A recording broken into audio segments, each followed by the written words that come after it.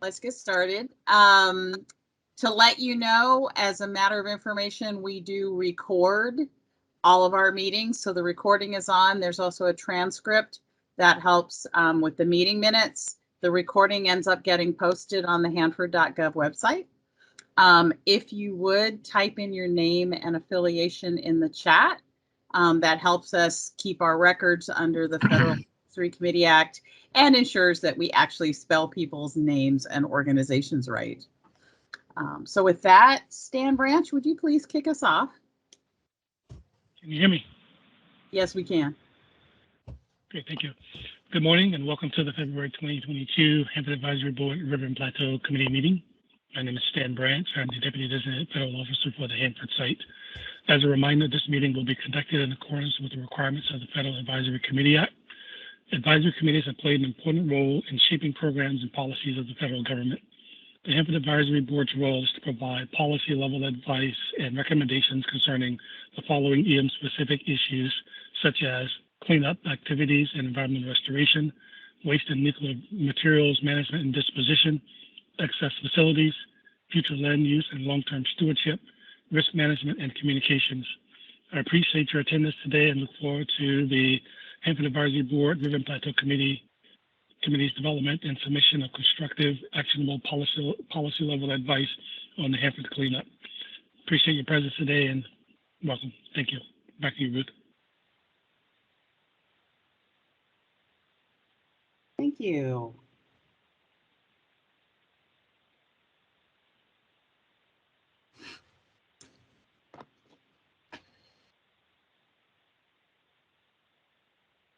Tom, do you want to go over the meeting agenda and the rap sheet?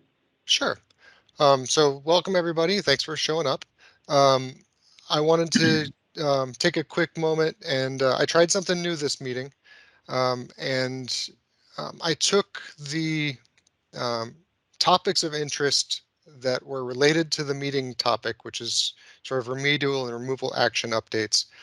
And I've been just checking the administrative record and seeing what documents have come out in the recent past that are related to those topics. So you'll see there's a document called the RAP sheet that was attached with today's meeting. And it's sort of a Reader's Digest I was hoping for. A little bit of background for the new members and some links if you want to read more into the topics.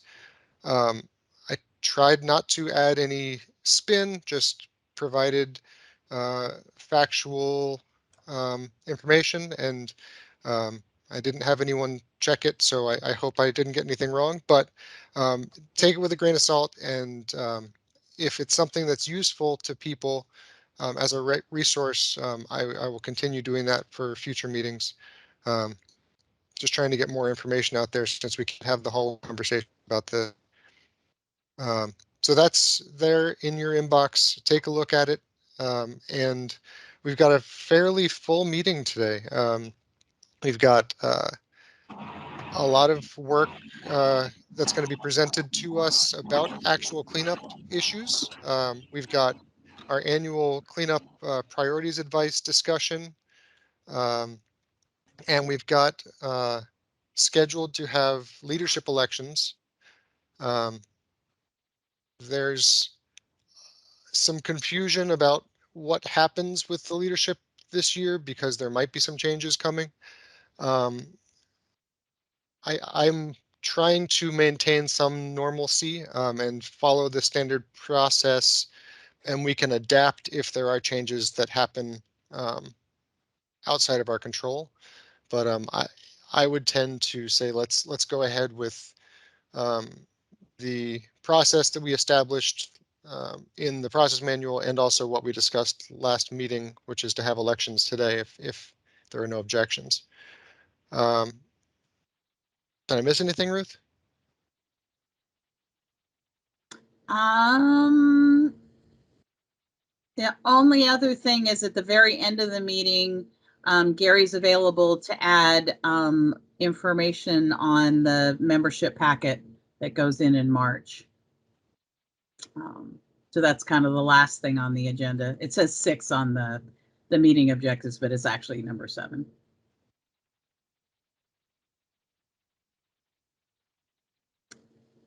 Questions on what we're going to do today? Okay, let's take a look at the meeting minutes from November and see if anyone had any edits or suggestions on those. I didn't get any. Josh, did you get any feedback on them other than from me? No, I didn't.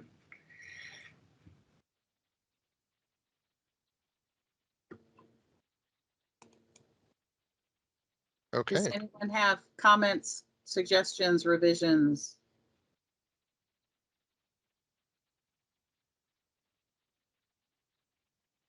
You're right. We should have delivered coffee. it's awful gray here, so I'm having a hard time getting going. But you know, I'll drink a cup of coffee and we'll see what happens. All right. Well, hearing no changes or major edits to the meeting minutes, any objection to approving them?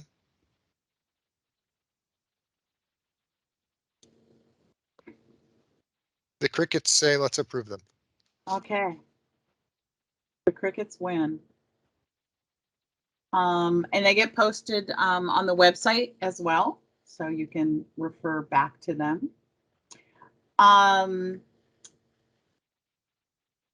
If we move on to elections,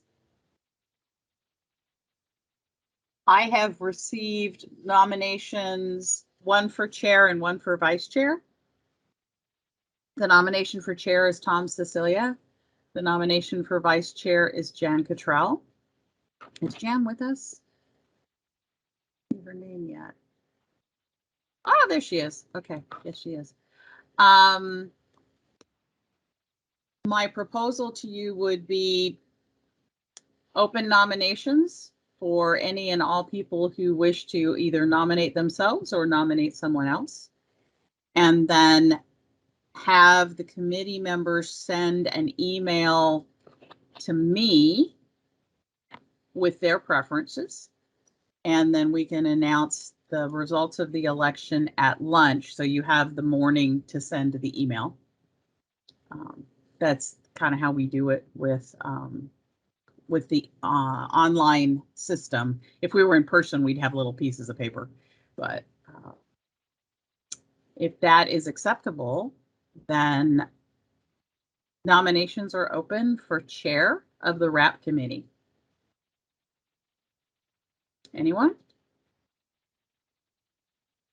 We have one person in nomination who is Tom Cecilia.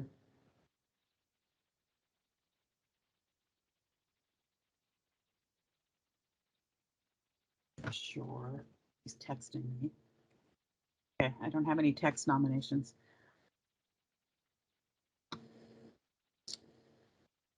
All right. Let's move to nominations for vice chair. We have one person in nomination, Jan Cottrell. Are there other nominations for vice chair?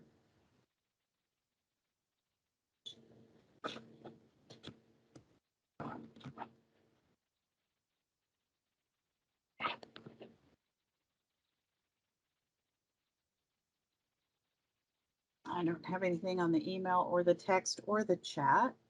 All right, so your slate of candidates are Tom Cecilia and Jan Cottrell. If you would, in your copious free time this morning,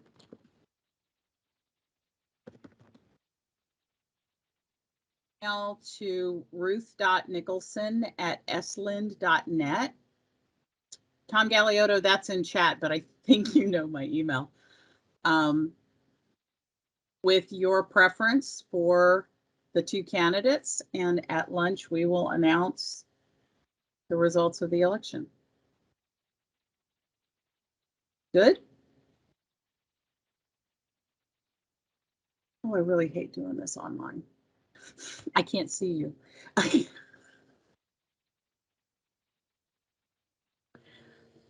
Oh, fill up my email box, please.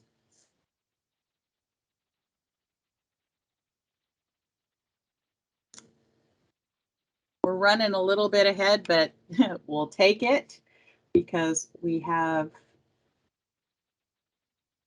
John Price and Craig Cameron and Mark French and Mike Klein. We've got a plethora of folks from the agencies to talk about milestone changes.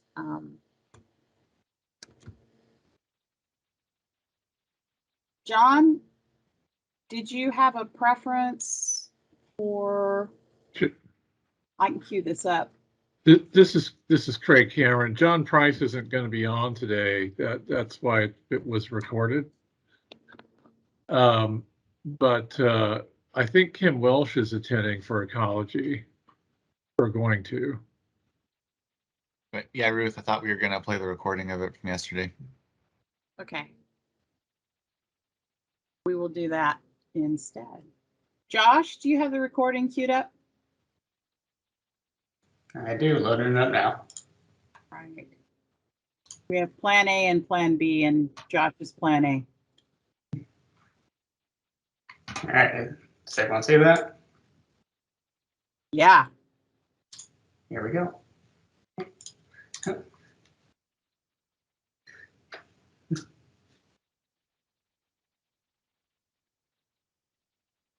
Is the sound on? Sorry, does everyone hear that? Not getting audio. We Okay. weren't getting audio. All right, let me redo that. I thought I had that ready.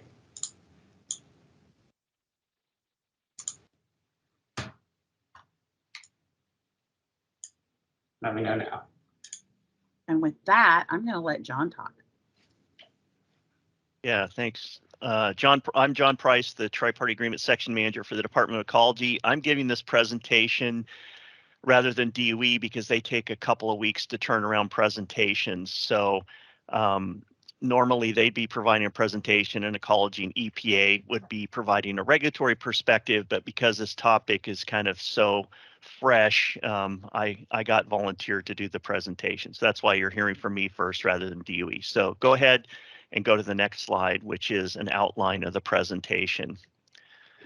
So as far as the agenda, I'm going to give you a background of the milestone changes. I'm going to talk about planned changes to 14 existing milestones that have been suspended. So those are milestones that are already in the tri-party agreement. Talk about some new milestones that the tri-parties have negotiated for federal fiscal years 2023 through 2025, and then talk about public education and outreach on those milestones. So the public involvement part for the PIC committee is in the agenda here. So go ahead and go to the next slide. So backgrounds, and some people in this meeting may remember this. Back in May of 2016, the tri-parties signed changes to 36 milestones in the DOE Richland office, so not any Office of River Protection milestones. And those milestones included what are designated M15, which are milestones for investigating, that's sampling and reporting on contaminated soil and groundwater to propose cleanup plans. M16 milestones, which are milestones to carry out the approved cleanup plans that come out of the M15 milestones. M85 milestones, which are milestones to investigate and clean up the canyon buildings like the Purex plant, the B plant, and the redox plant. And there's a couple other minor milestone changes that we made agree to back then also. So notably, those changes back in May of 2016 included extensions or delays of 10 years to finish the investigations, and then 18 years to finish the cleanup of the non-tank farm, non-canyon areas. Those changes were negotiated based on a DOE Richland budget of about $1 billion per year, and I've given you a link there where you can read where that number comes from. And subsequently, in federal fiscal years 2017 through 2019, the congressional appropriations were too low to keep those milestones that we had just negotiated on schedule. So ever since then, the tri-party has been trying to figure out what to do with the milestones that weren't fully funded through the congressional appropriations. Go ahead and go to the next slide.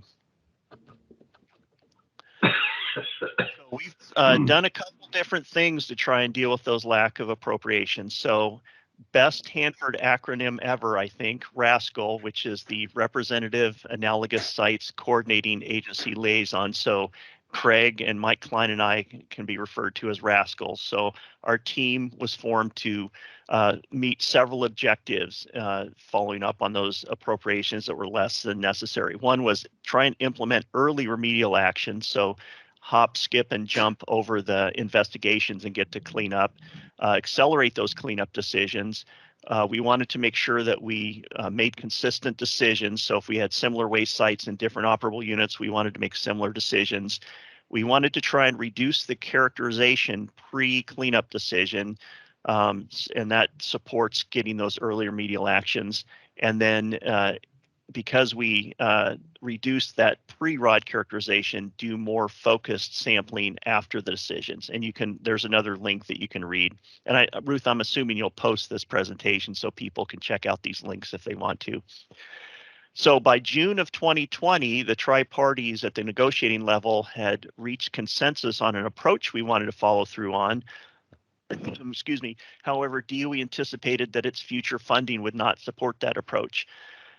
So we decided to circle back again. The tri-parties then suspended 14 existing milestones that either had been missed or were to be missed because of appropriations. And we suspended those milestones so we could take time to look for another approach. And I've given you two links at the bottom of the page that go to the decisions of the Interagency Agreement Management Integration Team, who has the authority to suspend the milestones. Go ahead and go to the next slide if you would. So that's the background. So EPA and Ecology have now asked DOE Richland for a plan that shows how key factors will be addressed over the next couple of decades.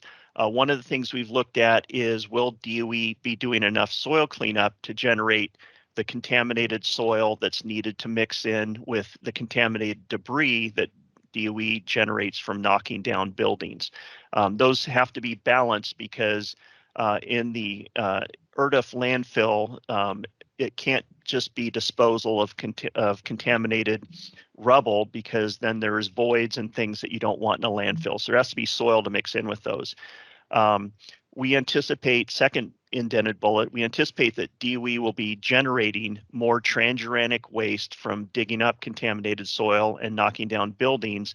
And we asked whether DOE's schedule for shipping that newly generated transuranic waste would be synchronized with DOE shipping the true waste that they already have stored in the central waste complex.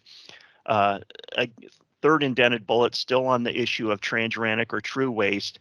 Does DOE's schedule for shipping true waste to the waste isolation plant synchronize with the announced closing date of WIP of 2050?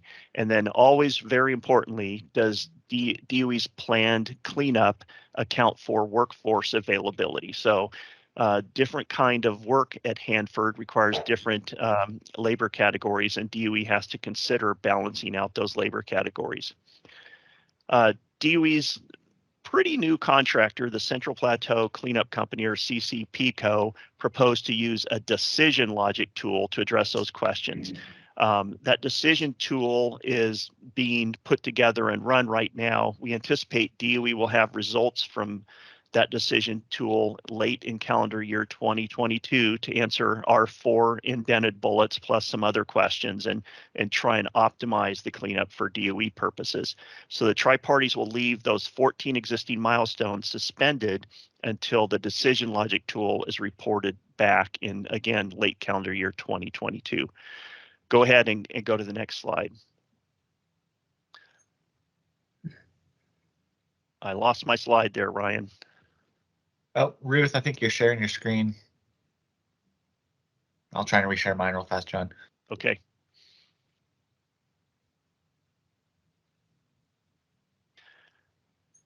Okay, so this slide presents some publicly available information. I am not an expert on this. Maybe DOE will ask questions. Maybe they'll present on it later.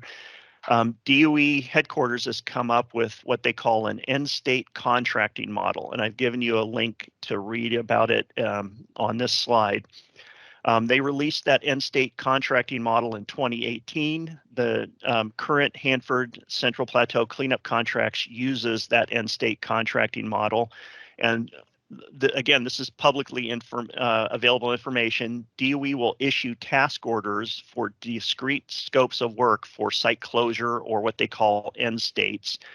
DOE and the CCPCO company are negotiating task orders for the next 3 federal fiscal years. That's 2023 through 2025. And a reminder, the federal fiscal year runs from October 1 through September 30th. So we are already partway through federal fiscal year 2023. Because of the use of this end states model, DOE asked EPA and Ecology to negotiate new milestones for that period to support DOE's task orders to CCPCO, and the tri-parties have conceptual agreement on 13 new milestones. These are brand new, not changes, but 13 new milestones for federal fiscal years 23 through 25. Go ahead and go to the next slide.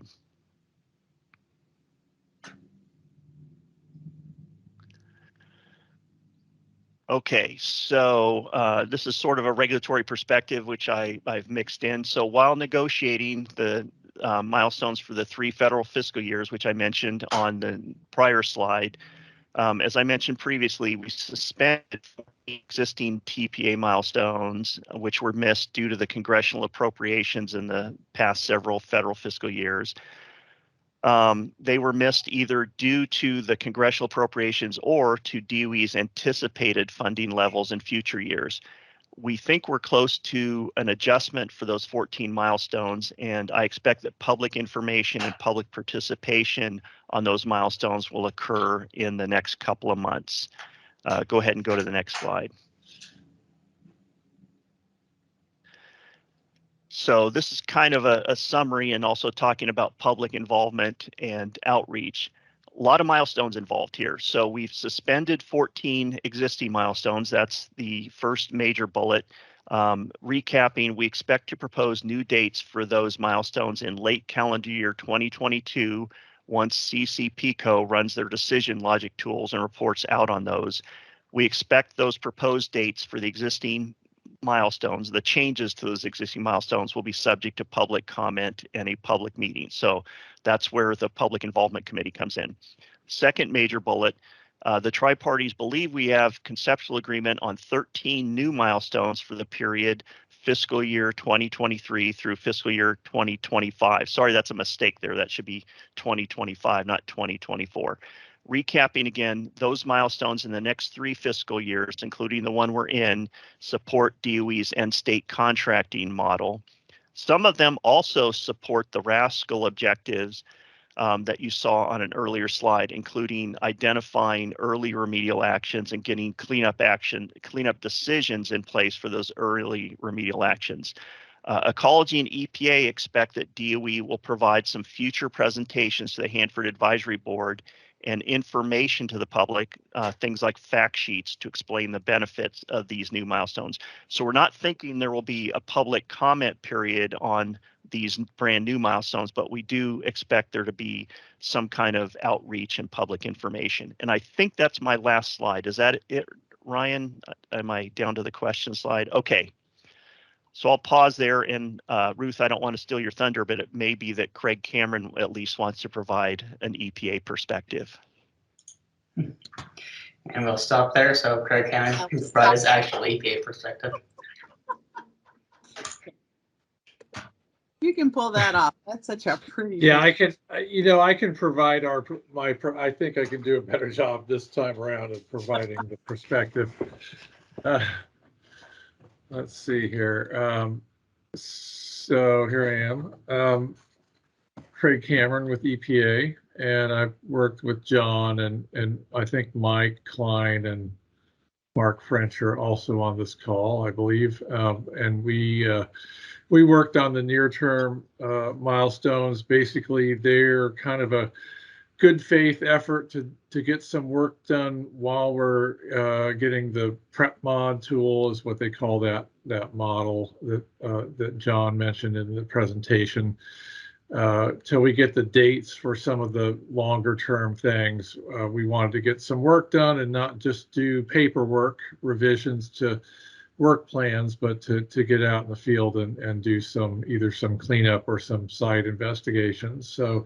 So I think we came, to a decent agreement on that with DOE, and one of the things I wanted to point out was that John mentioned that the 13 are new, but some of the scope of the 13 are things that have been in the works for quite some time. And I give the example of the 200 West area operable unit, 200 WA1.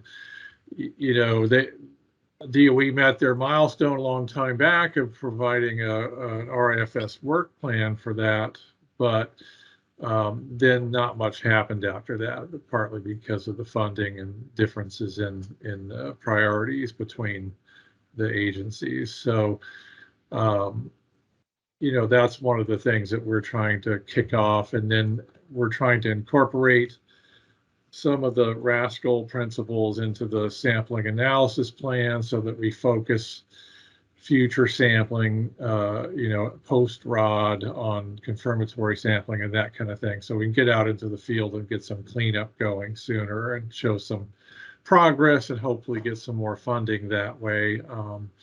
And then another thing with WA1 is that we had always intended on revising the work plan anyway to incorporate what was left behind once PFP was taken all the way down. So we have new waste sites that we're rolling into that work plan, and we will be scoping the sampling for those as well. So that's one example. And then there's some other things that have been in the works for a while, like the infrastructure operable unit, the ecology's 200 IS1.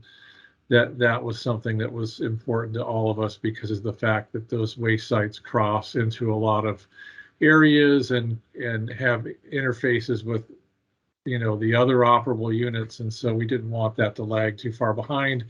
And then finally, another thing that we were interested in doing is making sure that we continue to do at least some lab studies at first to see if there's any other technologies or things that could be applied to deep vadose zone contamination, so that we actually can do something about it before it makes it into the groundwater. So that was kind of the gist of the near-term milestones. And then I wasn't directly involved in the 14 other milestones, but we did have participation in those, trying to work that out and have it coordinate with the state's needs on the coordinating with the permit. I see Deeb is on it. Deeb, are you going to talk for ecology? I think I'm done. So if somebody from ecology wants to, you're on mute, Deeb. You're on mute. Deeb, let's unmute you. Yeah, sorry. No, I'm not. I'm not planning to talk anything. I think John Price already talked. Kim is here. I think Kim might talk. But you really nicely covered the deep header zone and in brief, and that's one of the things of my interest anyway. That's all. Kim, do you have anything else to add? Kim. I think Kim was. Yeah, I think one of the things that I'd like to add to Craig's perspective is one of the operable units that has been, it's a new operable unit, is 200 IA1. 200 IA1 was born kind of out of the original Rascal negotiations on how we can try to speed up activities in the Central Plateau. This is a co-lead with EPA, so it's EPA and DOE and ecology as regulating leads. This operable unit is designed to have, let's just say, shallow waste sites, shallow soil waste sites that are relatively easy to either one, clean up, or two, they're fairly obvious that they fall below levels of cleanup levels, and we can take them off the books. So this operable unit, we're expecting a focused feasibility study within the next couple of weeks. And once we receive that from DOE, then both us and EPA are going to evaluate that focus feasibility study and look at all the parameters and so forth, make sure everything is kosher before we proceed into a proposed plan in ROD. This is probably the fastest way of getting to some of these soil waste sites in the immediate future for the Central Plateau. So this is an important effort. Then the follow-up operable units for soil sites on Central Plateau would be the WA1 that Craig is lead of, and EA1, which is ecology lead. So I just wanted to put in a little bit of plug for that for this morning's talk. Thank you. Any questions? I think, why don't we check in? We've got both Mark French and Mike Klein on from DOE. Okay. And let's circle around to DOE and then open it up to questions. Mark, Mike, I don't know which one of you wants to jump in at this point. I'll jump in. This is Mike Klein. I'm director for the Soil and Groundwater Program here at DOE. And John's presentation, first off, I want to thank John. I know he's not here, but I'm sure you could pass this along. It was a very, very good presentation, went into a lot of history, and we appreciate him doing that. But one thing it does show is through the history, the way we've been scheduling these milestones isn't working. Scheduling based on a budget profile we're thinking about or anticipating, it just hasn't worked. And we're back at the table every couple years. So we realize that, and so we're going off on this new approach using a decision logic tool, as John said. It won't tell us what we need to do because we kind of know that. It'll tell us when's the most efficient, effective time to do it, factoring all the resources, workforce, environmental risks, so forth and so on. And we're looking forward to seeing what that looks like. But it won't make decisions for us. We will make the decisions based on input that it provides. I think it's a good system. All three parties seem to be in line with it, and we will play it out. And there will be much more to come in future meetings once we get a little further along to maybe demo or at least discuss what it is we're working on. And that's all I have to say. Mark, do you have anything else? Just one thing I would add from John's presentation, one correction. We're really talking about the 22 to 24 timeframe for our task order and the timeframe we're covering under these negotiations, not the 23 to 25. At the end of 24, we'll be working on the next period task orders with the contractor and defining the work scope going forward there. That's all. Thank you. So I've got Esteban and Tom Cecilia in queue. If you want to ask a question, make a comment, let us know in chat. Tom Galeotto, I'll watch for your hand because I know chat isn't cooperating with you right now. And do we have anyone else on the phone? And if you were on the phone, okay, I got Tom Galeotto in queue. Is anyone on the phone also want to be in queue? We've got a couple of you on the phone. Okay, I'll check in with the phone periodically. Esteban, you're up.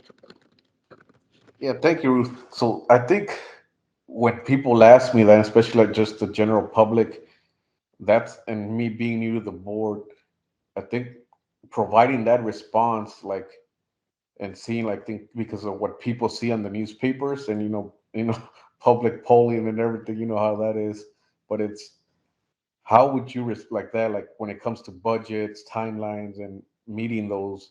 That's the biggest question, is like, well, what's going on, you know, and everything. I think that's like, what would be the, I know it's difficult to give one, but the short, sweet response to like give to folks to say like, hey, what's going on with like the budget and the timelines that had been set, especially in regards to cleanup.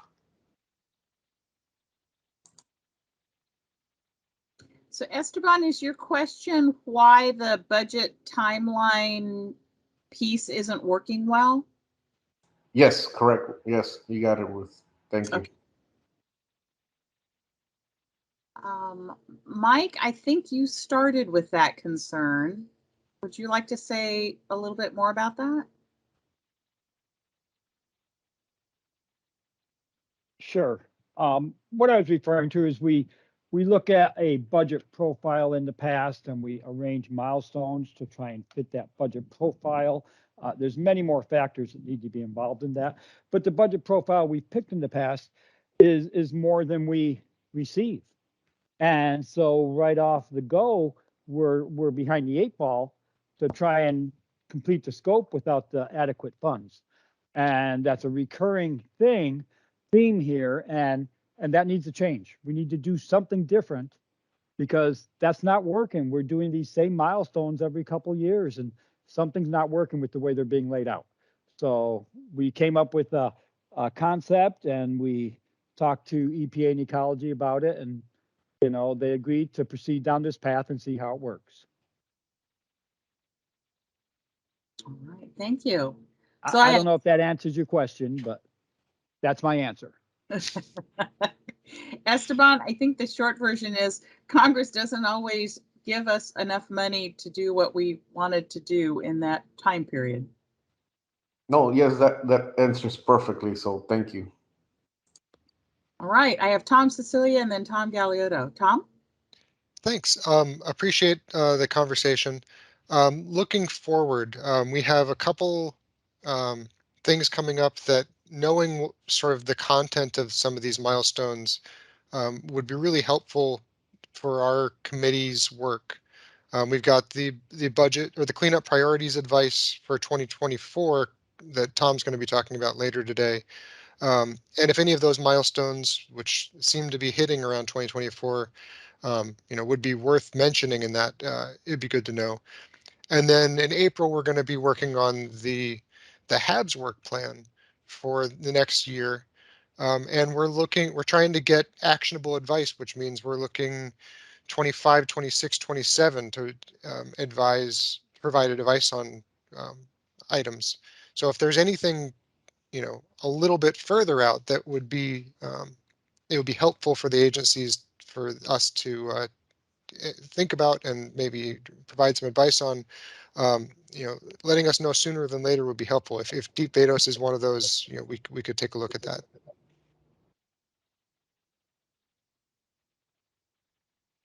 Tom Galeotto.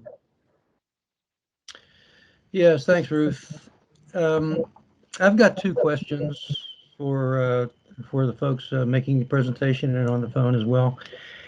I agree with Tom Cecilia's first comment that it would be very helpful to have the committees understand what these milestones are as early as possible so that we can factor them into the ongoing work on the advice for cleanup priorities for fiscal 2024, which is within your time frame for these milestone changes. My two questions are these, though. First one is, and some of this may have been covered yesterday, but I'd like to ask the direct question, and that is, can someone please explain how the public, including the HAB, will be involved in reviewing and influencing potentially the milestones before they're really set in concrete? What's the process for the public involvement here? And will it be timely to provide potential influence on those milestones?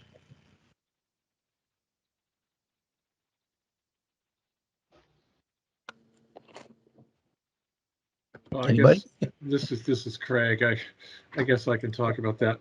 So for the near-term milestones, we were just going to provide information about those. We really felt that was a difficult negotiation to get even what we did in the short term, and we really didn't feel like there was any benefit to us from having a public comment period on those.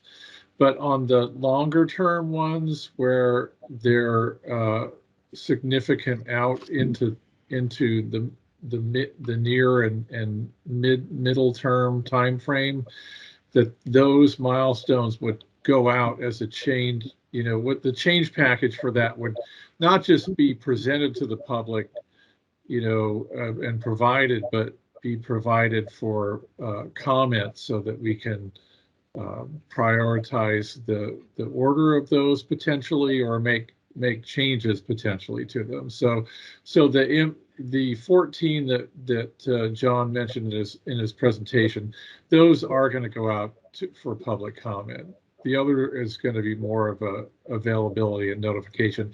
And just to give you a timing on the reason why we don't have those ready is we still are, DOE and their contractor are still putting together the tentative agreement for the near-term milestones, and we haven't even seen those yet. So even though we have agreement, we haven't seen the actual document that we're going to sign and the change packages that are going to be eventually approved. So we need to look at those internally, both EPA and ecology, and have our legal look at them, just as DOE has had their legal look at them first before we can probably share those.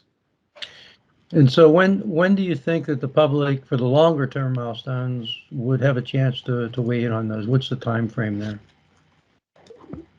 Well, I think that the meaningful answer to that would be once the prep mod tool provides the dates that would go on those milestones.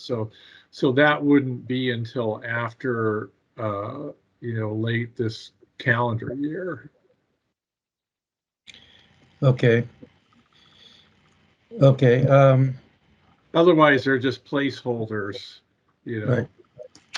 Understood. Okay, that is helpful. Thank you. The second question is more of a general question, and no one likes to deal with budgetary questions. But I feel it should be asked here of the agencies. It seems like this renegotiation process for the milestones, particularly the longer term milestones, is focused on the congressional funding, what congressional funding is accepted and appropriated. And that's what's driving the potential delays or actual delays in the milestones that have been established in the TPA. And it seems like accepting delays based on the fact that we're not getting the funding is out of necessity for the near term, but for the longer term, what actions or what can be done differently to prevent that from happening? In view of the recent life cycle scope schedule cost report overlaying on this issue, in which the Hanford funding is grossly underfunded in the coming years, or the expectation is that it'll be grossly underfunded from the need. What can be done to get that message across to EM, to DOE headquarters, to congressional staffs, and the White House to force those issues instead of just backtracking and saying, well, we don't have funding, so we can't do these milestones, and therefore we're going to get continued delay after delay after delay. How can we break that cycle? Mark, do you want to jump in here? I'll try. I don't know that we can break the cycle. I understand your comment and your frustration. I mean, of course, those of us doing the work too have that frustration because we want to get the work done. So it doesn't help to be replanning things all the time. So, I mean, I know, we put in our compliance budgets, so they know what the need is for our budgets, and certainly through the HAB and other stakeholders. That's raised up through the congressionals and that. So I don't know that there's anything that we can do to really influence the process at this time. The budget process is what it is. So we just need to remain flexible in how we're trying to deal with the milestones. And one thing going forward here that the prep tool is supposed to help us with is prioritizing that based on risk. So you'll hear a lot of that going forward. But one thing I would like to add, though, that the milestones we're talking here is a small subset of the other work that's going on. So this does not impact the 100K cleanup milestones or the 324 facilities or like the M91 milestones. So all that work is continuing on as scheduled. How about the projection for the 2036 high-level waste facilities operable? That's not on our side of the house, so I can't really comment on that.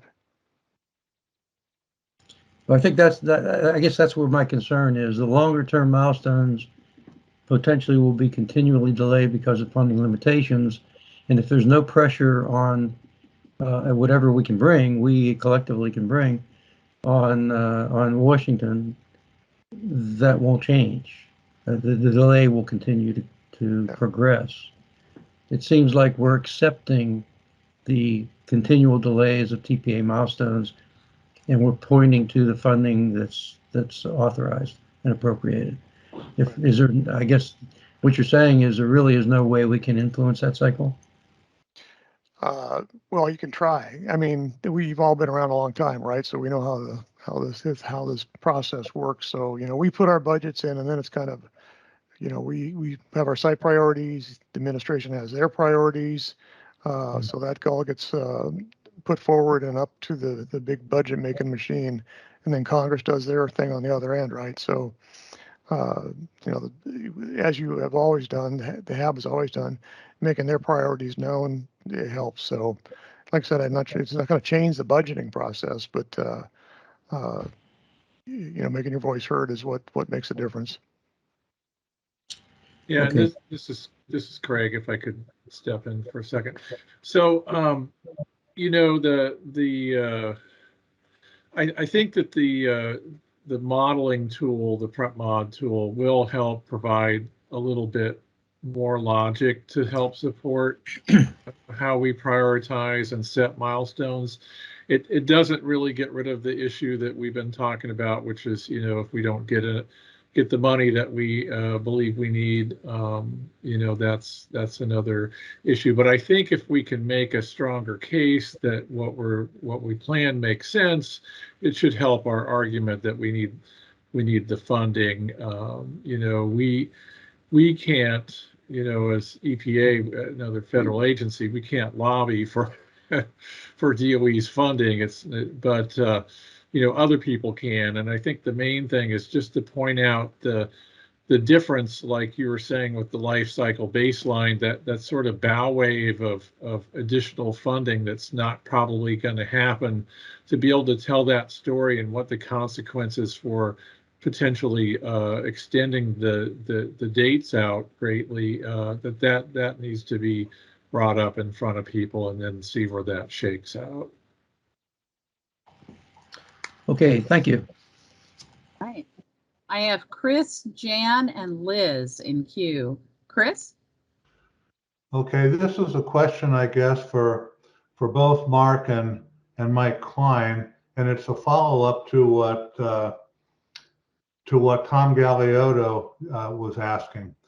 In the 2022 life cycle scope, schedule, and cost report that's been issued, it looks like for RL30 over the next 3 or 4 years, that plan calls for about $200 to $300 million a year. Yet for the last 5 years, RL30 has been getting on the order of $120 to $140 million a year appropriated. So I guess my question is, in all the negotiations that we've been hearing about milestones being renegotiated and so on and so forth, are we negotiating them on the basis of, let's say, $120 to $140 million a year, or on the $200 to $300 million a year that appears to be in the chart in the life cycle cost report? So what is the funding basis that you're assuming for your negotiations? So for the near-term milestones, and I'm referring to the ones 22 to 24, that we're preparing draft packages and we're preparing a TA. Those are milestones that we have planned out. We anticipate being able to achieve those milestones. And we're trying not to overcommit to funding levels that we know we probably won't get. So I guess I'd have to say to the latter. We're planning to the lower because we know we can get that and achieve that. We don't want to plan to the higher because we won't get it and we'll be right back where we are. I don't know if that answers your question. Okay, so it's the lower amounts of funding that kind of what you've been getting for the past 5 years is kind of what you're assuming for the next several years. That or lower. I mean, nothing's really going up over the next few years, as you know. So yeah, we don't want to overcommit and be back at the negotiation table saying, well, you know, we thought we might get it, but we didn't, because we really don't think we're going to get it, you know. And as Craig says, as federal employees, we can't lobby or really do much. We could put in our request and we live with what we get. And so we're trying to be smarter on setting up these milestones where we can achieve them, where we can all be successful and make some progress, because really that's what's going to get you more money, is making progress, clean up progress on the site and showing that, you know. And so that's what we're trying to do. We're trying to make things more realistic, I should say, with what we know we're going to get. But that's just one factor in how we want to do the future. We don't want to go just based on here's what we think we're going to get. We want to say what makes sense to do. What's the biggest risks that we could start taking care of that actually show that progress? And by doing that, hopefully we will get more money, because we are showing we get things done for the money you give us. And that's what Congress looks at, is, are they getting any bang for their buck? And if we could show we are, maybe we can get more buck. I don't know. But that's really out of our hands.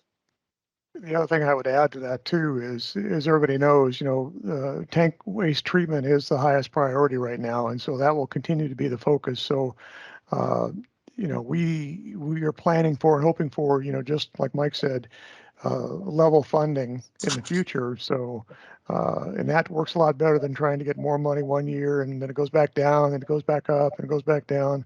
So you can plan a lot better when you know you've got, like you said, some reasonable expectations you're going to get the funding.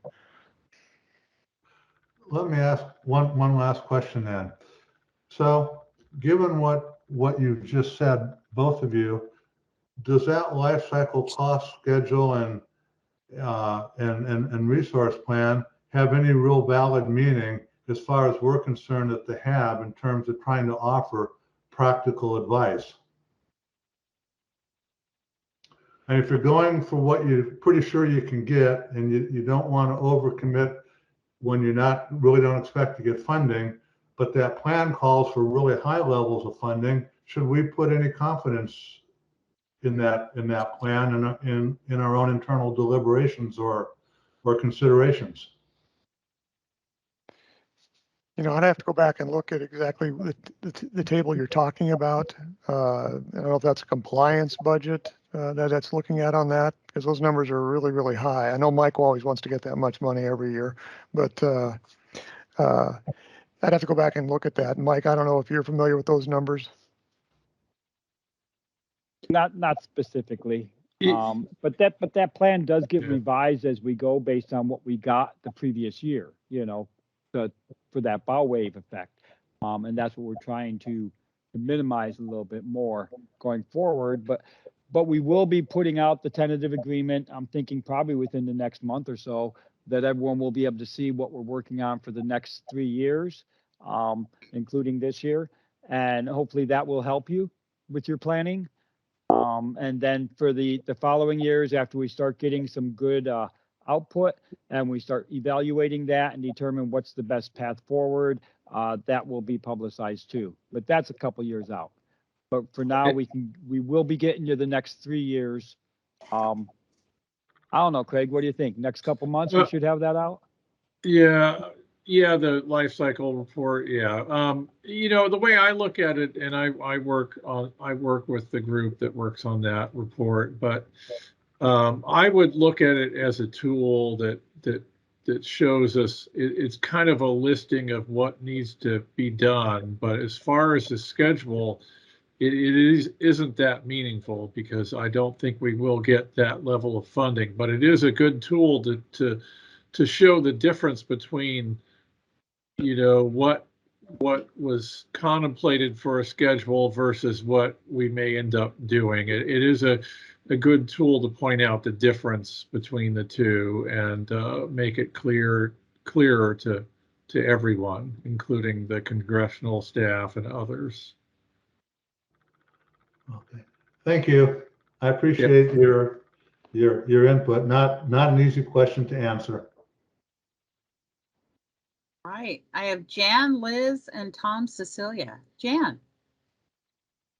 Yeah, good morning. I'm sorry that that John Price isn't here to hear how delighted I was with his presentation. I must say that I've been hearing about these milestones for several years, but I don't think it ever penetrated my consciousness that they had been suspended. And so here I was trying to understand about what the milestones meant, and it turns out that they're just being pushed off perhaps indefinitely. So in terms of, but one of the things that I did not understand, which Mark French was able to kind of clarify for me, is why John Price was talking about the fiscal year as this being fiscal year 23, or the beginning of fiscal 23. And I know that John Price knows that isn't true. So I'm imagining that the reason that he says that is because the budget process is always working a couple of years in advance. Is that correct? That's why he's saying we're in 23 now? That's an ecology question. Kim, you got to Yeah. answer that. Yeah, well, it means that I have to read John Price's mind, but I was Yeah. just wondering I if think that's he just something got that everybody's agreeing on, that we're really working a couple of years in advance on the budget, and that's why he speaks in that way. Yeah, I think that it's might be easy to lose part track. of it. This is Craig. Sorry to speak for ecology, but I think part of it is just that the milestones, we don't have any milestones, immediate milestones, because everything takes a little bit of time to do. So we don't have any for 2022. And maybe that's part of the reason why he said that way. And of Yeah, course, I think so. This is Kim with ecology. I think that's what he was probably just saying, that there isn't any 22 milestones. So 23 is the first, because we're in currently fiscal year of 22 federal. So right. So my first question really has to do with this idea that as the entire complex is able to like complete cleanup, does that make more funding available for Hanford that has, very challenging cleanup and needs and very challenging funding needs? As things get cleaned up in other parts of the complex, will more money be directed to our cleanup? And I understand that's part of the question.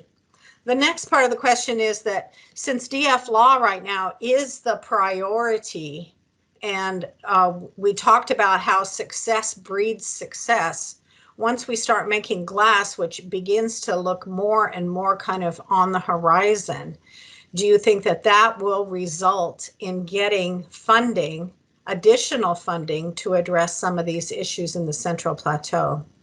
And well, just that EPA is a Superfund site, that's another part of the question. Since EPA is this is a Superfund site for EPA, how does EPA kind of justify or explain the fact that so much of the cleanup has to be put off based on funding alone? So those are kind of 2 or 3 questions. I'm hoping you can address them.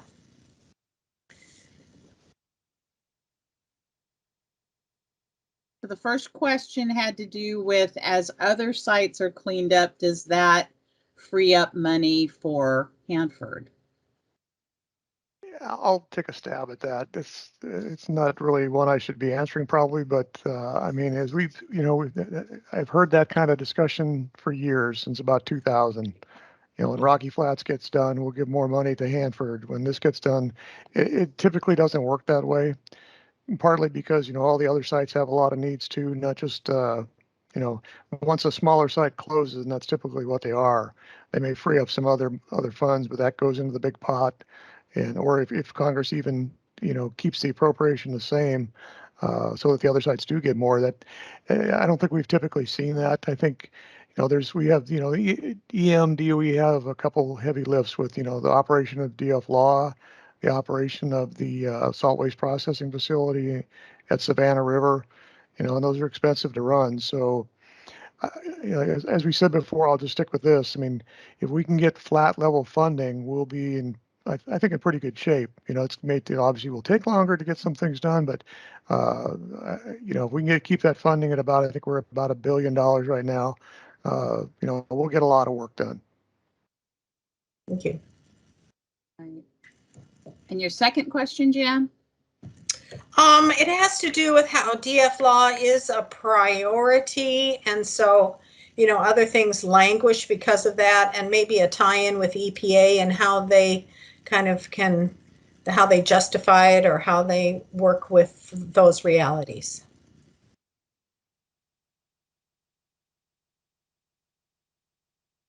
I'm sorry, you want me to comment on DF law? Because I'm not even in the right group to be commenting on DF law. Yeah, I understand where, river protection and so on, but this is a Superfund site, right? It has huge contamination that has to be addressed, and I'm just wondering how it is that EPA, whether they have 2 leaders or not, how they justify the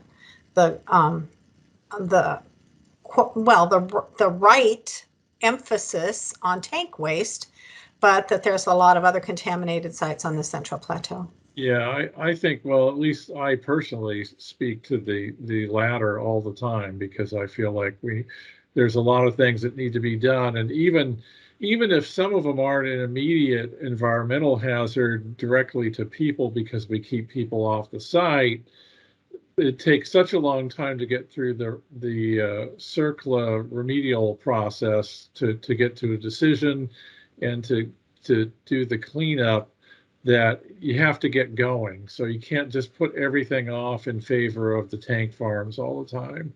But obviously, as an agency, we recognize that, dealing with the tank waste is a really big deal, regardless of who monitors it directly for us or follows it, helps along with the state. Yeah, thanks for threading that needle. I appreciate it.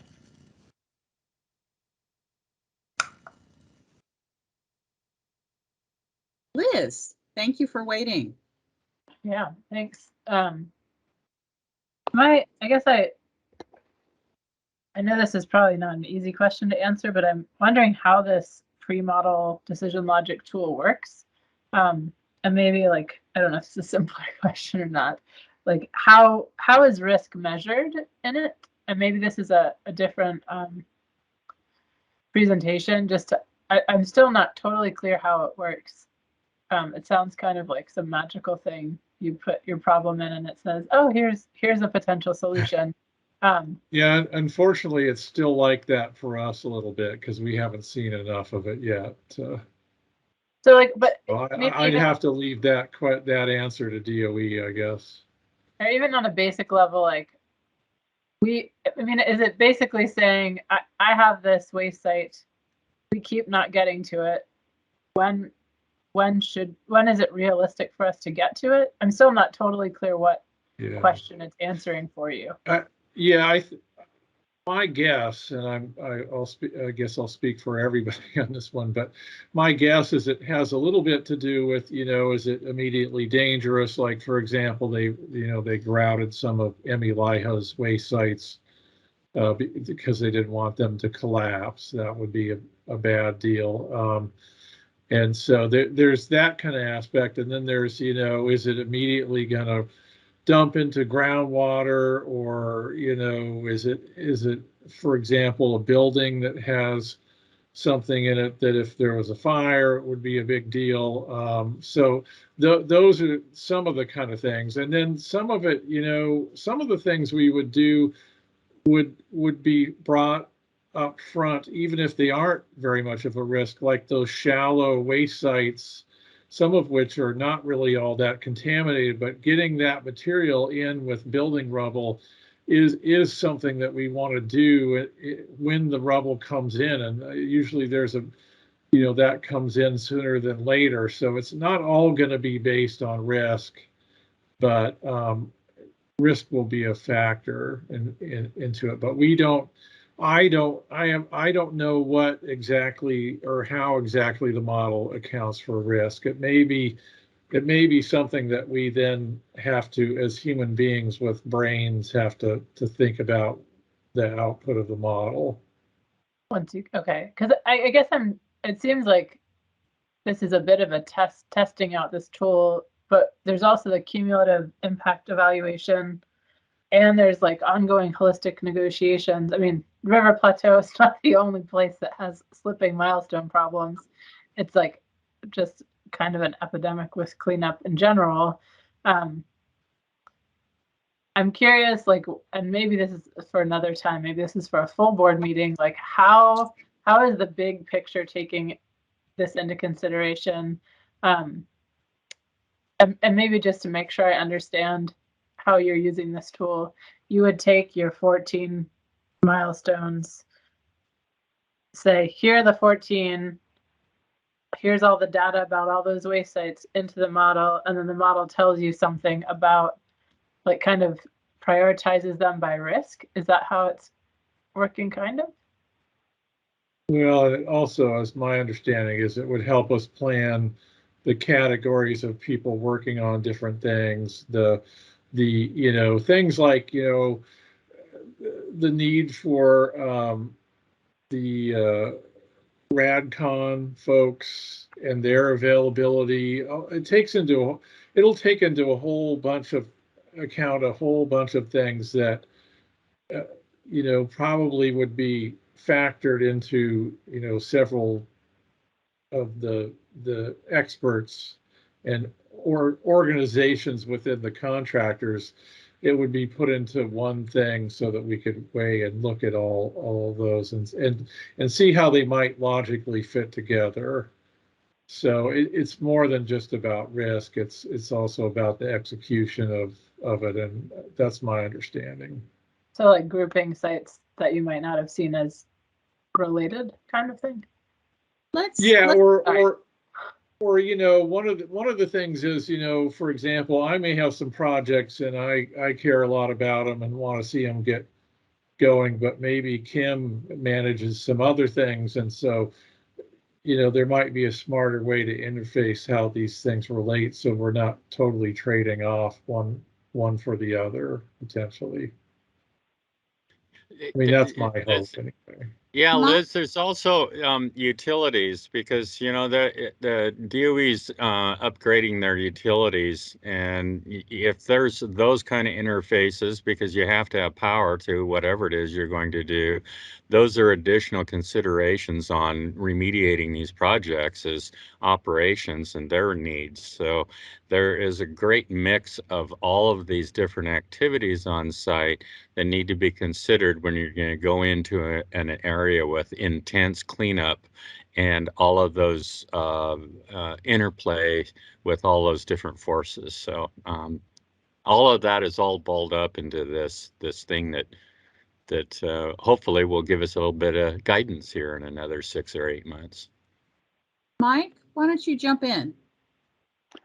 I just wanted to add in, it's not for the 14 milestones. It's for all the cleanup, whether it's milestone or not. All the cleanup needs to be factored in to see what makes sense to do when, based on what are the resources, what is the funding anticipated, what is the exposure, what is a lot of different parameters will be placed into it to say, what should we be tackling first? What can sit for a little while? There's not enough money to do it all. We all know that. Not all at once anyway. We will get to it. It's just a matter of when. And that's what hopefully this tool will help us decide. Thanks. That's helpful. We heard this yesterday, and I did not understand this as well as I do now.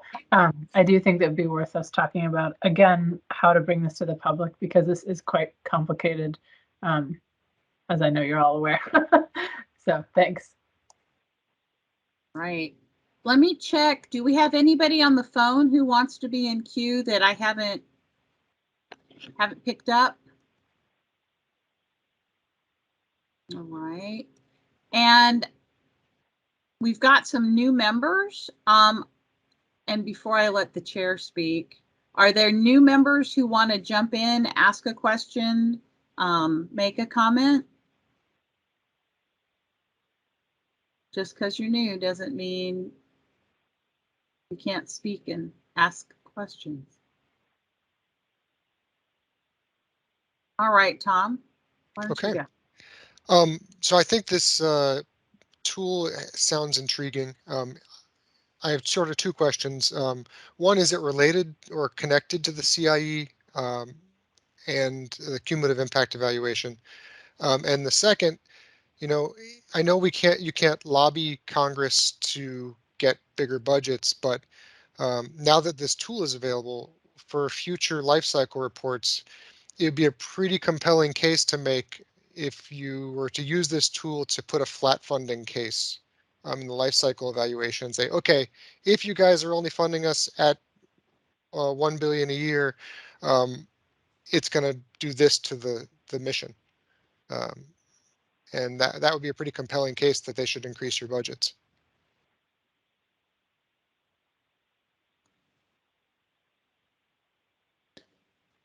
Yeah, I think that could be put together. I don't know. Maybe the state could even do that since they're not held by the same thing that the feds are. But the difference. So the cumulative impact evaluation, to me, that is more geared toward figuring out if your cleanup levels to protect groundwater are adequate, because you might have other sources that combine and make things worse. That's always been my understanding. And so it's quite a different question that's being answered, and it's more of a technical subset of everything. And I think it would inform the decisions made kind of holistically across the site, but it wouldn't be the same as, I mean, I guess if that changed our thinking about the priority of certain things, we could factor that into the resource model, but it wouldn't be directly involved in the resource modeling, as far as I can tell. Yeah, you're right, Craig. The CIE is more for physical evaluation of the environment. So it's geological and hydrological, and it's those kind of risks that are entertained in it.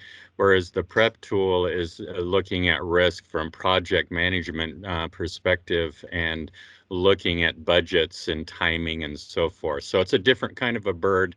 They really don't mix together. Mike, Yeah, Tom. jump in. Yeah, Tom, the CIE is more of a holistic look at the site, but the CIE will be used, bring those components in making decisions for individual operable units. And that's the link, actually, I have tried to say. So in case of prioritization of a site, for example, DV1 or IA1 and these things, the tool will be used that can help in making decisions for individual sites. The tool has a lot of components that will be useful for making decisions for individual components on a taking into consideration of site-wide things. The one thing Tom, whether it's a DB1 or individual site, a lot of the things happens, especially for groundwater. Always a lot of site-wide components comes in and join there. The groundwater passes from left side to right side, passes through that operable unit and goes to the things.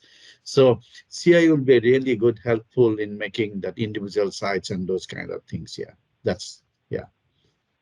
So let's let Mike get in. He's been kind of patient with his hand up. Mike? Yes, thank you. I've learned etiquette that you wait till you're called on.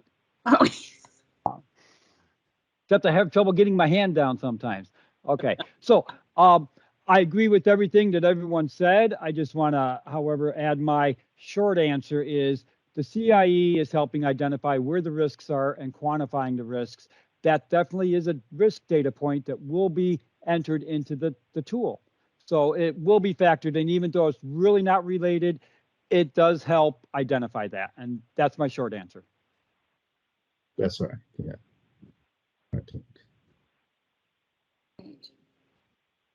Tom, I don't have any more in queue. Do you want to wrap this up and we'll take a break?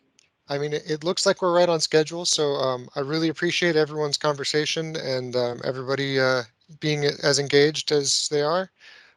We look forward to seeing some more details about the milestones that are being renegotiated or added, and the tool. So thank you for coming. So with that, let's take 15 minutes, and we'll start back at 7:31. Thank you for having us. Thank you for coming. Thank you. Thank you very much.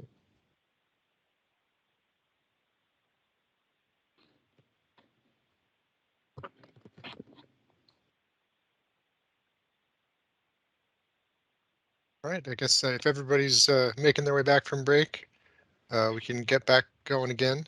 I want to welcome Gary Piles from DOE to talk about the waste encapsulation and storage facility.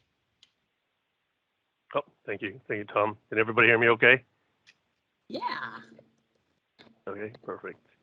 So, yep, my name is Gary Piles. I'm with the Department of Energy Regional Operations Office, the Project and Facilities Division. And so just go on to the next slide. Yes.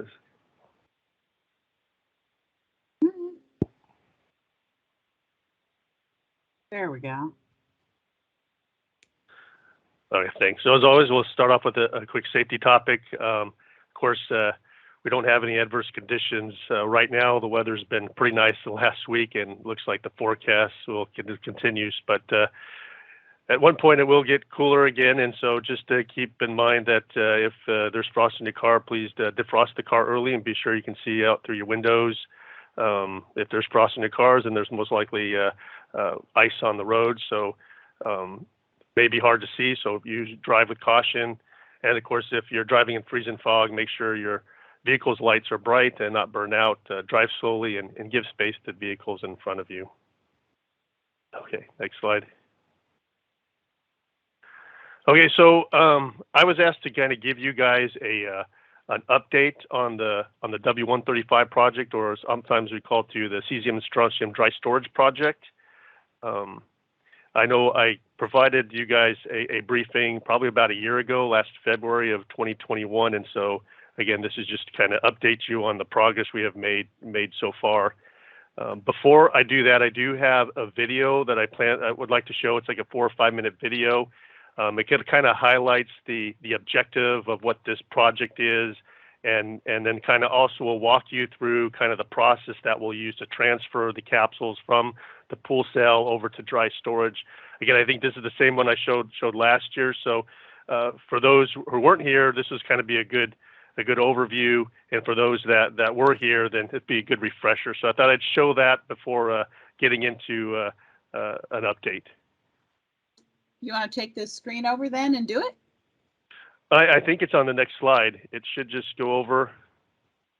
On the next slide? Yeah, and there should be. Okay, hang on a sec. Let me double. There. If you have issues, just let me know. I can show it and do it from here. I just wanted to validate that the sound is going to work.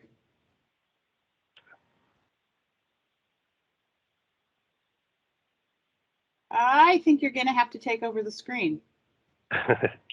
Okay, let me do that then real quick.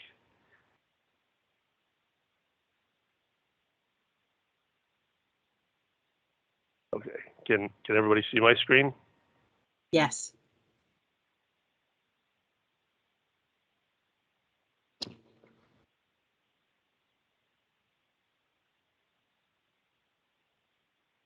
There you go.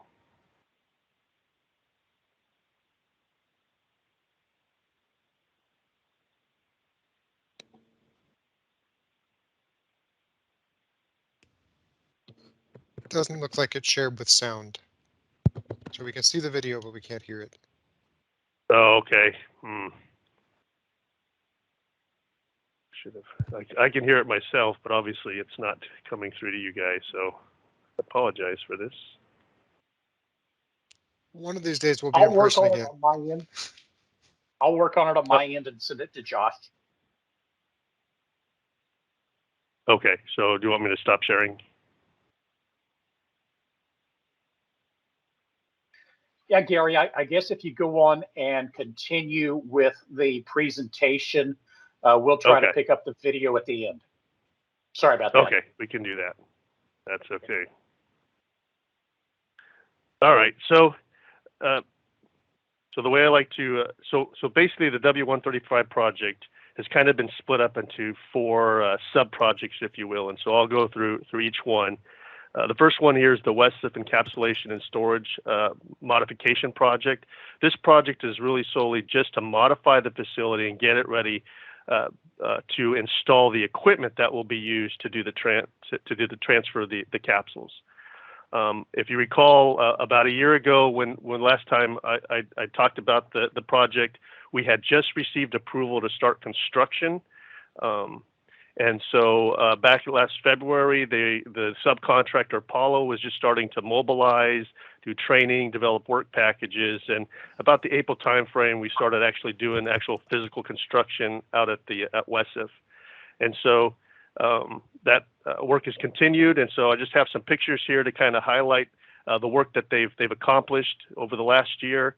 The picture on the right in the upper left-hand corner is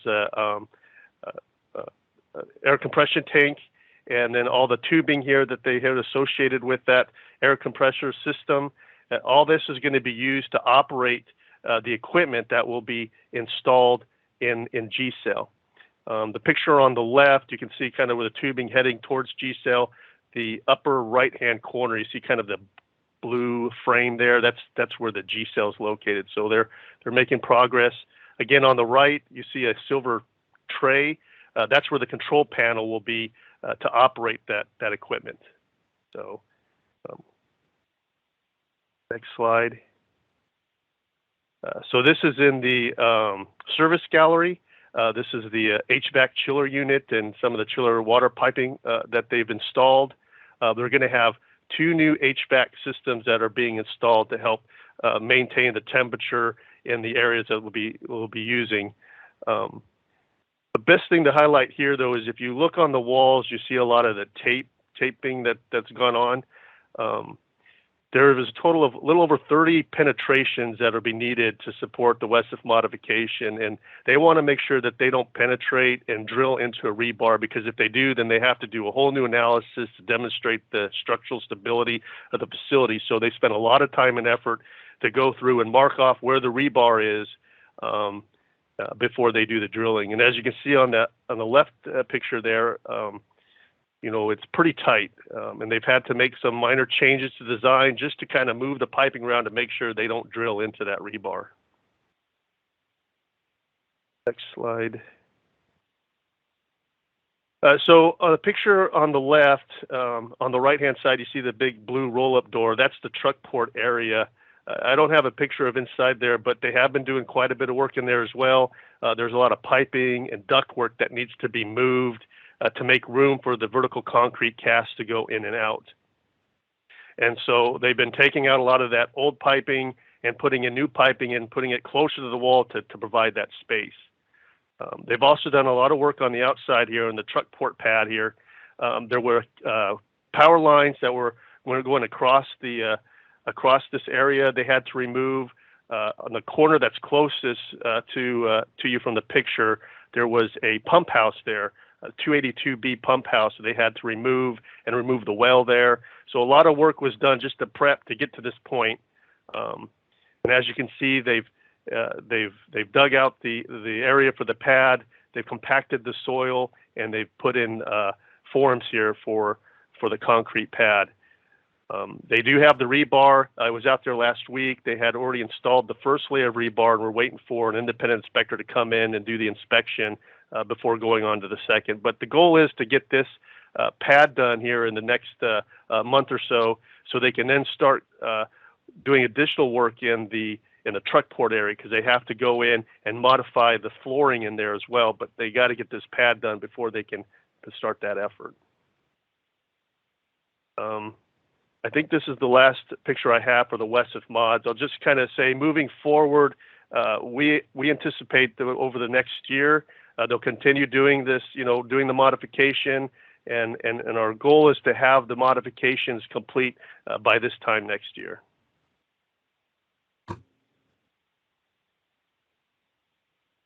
Okay, so the second of the 4 sub-projects I want to talk about is a cast storage system.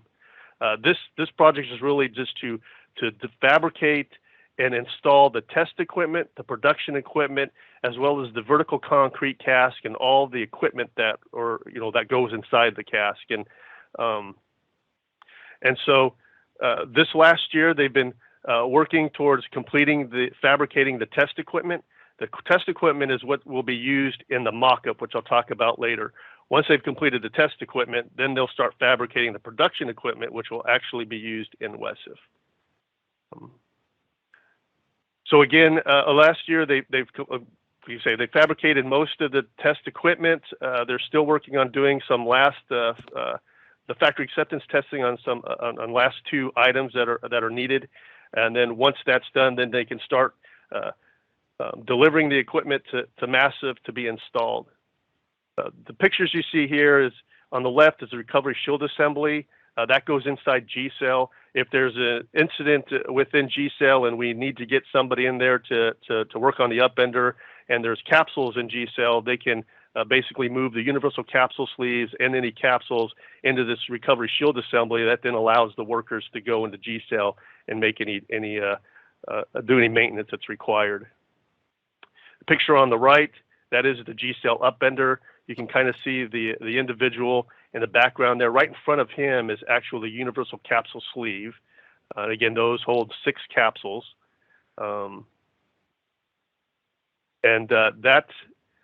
equipment has been fabricated. They are expecting to do the factory acceptance testing on that either later this week or early next week. That's one of the 2 items that need to still have the factory acceptance testing done. It's that and the dry transfer system. This is the G-Cell cover block. This goes over the top of G-Cell. The dry transfer system will attach to this. It'll open up this gate, and then a cable will come down to pick up the universal capsule sleeve and lift it up into the dry transfer system. And then that dry transfer system will be moved over to the top of the vertical concrete cask. And a gate very similar to this will be located there. It'll open and allow the universal capsule sleeve to be loaded in the vertical concrete cask within the truck port.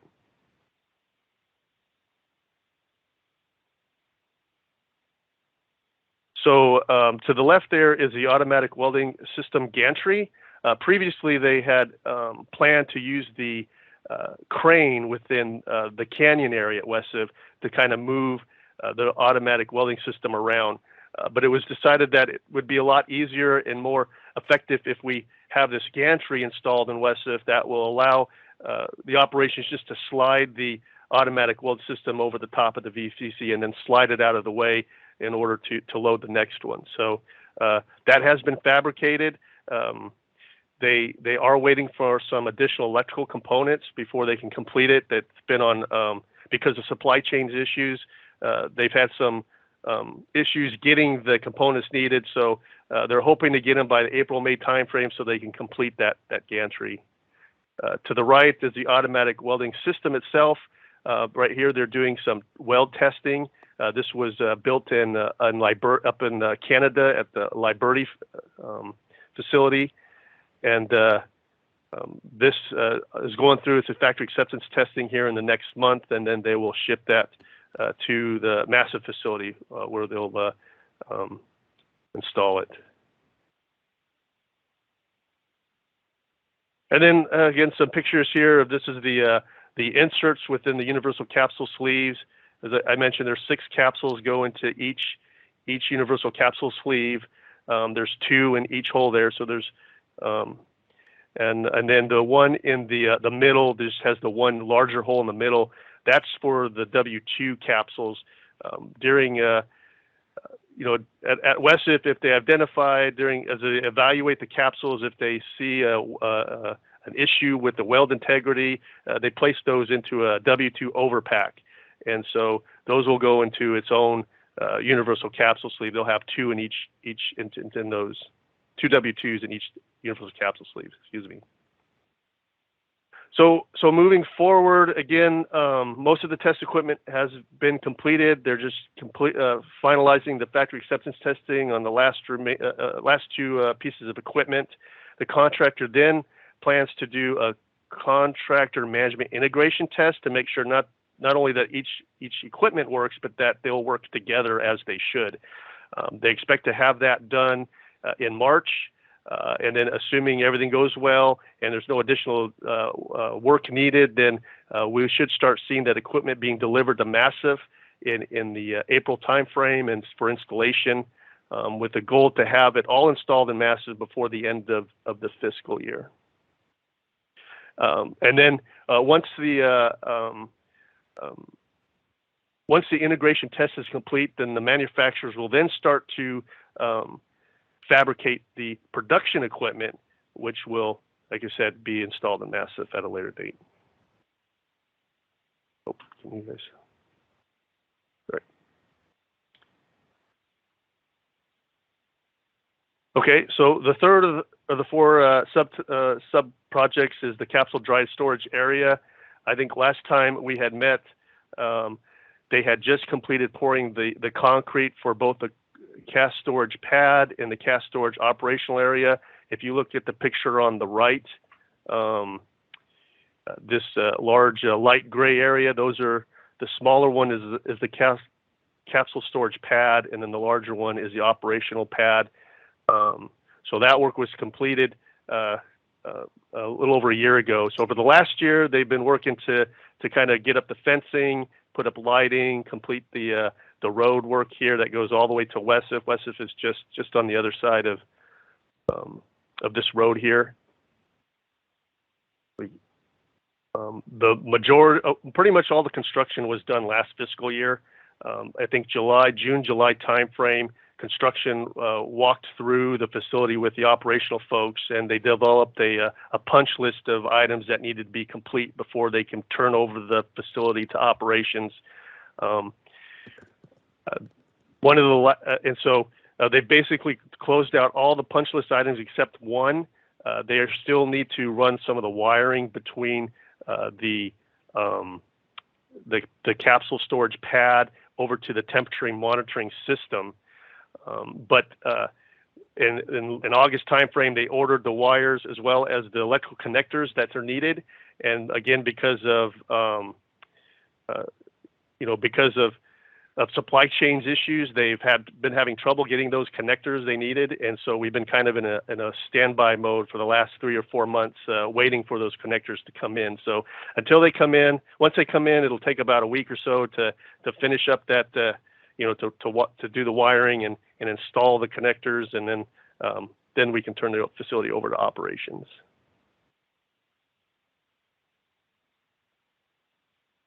Okay. And then the last of the sub-projects is the full-scale mock-up. Again, last time we met, they had just completed installing the structure within Massive that mimics the G-cell area, the canyon, and the truck port where all this work will be done.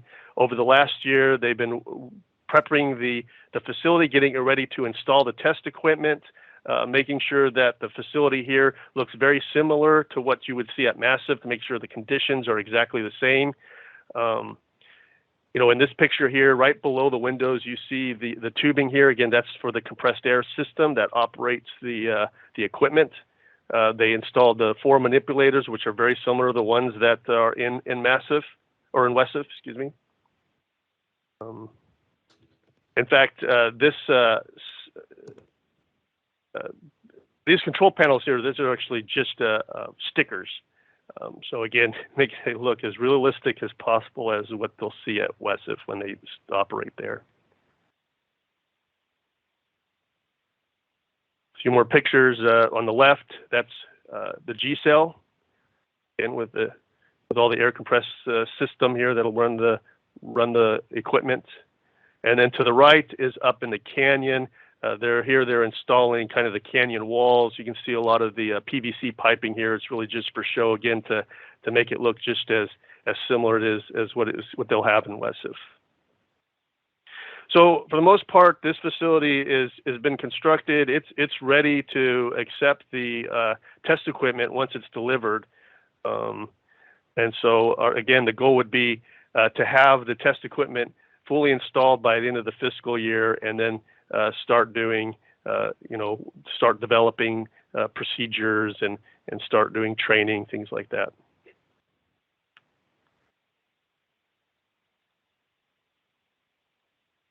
Okay, so really that's the update I have. As you can see, I think there's been a lot of significant progress has been made, in the W135 project. We'll continue to move forward, and I think this next year will also make a lot of progress. We are. I will say, and I didn't mention this when we talked about the capsule storage system. So let me go back a little bit. We are slightly behind our original schedule. Our critical path for this project is the capsule storage system. It's the fabrication and the installation of both the test articles and the production articles. And so we were hoping to be installing this equipment by October of last year. So we're about 5 or 6 months behind our original schedule, and majority of that is due to COVID, because we lost a lot of this facility. A lot of these equipment is being fabricated here in the state of Washington. So early on in the pandemic, with the 3-month shutdown, that had an impact. Even when we got it started back up, a lot of this equipment is being machined and welded by highly trained professionals, and there's only so many of them around. So if you lose them because they're out sick or they have to quarantine, that has had some impacts. Again, there's been a backlog of work at a lot of these facilities. An example would be the the dry transfer system, and the recovery shield assembly. Both needed to be have the lead pour done and CFAB down in Arizona. And so when we sent those down to get that work done, again, because of the backlog, that lead pour was delayed for about a little over a month. Again, supply chain issues have also plagued, where we were looking for, there was a load pin that we needed to get in order to finish in putting the dry transfer system together, and there was a 2-month impact there because we had trouble getting that load pin delivered. Just things like that just continue to add up, and so we, like I say, we have seen some impacts, but we're continuing to look for opportunities to push the schedule to the left, and hopefully after this spring, maybe we won't see as many impacts from COVID. But so I guess that's all I have. Does anybody have any questions, or maybe we can go back and see if we can get the video to work? Gary, did you have any luck with the video? I sent it to Josh, so hopefully he's got better access this time. Okay, Josh, let's see how it goes. Do you hear it? The U.S. Department of Energy, Richland Operations Office, and contractor CH2M Hill Plateau Remediation Company, a Jacobs company, are reducing the risk in the 200 East area of the Hanford site in Washington state. Engineers have developed a safe and compliant process to remove 1,936 highly radioactive cesium and strontium capsules from underwater storage inside the Waste Encapsulation and Storage Facility, or WESF, to a safer dry storage configuration. In the 1970s, cesium and strontium were removed from waste tanks at Hanford to reduce the temperature of the waste inside of the tanks. The capsules represent about a third of the total radioactivity on the Hanford site. While they are currently in a safe configuration, WESF is an aging facility. Transferring them to dry storage would eliminate the possibility of a release of radioactive material in the unlikely event of a major earthquake that might result in the loss of pool storage water and subsequent overheating and breach of the capsules. Teams of well-trained personnel will accomplish this work safely and compliantly, benefiting from the lessons learned and proficiencies gained from training with the equipment at a full-scale, non-radiological mock-up. To begin the removal process, Workers on a catwalk will use long-reach pole tools to access the capsules that are stored under 13 feet of water, which provides adequate radiation shielding for the workers. Workers will retrieve the capsule and move it to the transfer chute connecting to the hot cell or G cell. From outside G cell, workers will use manipulator arms to bring the capsule near a shielded window to inspect the capsule for damage. They will also verify the capsule's identity to ensure the correct capsules are loaded in such a way to comply with the capsule storage thermal analysis. If operators find a damaged capsule, they will place it in a larger overpack capsule. Then, workers using the manipulator arms and a special insertion tool will place the capsule into a universal capsule sleeve, or UCS. The UCS can hold up to 6 capsules. Once the UCS is full, the air inside will be displaced with helium, which helps dissipate the heat from the capsules. Following a successful leak test, the UCS is ready for transfer to the truck port. Using cameras, workers will guide a grapple over the UCS, hoist it out of G-cell and into the Shielded Dry Transfer System, or DTS. The DTS is a large shielded cask that will transfer the UCS from G-cell into the Westside Canyon to the truck port, using a 15-ton crane. In the truck port is an 11-foot tall, 10-foot diameter cask shielded with reinforced concrete. In the cask is a storage container capable of holding up to 22 universal capsule sleeves. A robotic welder will seal the lid of the inner storage container. The air will be removed, and then the container will be filled with helium to aid in keeping the capsules cool. Once the helium is in place, a second outer lid will be placed on the storage container and welded in place. Once the loading process is complete, workers will open the truck port roll-up door and remove the cask. The equipment used to transport the cask has been repurposed from a previous DOE project, avoiding millions of dollars of cost. The vertical cask transporter, or VCT, a specially designed hydraulic lift unit, is used to lift the cask.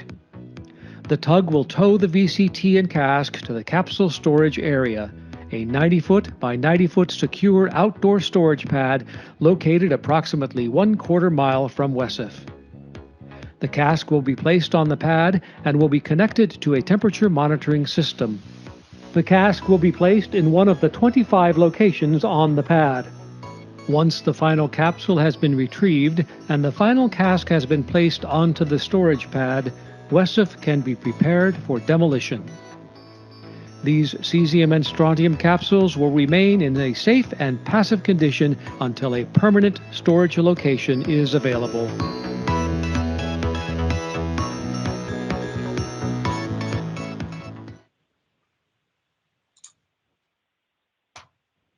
Thank you, Josh. You're welcome. So before we go to questions, I want to check in with our regulators for their perspectives on this project, and then we'll go to the queue. EPA Ecology, anyone want to make a comment here? Hi, this is John Temple with Ecology. Can you guys hear me? Yes. Hi. Yeah, not really much to say. We understand the delays that have resulted because of COVID-19 and supply chain issues, but overall, we're pleased with the progress that's been made with constructing CIS and the mock-up facility and modifying Westside for capsule transfer. So, thank you. Yeah, and this is Roberto Armijo with the EPA. Also echoing Ecology's comments and looking forward to seeing more progress in the future, and glad things are going along smoothly. Thank you. All right. We've got a couple people on the phone. Do either of you want to jump in the queue and ask a question? Okay, I will check back with the phone in a little bit. So I've got Tom, Cecilia, Jan, and Pam. Tom? Yeah, thanks for the presentation. It was especially exciting to see the progress being made and sort of the adaptive management when they realized that the crane wasn't the most efficient way to do things and they found a workaround. That was great. So before the pandemic, we heard that the procurement of the sleeves was going to be the long pole. But it seems like there were some of those already staged and supply chain might have changed the priorities or the hard things to find. Um, how is the supply chain issue impacting the milestone progress, or is it a day-for-day slippage, or are we still on track to hit the target? Yeah. So right now, if you look at the schedule based on the 6 months impact that we have to date, we don't complete the project in time to meet this milestone. Like I say, so it is at risk. Like I say, we are looking for opportunities to try to push that to the left, but at some point, I think we're going to have to go back and discuss it with the regulators and potentially renegotiate a new date. But we'd like to hold off a little bit because I think after we get through this, through installing the test articles, and as we start fabricating the production articles, we'll know a little bit more on the timing for how long that's going to take. The other uncertainty in there is the timing for operations. I think in the original schedule we had a month to load each cask, and there's 18 casks, so about a year and a half worth of operation. I think as we develop, finalize the procedures, do the training, and practice operations, we'll get a better idea of exactly the timing for loading a cask, whether it takes longer or less. There is some maintenance activity that needs to take place between each cask, so that's got to be factored in. And so I think as we get to that point, we'll have much more information and be able to have more information to negotiate. Thank you. A new milestone if needed. Yep. The only other thing I want to continually plug is this is a unique environment, and I want to make sure that there's a recommendation that we sample the core of the walls of WESF after it's empty for science's sake. Yeah, I know they've putting together some type of demolition plan in the future, and I think it includes some sampling, but yeah, I don't know of the details. Thanks. Jan. Hi, good morning. I've been watching this, the development of this project with interest over the years, and I was particularly interested to learn a few years back that they were reusing or repurposing some overpack that was there for another project. And there seemed to be a nod to that in the video when the tug was moving the overpack to the dry storage pad. And I also seem to remember that this overpack worked on in such a way that convection moved air through the cask so that it would not need to be cooled in any way. And during the video, it showed that the internal spaces were being backfilled with helium or argon or some kind of inert gas. And I'm wondering, is convection still operational in the plan, or is this gas going to handle the cooling, sufficiently? Okay, so the gas will be in the universal capsule sleeves in the transportable storage container. Those equipment will be nestled into the vertical concrete cask. It's again, the helium is just a medium for heat exchange within those containers. There is a passive cooling in the between the vertical concrete cask and the transportable storage container. So there is that convective cooling in that system. Thank you. I think that's what you're asking. As far as what's being repurposed, it's just the tugger and the transportable. I can't remember what they call it now. That big blue thing in the video. they had used that in West Valley to move similar cask around, and so they no longer needed that. So that's what we were repurposing, and so they brought that down, and we've done all the checks. We put it back together. Everything's working. I think we still have to go and do some modifications to the lifting mechanism so it supports our needs, but for the most part, it's here and ready to go. Thank you. I have Pam and Liz. Pam? First of all, thank you very much for the presentation. It was very interesting and very encouraging. Those capsules pose a real risk, and I'm very happy to see where you're at. I have a slightly different question. So this Central Plateau contract was previously held by Jacobs. They lost the contract. And now we see it's CH2M Hill, which is a Jacobs company. So it looks like Jacobs acquired whoever got the contract. Could you explain that a little bit, please? Thank you.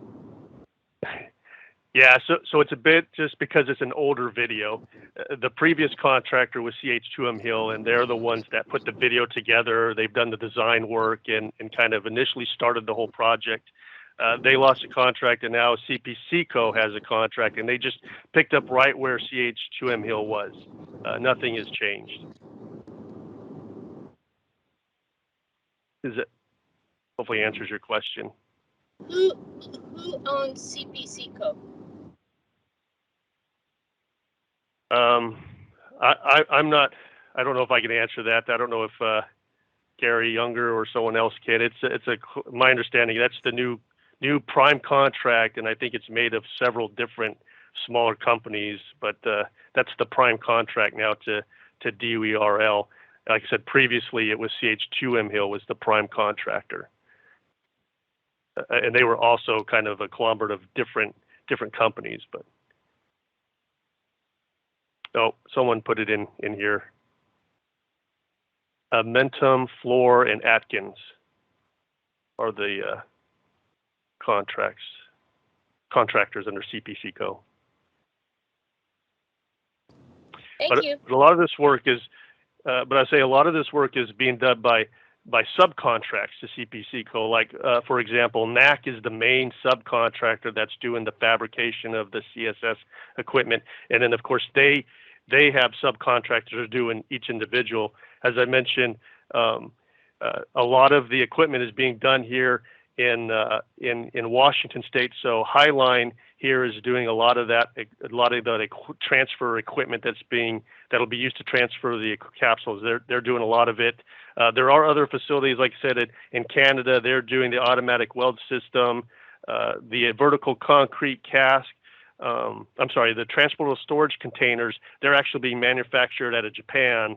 But like I said, so it's really scattered all over, but a lot of the work is being done here in Washington State as well. So like I said. And then of course the West of Modification part of it is being done by Apollo. They're also a subcontract to CPCco. So and the CSA, a capsule storage area, the pad that they'll be staged on once they're in the cast, that was done by Intermec. Both Apollo and Intermec are local companies here in town. That's quite the dance card. Yeah. Oh, I have Liz, Richard, and Rob in queue. Liz? Yeah, thanks. Thanks for the presentation and the updates. I was wondering, can you remind me what the final milestone date is to finish the capsule getting them it's off? August of 2025. Okay. It's the end of August 2025. And even with the delay that you said, the 5 to 6 month delay, are we still on track for that, or is that a danger of being missed? Well, that's in danger. When they did the original schedule, there was only a couple months worth of float. And so, with this delay, that puts us beyond that date. And again, at risk. Yeah. And is it the kind of delay where money can fix it, or it's just logistically you can't do it faster? Yeah, it really is more of a issue with the amount of facilities are able to do this type of welding and machining. You know, there's only so many companies out there can do and be able to meet the standards, the quality standards that we expect from this. So it's really, throwing more money is not going to help. It surely is a supply chain issue. Okay, thank you so much. Richard. Oh, my question is a little technical, having been low temperature physicist. Is the helium that critical as far as the cooling? I mean, it's hard to keep it inside. And is it pressurized or is it just neutral? It's just neutral, and I don't know if it's really for the cooling as much as just for heat transfer properties within Harry, the capsule. did you freeze up on us? Oh, sorry, I may have. You still there? I'm fine. Yeah. Let's try your answer again. We had a frozen moment. Okay. All right. Sorry. So the helium is really not for cooling. It's just more for heat transfer properties within the capsules. Well, no, but that's cooling. Heat transfer and cooling, same thing. Yeah. Yeah. I think it's pretty common standard. Yeah. It is not pressurized. Nope, it is not pressurized.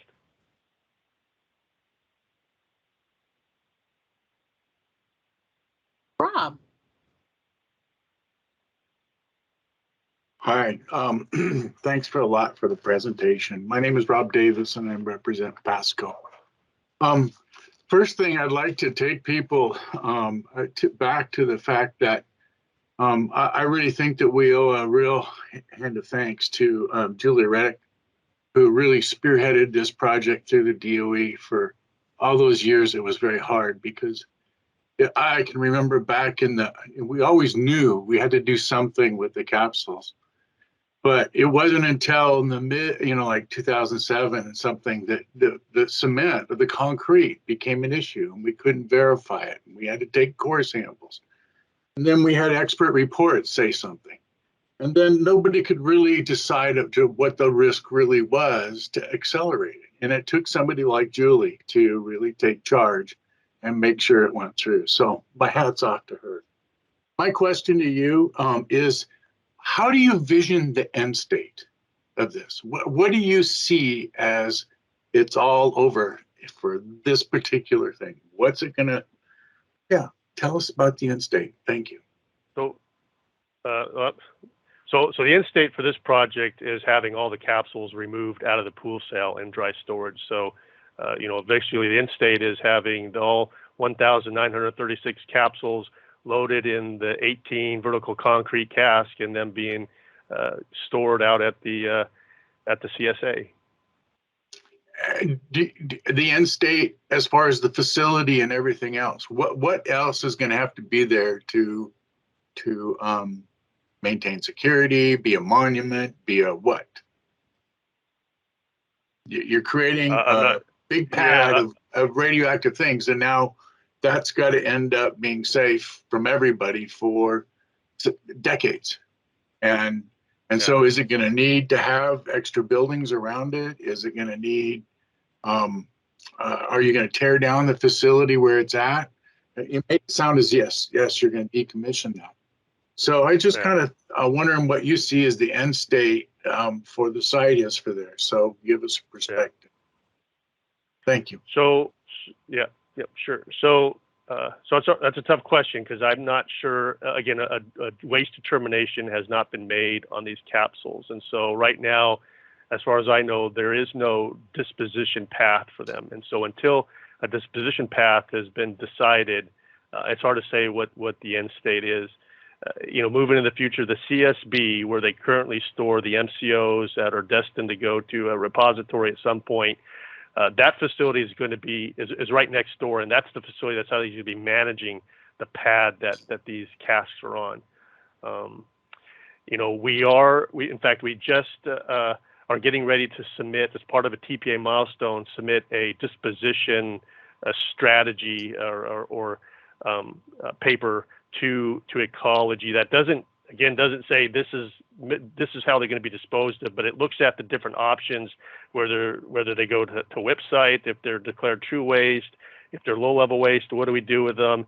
If they're considered high level waste, you know, do we do something like send them to the high vit facility to be vitrified, or do we repackage these into an MCO and they go directly to you know, to a repository at some point?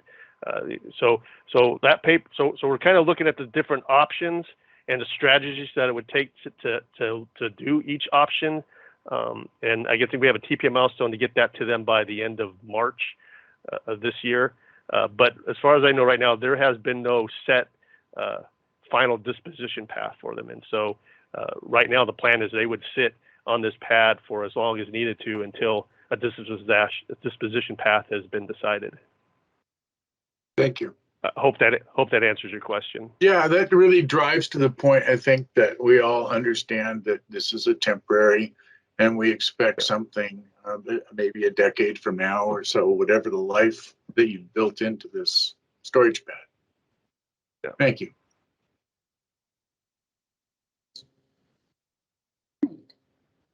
Is there anyone on the phone who'd like to ask a question or make a comment?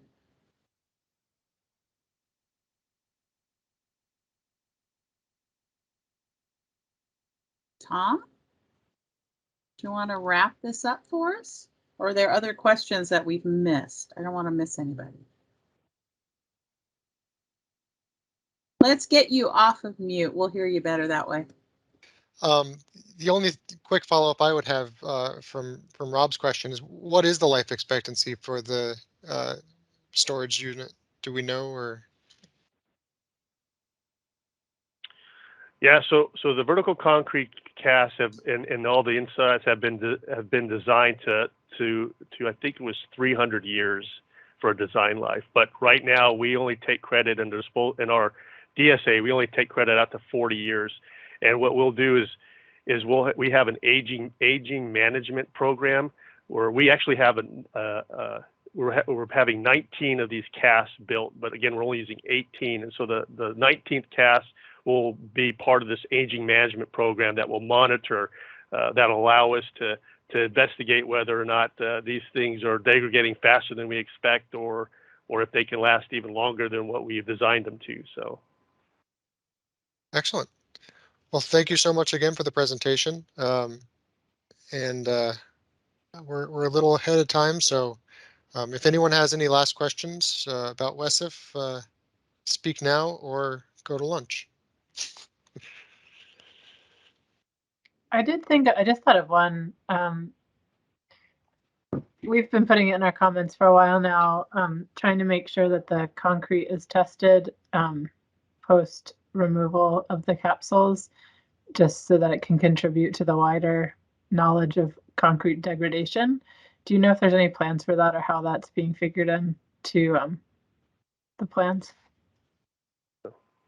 Yeah, unfortunately, I can't answer that question. I've just been focusing on getting them out, and I think that just the decontaminating and demolition of WESIF will be done probably at a later date. So I don't have any information to share. Sorry about that. Okay, thanks. Okay, well, thank you so much for the presentation, and we look forward to seeing you in a year or so. Yeah, thank you. Take care.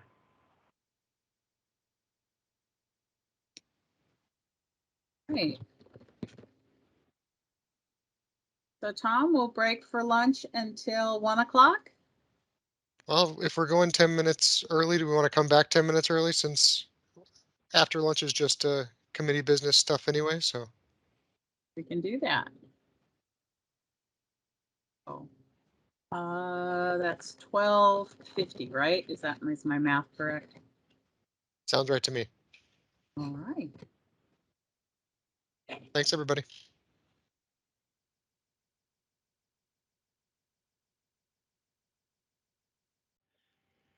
All right. Oh, well, well. as people come back from lunch, we'll get rolling again. I guess you might have, if you've sat in on a PIC committee meeting, you might have seen a round robin sort of icebreaker question, and the goal is to get folks who we don't always hear from to join the conversation and get some new perspectives, and encourage people to feel comfortable speaking. So with that in mind, I came up with a round robin question sort of to tee off this afternoon's discussion, and that's it's sort of a vague question, but what does finishing cleanup mean? What does cleanup complete look like to you? And you can go in as depth as you want or as little depth as you want, but wanted to go around the room, so to speak. And typically what we do is just have Ruth read down the list of attendees in order. And you can say, I choose not to speak if you don't want to speak, but yeah, so we'll just do that. And I think we've got a little more than 45 minutes or so to do it. So try to keep your topic or your answer somewhat brief, because I think if there's 26 of us here, so we've all got like a minute and a half to go.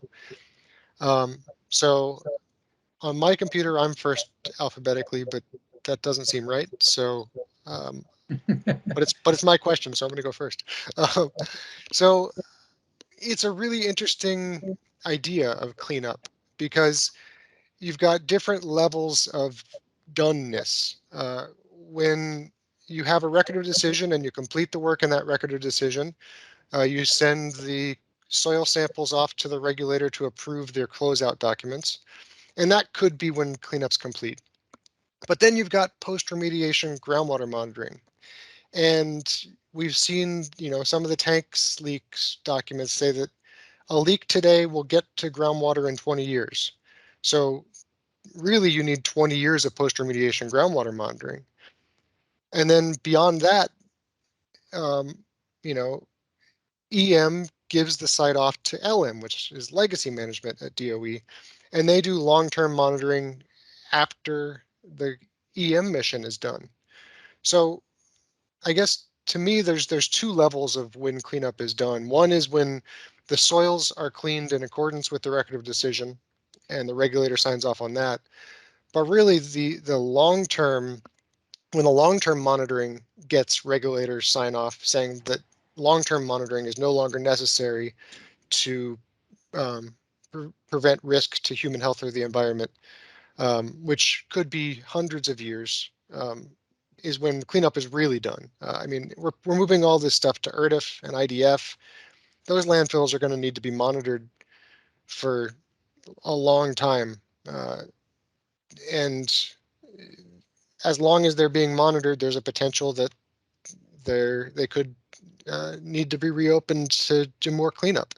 So until the risk is gone, the cleanup isn't quite done. That's my take. So who's next on the list, Ruth? All right, so I'm doing what the chair said, which means I'm not going to distinguish between HAB members and others. So you are welcome to participate. You are welcome to pass. On my list, Stan Branch is next. Stan, do you want to participate?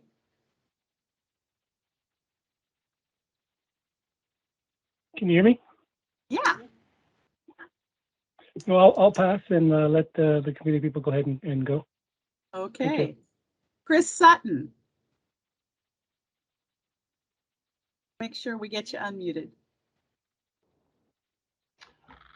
I guess to me it means that for chemical contaminants of concern and for radionuclide contaminants of concern, that the risk to human health and ecological receptors is minimal and meets CERCLA and composite analysis guidelines as specified by DOE and EPA. And with respect to RCRA, it means that at the time that we're finished with CERCLA, that we're in compliance with all RCRA requirements, depending on what's continuing at the site. So to me, it's risk-based. When there's essentially minimal to no risk, then we're done. And that includes soil and groundwater and buildings. That's what it means to me. Pat Conrad, would you like to join us?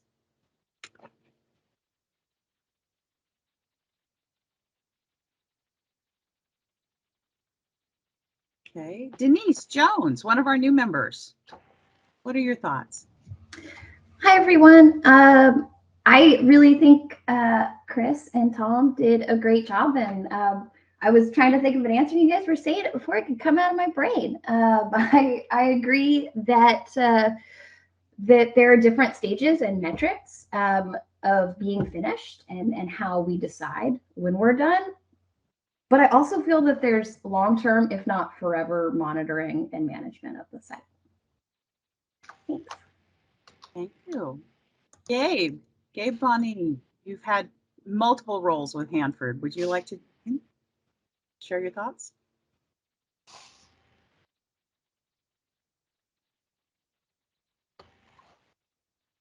Dana. Hello, I'm here and I would like to pass. Thank you for the invite. All right. Jan Cottrell. Hi, you know, I'm a Washington State native, and I think that I heard about Hanford when I was pretty young.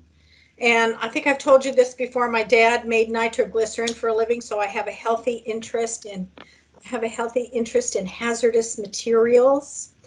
I worked with Customs for a program that tried to harness kind of orphan radioactive materials, particularly surrounding the collapse of the former Soviet Union.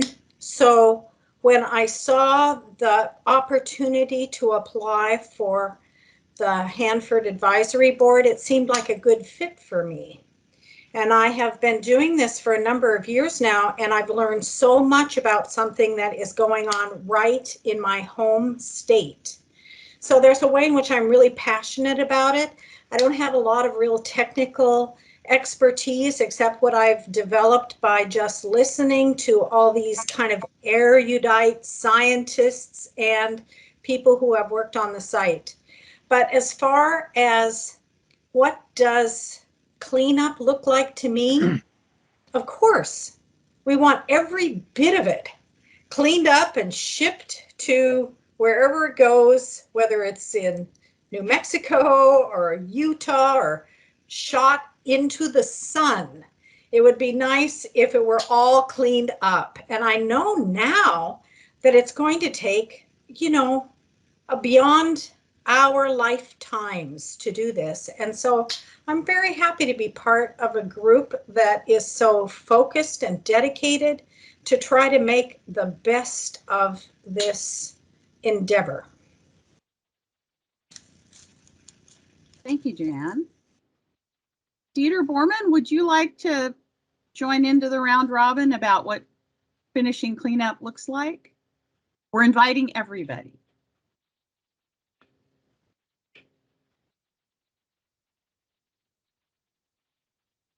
All right. He'll pass. Okay, passing is fair. Josh, do you want to say something? I'll pass. Thank you, though. All right. Liz Matson. Hello. One thing I've been thinking about recently, there's a National Geographic about the Notre Dame Cathedral, and it just made me think a lot about how incredible it is to know you're building something that's going to take over 200 years to complete. And it seems like that kind of thinking could be helpful when we think about cleanup. And even when you say the word complete, there's ongoing monitoring and maintenance forever, which I feel like there's kind of inherently something problematic in thinking in having this conception of being finished. I think there's pieces of the puzzle that we can attack and address with the different waste sites at Hanford, And I agree with some of the things that have been said so far about addressing risks and removing contamination and isolating it in the environment. And I feel like there might be, I almost feel like I have an image of like this, and I feel like we haven't found the word for it, if it's caretaking or what it is, where we're holding a piece of it. We're holding a piece of this cleanup story right now, and then new people will be holding it. And as long as someone or some group or collective of people, different agencies and interests are holding it forever, we will have been successful. But I worry that this idea of like, when can we be done with this, might lose that sense of this is something we're actually going to have to hold forever. Even isolating the waste, we need to know where we've isolated it and continue to make sure it doesn't get out into the environment.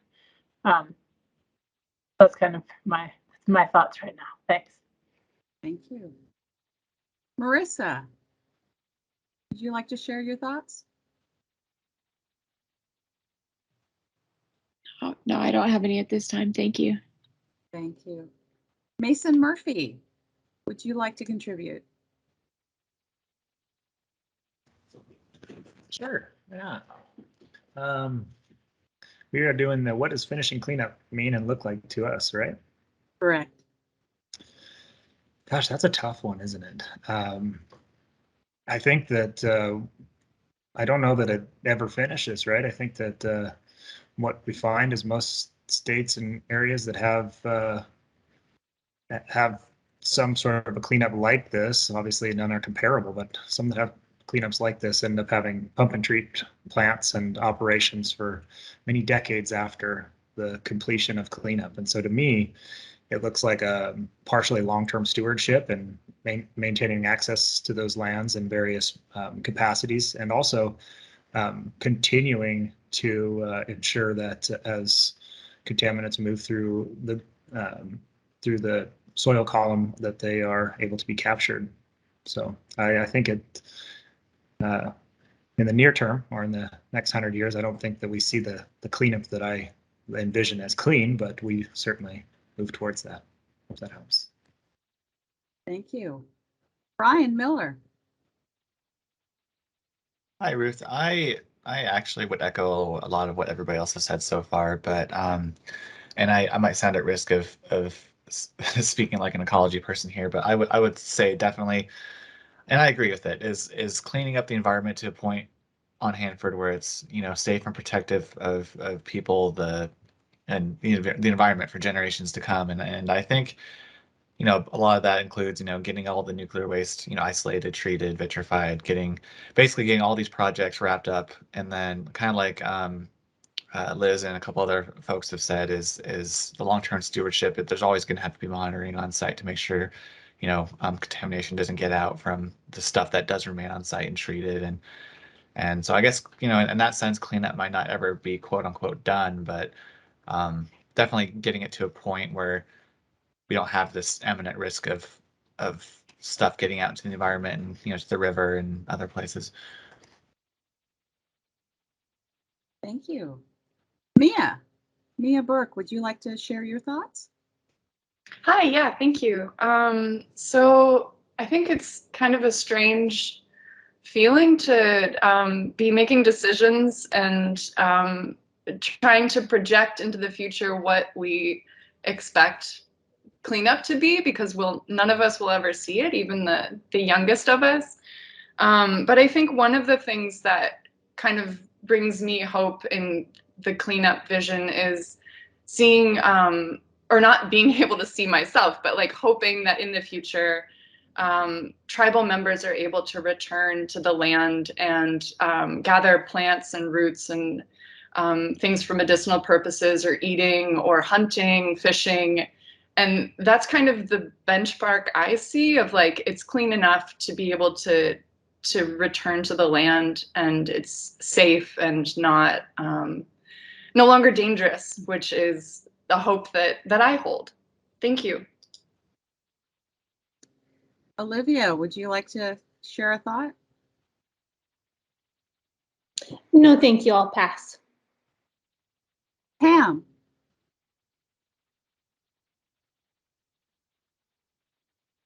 I think she's going to pass for the time being. Okay. Amber Peters, would you like to share your thought?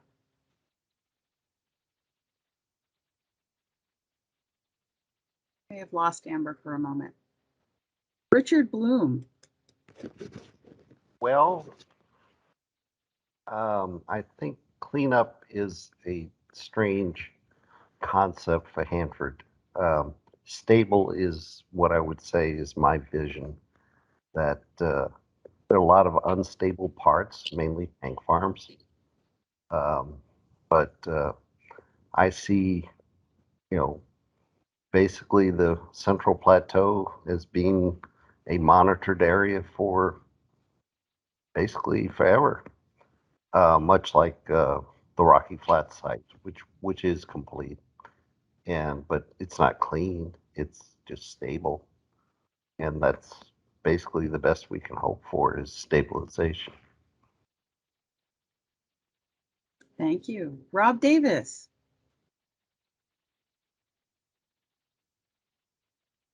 Can you give me 5, please? Pardon? Just give me 5 minutes. Give me 5 minutes, please. Okay, we'll come back to Rob. Tom Rogers.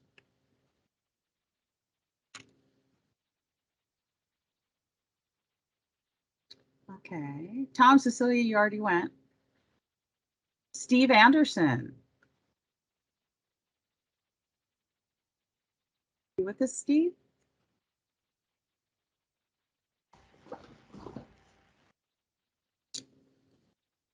Tom Galeotto. I see your face. I know you're here. Yes, I'm here. Thanks, Ruth. I concur with most everything that has been said thus far, but I think at a high level, I would boil it down to 5 items for what I think cleanup should look like at Hanford being complete. Low-level waste remediated to ERDF. The high-level waste processed and sent off-site. The true and mixed waste also sent off-site. Hanford lands released for public and tribal use, and long-term monitoring as needed. Now, there are many aspects of each one of those, but I think those, to me, those are the high-level tasks that would define completion for Hanford. And by the way, I think the recording of this whole session would be great input to the IM team that's working on the site end states when that gets started. So thank you.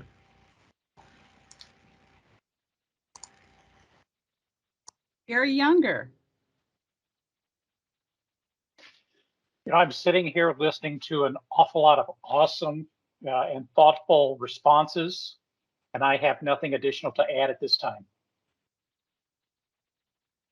Abby, would you like to contribute?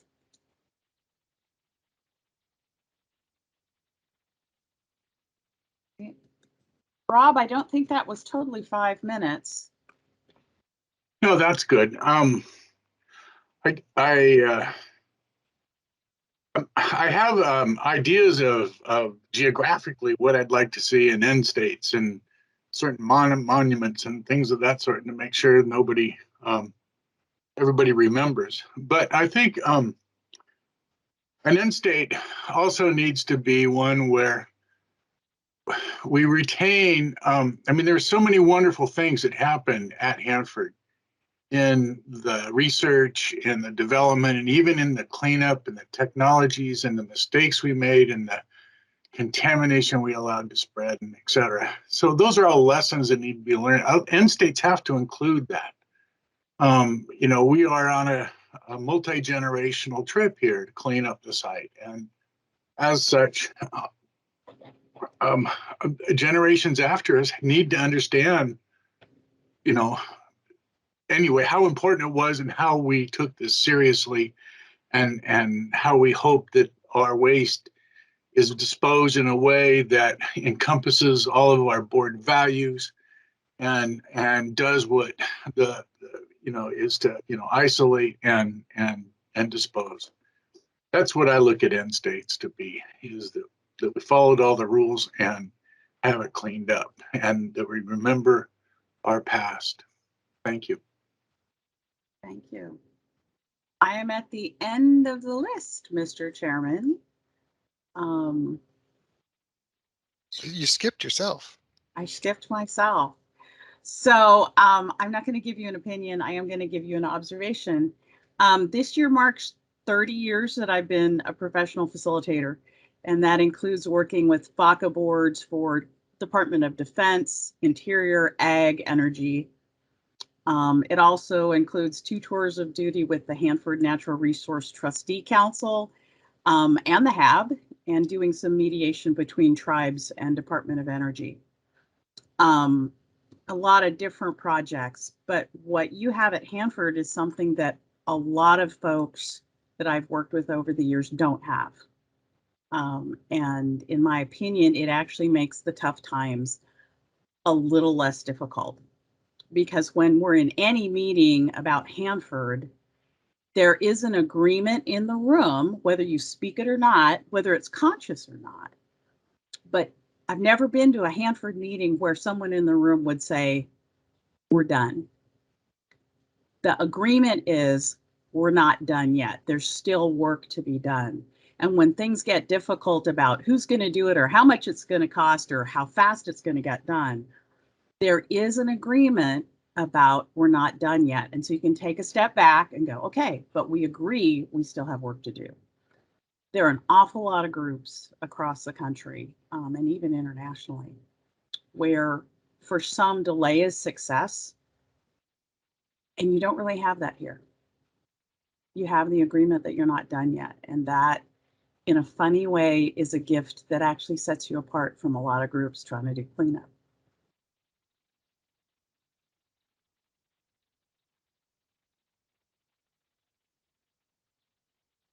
So that didn't take nearly as long as I thought it would. Right. I appreciate hearing everyone's voices and thoughts. If you have more thoughts, feel free to send me an email or put it on the RAP Teams page, and we can keep this conversation going. I guess since we're half an hour early, Tom Galeotti, are you ready to roll with your with the cleanup priorities talk? Or? Yes, I am. Let's jump into it. Okay, let me pull this up. I am going to use the document that the PIC used yesterday, so I'm going to just add whatever comments you all have to this document, so Tom doesn't have to meld multiple documents at the end of the week. And I appreciate that. Thank you. Okay, if we can go just briefly to the first page of the advice. I learned some things from yesterday's discussion, in which the discussion went longer than I had anticipated, and I talked more than I had anticipated. So I'm going to try to correct those for this presentation, if you will, at least this discussion. I won't go through the background section much, but don't change it yet, Ruth. I wanted to cover a couple things just in general.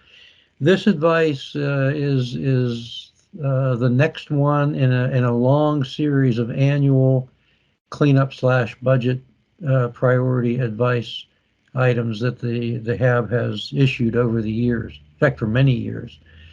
In the last 3 or so years, we've responded to DOE's request to change it from budget focus to cleanup priorities focused almost exclusively, and that continues with this advice as well.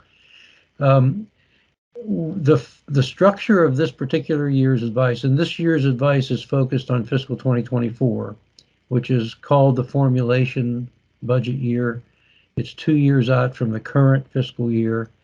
And that's the budget submittal that our local DOE folks are going to make to headquarters come this summer. So this is the budget for fiscal 2024 that would involve the cleanup activities of interest here in this advice. The structure of this advice, as I was saying, is very similar to what we've done over at least the last year. We had a pretty big change in the structure last year.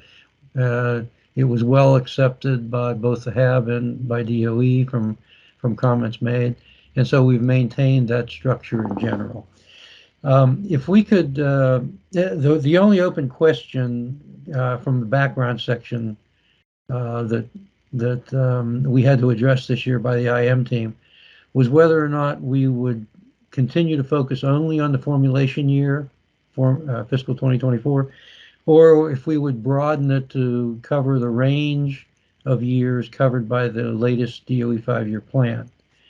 Because we asked that question, and Brian Vance of DOE thought that might be a good idea to broaden the scope. We considered that in the IM team and concluded that we don't think that would be a good idea because we lose focus on what specific activities are done on a fiscal year by fiscal year basis.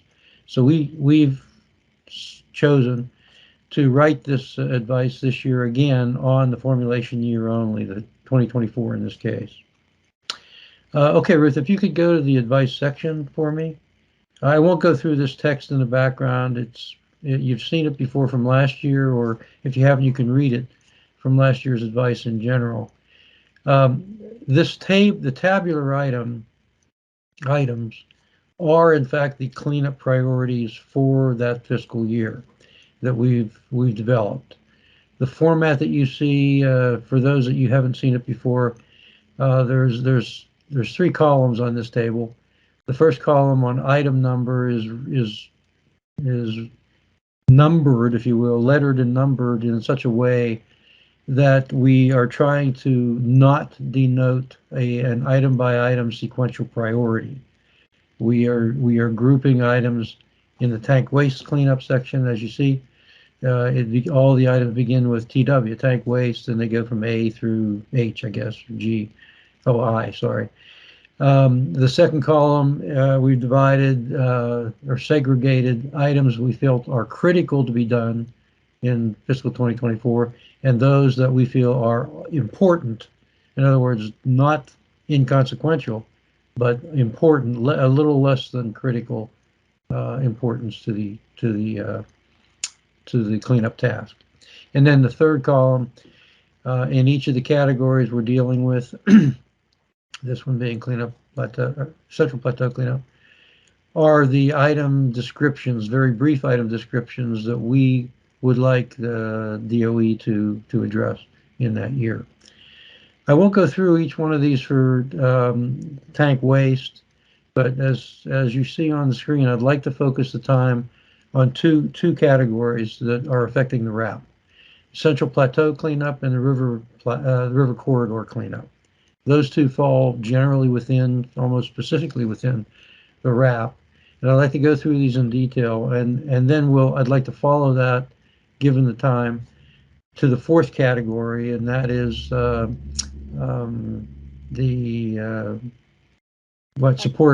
supporting activities. So let's go through these first, and we'll see how far we can get. I would like your input directly as we go through these. Please, chime in with your comments if you have any or questions, and we'll be happy to address those. The main purpose of this discussion is to get your input. The RAP's input period here is really now, and if you see anything that you'd like changed, added, deleted, we'd like to at least document that so that the IM team can consider it. So first item on WESIF, unfortunately I missed most of the presentation today, so you're going to help me with these words hopefully now. And what we've said is accelerate activities to complete the construction permitting and to safely initiate and complete the physical transfer of capsules to the dry storage pad. These words represented an acceleration for what's shown currently in the latest DOE 5-year plan.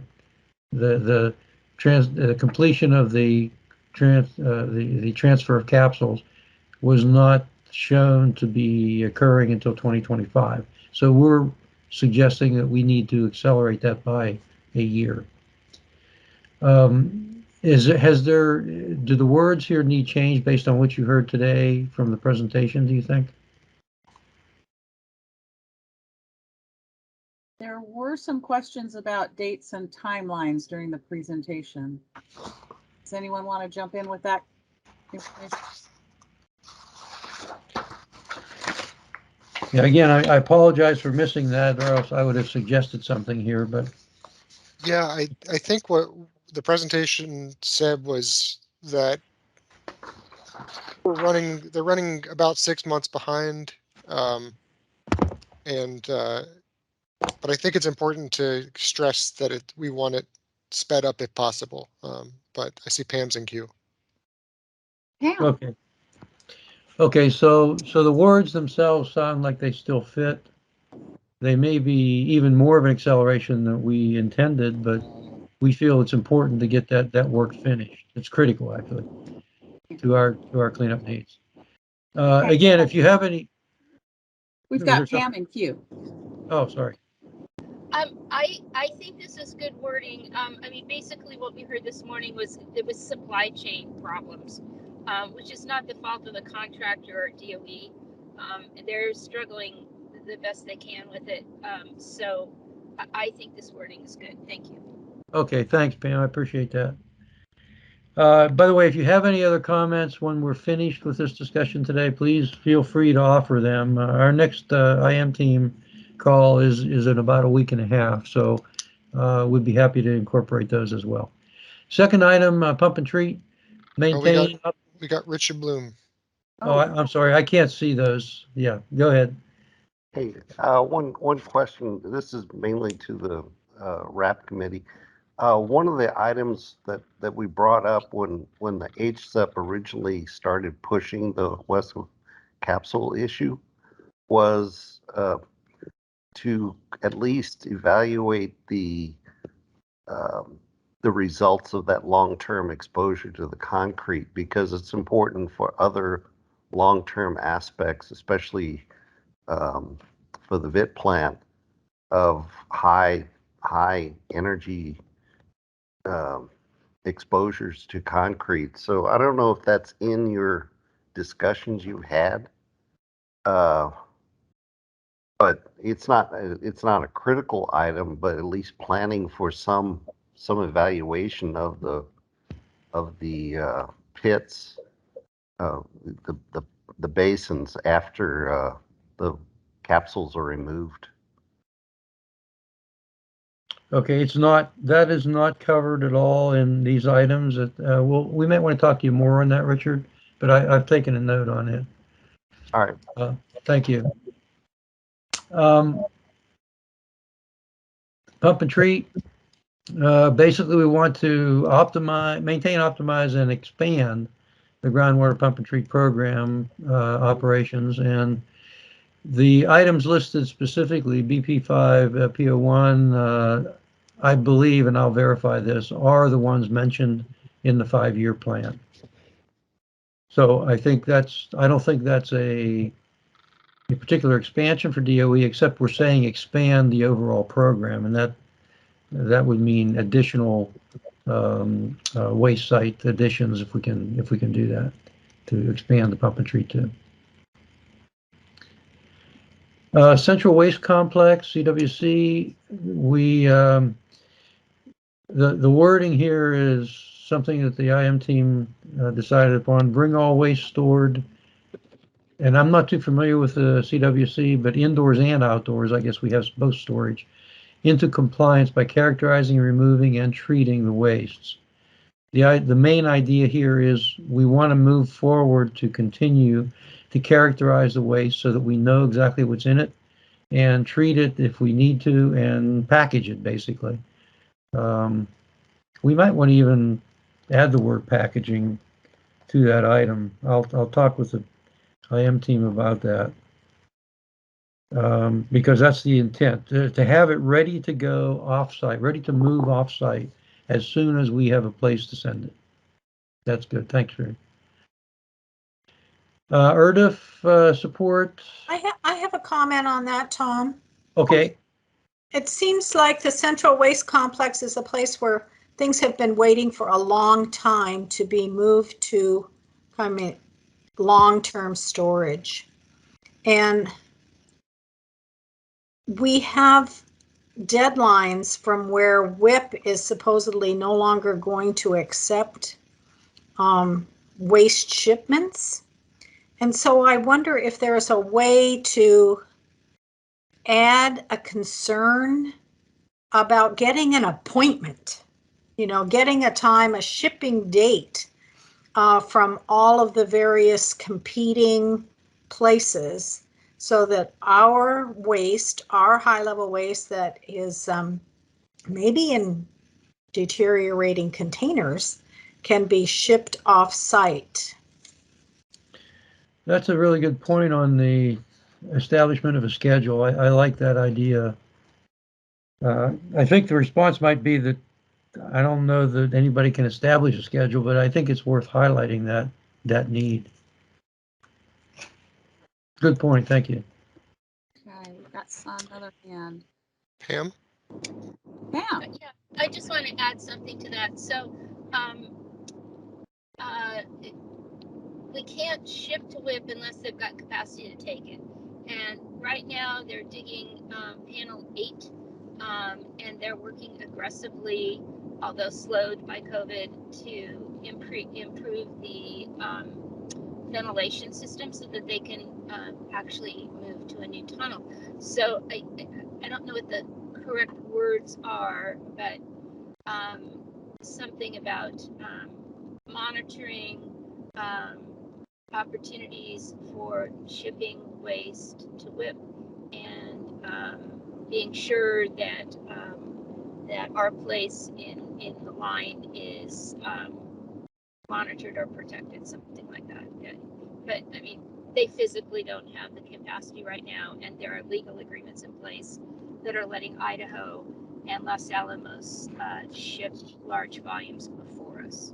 Thank you. Okay, very good. Yeah, and just following up on what Pam said, as part of the M91 milestone renegotiations that just went through, Hanford does have a spot in line, and we're supposed to start shipments in 2028. But yeah, if we could bump that up, that'd be great. Good point, guys. Thank you.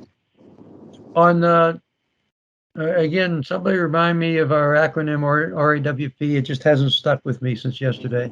Remedial Action Work Plan. Oh, there you go. Remedial Action Work Plan. Again, I can't comment on this because I'm not sure exactly what the activity is that we're talking about here. I don't know if Chris, do you have any thoughts on that?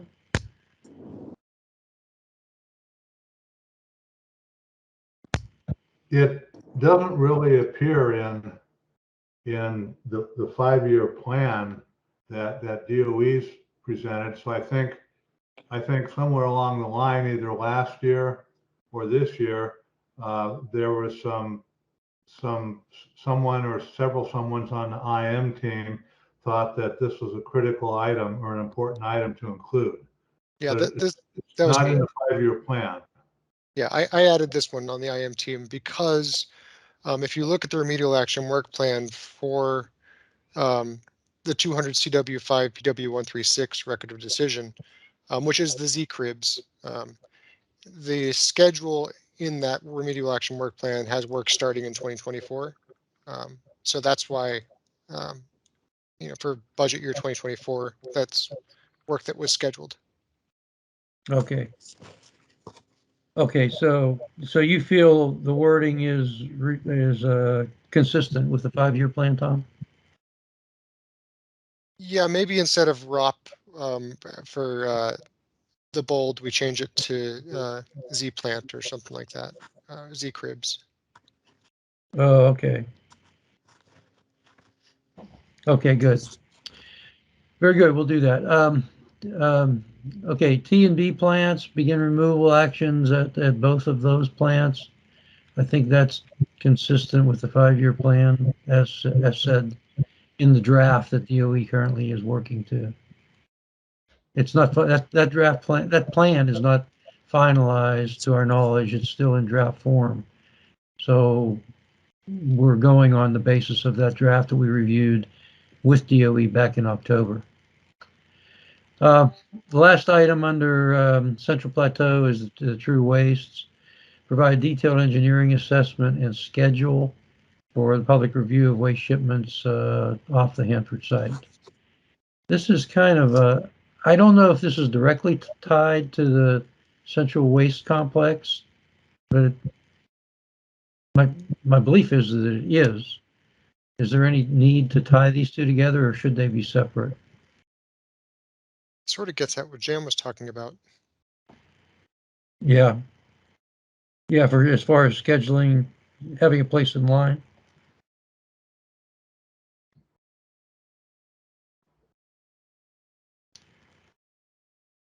Okay. We'll take a look at that with the IM team, unless there are other thoughts from the RAP on that, and see if we keep this as a separate item. And oh, there is one more. The waste characterization. Initiate and continue. Okay. That's a good point, Ruth, as long as we can keep track of that. On waste characterization, initiate, continue waste site characterization associated with that TPA milestone, and it mentions specific operating units to accelerate the feasibility study and other documents. I think that's consistent in terms of the OUs that are identified there with the 5-year plan.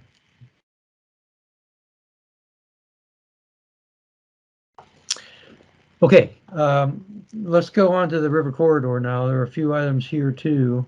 4 of them, as you see, 2 are critical, 2 are marked important. 324 building is critical, and we've kept it as critical for the last several years. Complete the required prep and begin remediation of the underlying soils. That's an acceleration.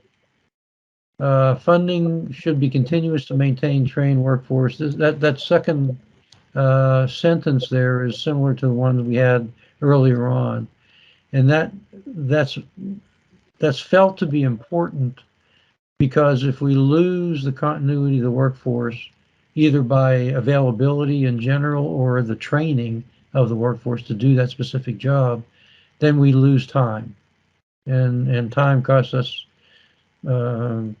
money as well as the month's delay if that occurs. So we felt it was important to mention workforce in this item. That's a critical item. As I recall, the 2024 goal was to install the micropiles to support the building once we start digging out the soil. So in these words, we're saying complete that required prep, if you will, without identifying the micropiles, and begin remediation of the soil. And we want to start that as soon as possible, and we're saying in 2024.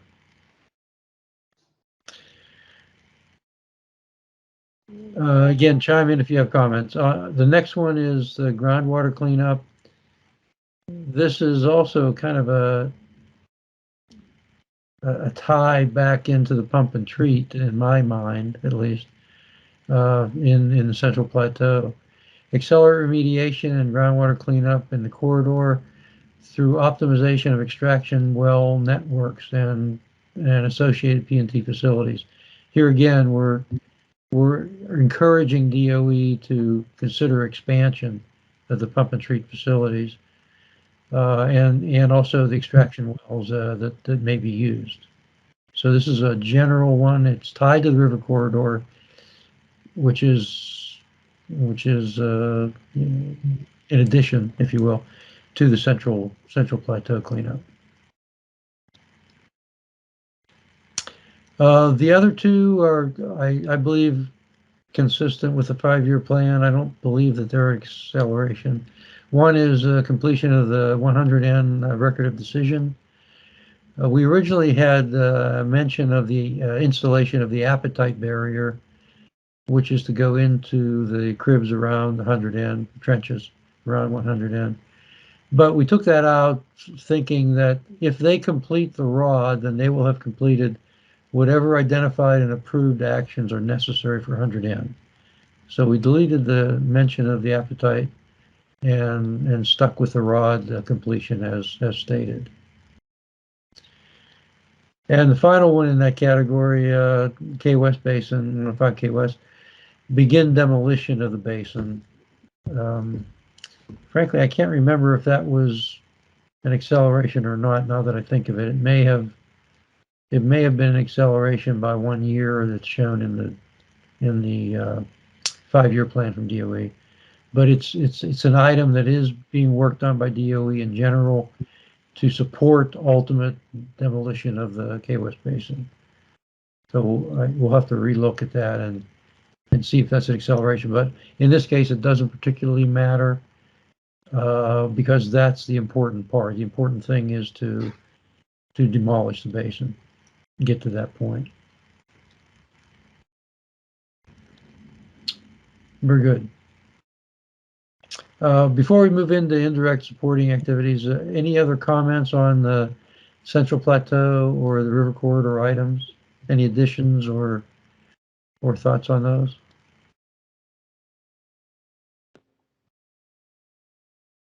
It's going to be an interesting. I'll just give you an aside comment real quick. It's going to be an interesting task in 2024 to fund these items, and in my opinion, even the critical items, because we're moving very quickly to DF law and the transition to operations of DF law, and that's clearly the focus of DOE, and I think also the HAB focus. And the concern is it's going to potentially impact the available money that is available for the rest of the site cleanup, and we have to be careful and cognizant of that impact. One of the items in the indirect supporting activities addresses that. So maybe we should move on to those. Let's look at those first. We'll get to the one on the operational shift. The first one is workforce issues. We have 3 items mentioned specifically. We're asking for a plan. The first sentence there, develop a plan that describes how we will conduct the workforce planning and development. And we think as part of that plan, we'd like DOE to engage the current workforce in the workforce planning and development. Now, we understand that DOE has requirements with their prime contractors at DOE at Hanford to, in fact, manage that workforce to assure that they're providing the workforce to do the job.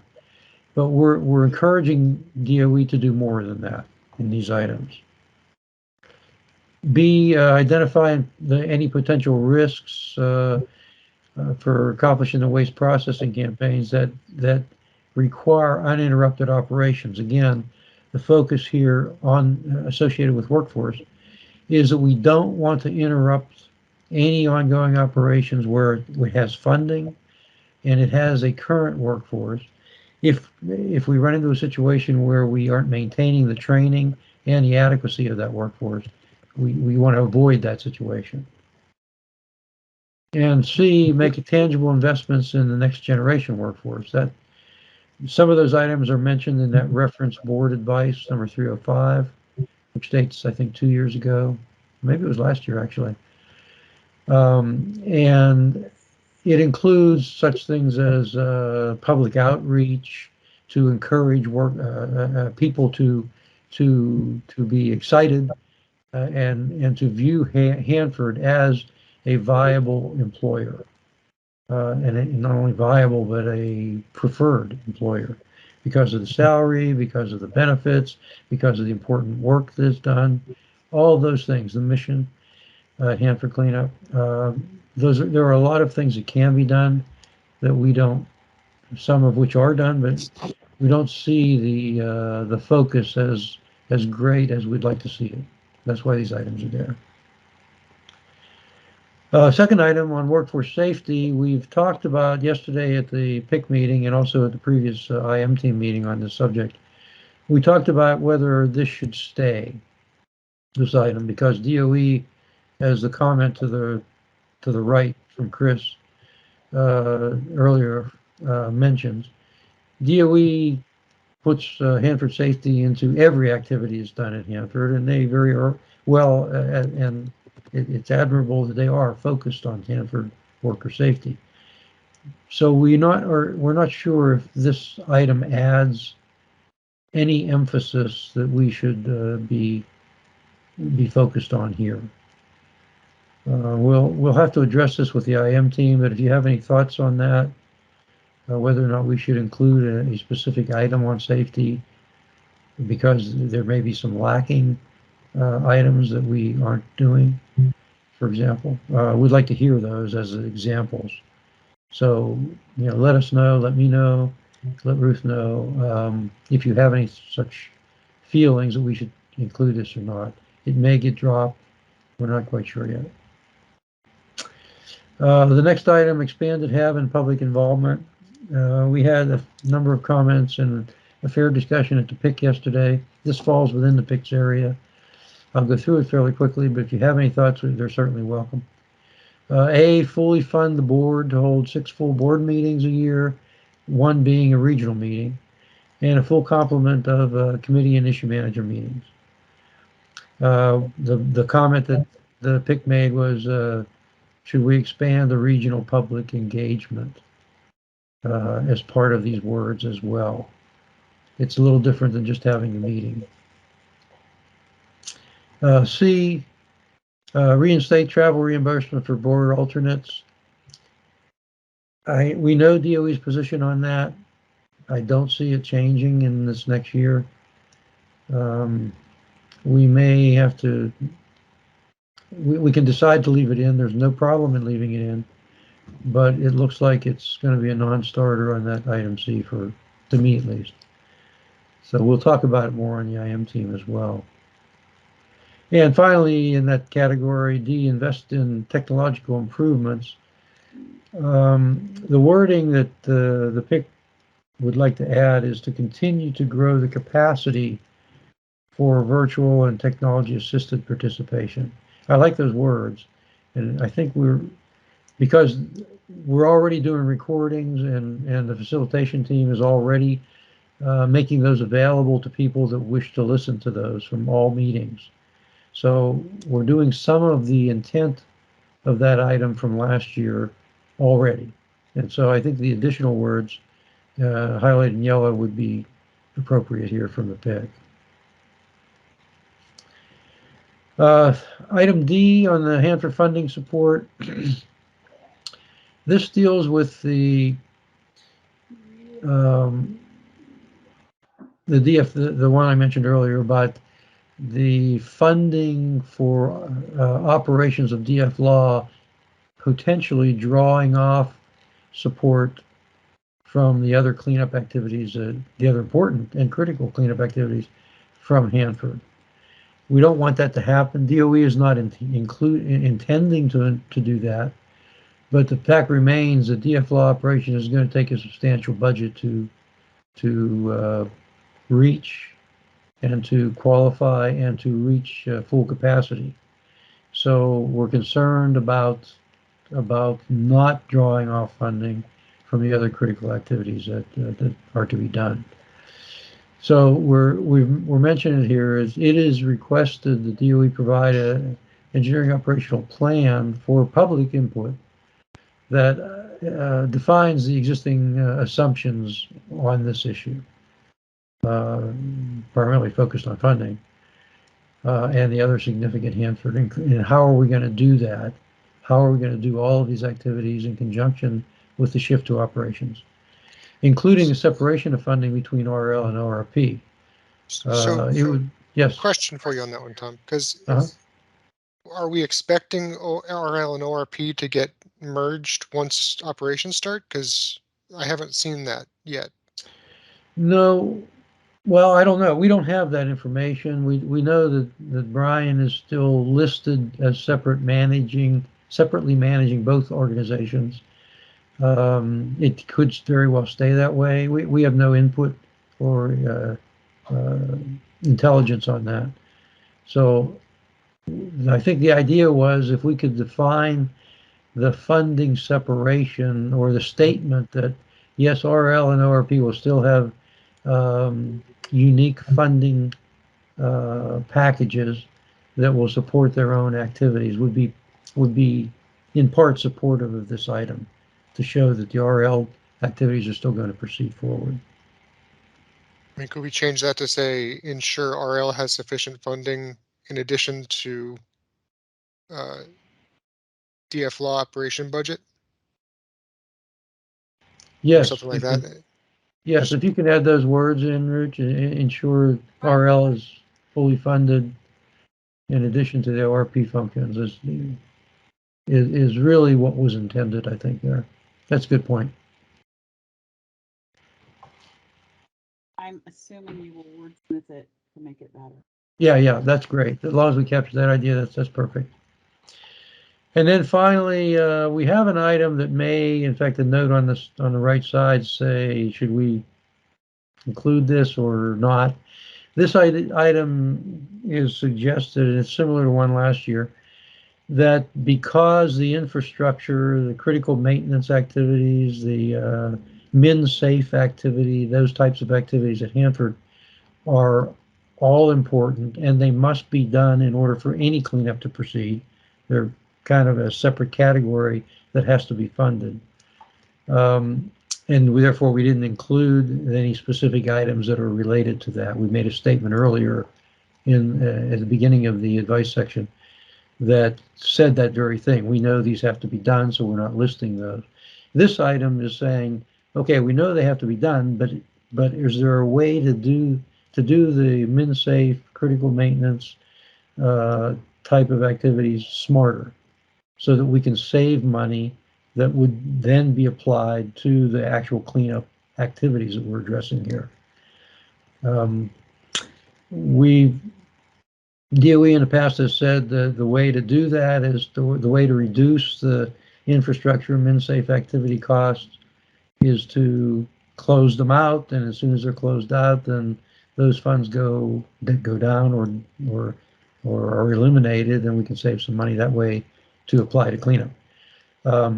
We're suggesting here that we put on our thinking caps a little more and see if there's a smarter way to do that.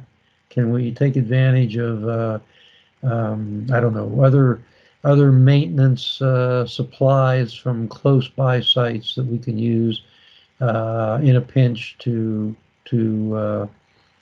reduce costs for maintaining them fully. That kind of thing is what's intended here.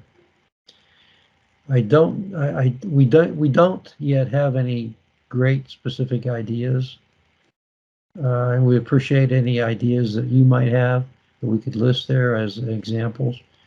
But this one may or may not stay, depending on the IM team discussions later, and also your input.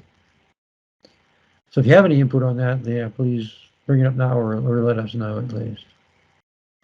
That funding for min-safe critical activities, critical maintenance activities, approaches a third or so, maybe even up to half of our annual budget, and that's money that's not wasted. It has to be done, but it really draws off the capability to make progress on cleanup. So that's it.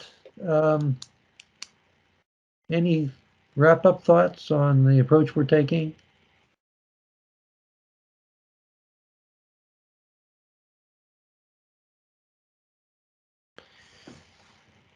Okay. If not, I appreciate your time and your patience in going through this and your comments. If you have any others, please offer them up to us by email, and we'll certainly discuss them with the IM team. And with that, I've only gone over maybe 5 minutes, so we're getting a little better at this, but I think we're finished on it. Thank you very much. Even though you went over, Tom, we're ahead of schedule, so we're good. Oh, there you go. Yeah. You saved us what, 25 minutes. Oh my gosh. Well, that's good. So I won't your take all average is the good. This same discussion will occur tomorrow with a focus on tanks, and Budgets and Contracts Committee is meeting Thursday morning. Ruth, one comment on that. Well, you brought that up for tomorrow. Chris Sutton will be handling this discussion tomorrow at the tank waste because of my absence with another commitment. So thank you. So reminder, tomorrow's tank waste meeting is noon to 4. So it's not 9 to 4, it's noon to 4. So if you have a habit, it's later in the day. Tom, I suggest we move up either open forum or committee business. Yeah, what if we try to knock out committee business in 25 minutes or 20 minutes? Hey, and then, Tom. Yep. Hi, it's Shelley. I had my hand up, but I think if I could slip in here for a minute before we get off topic, because I just came back to the meeting. Yeah, go ahead. I do have one thought for Tom Galliotto, for everybody, and when it comes to the whole budget issue, and it's overarching, and it's that assumption, and I don't know how we articulate this, but it's that assumption that there's always going to be more money in the future, and there isn't. And as we are moving forward with this cleanup, we are creating orphan wastes at this site. And where are they going? And how does that bump up against our numbers and what we're supposed to have here when all is said and done? And where is the planning for that? To me, it feels like there needs to be some other comprehensive look at the totality of the waste streams and where they're going and what is orphan and what does that mean in the long term and what is that cost. And Okay, yeah, that's not in here at all. Pam, Shelley, I agree. It's certainly worth a discussion for a separate item. Yeah, maybe in the Central Plateau, we conduct an audit of potential orphan waste materials and disposition or something like that. yeah, I don't know how to, I just jumped back on and it was in my head. So we'll come up with some language. Thanks so much for letting me interrupt. Yeah, the Tisker filters are an orphan waste.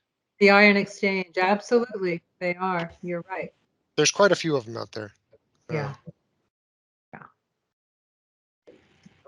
We need to look that in the eye, I think, as a board. Thanks. Okay. Yeah. I think orphan waste as a regulator, are they regulated under RCRA? Some of them.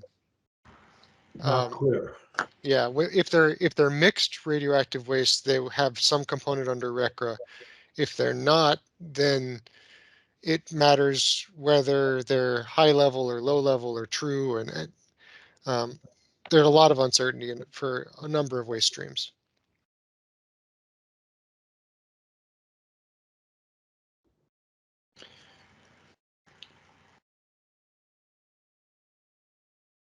Okay. Anything else on the priorities advice before we move on?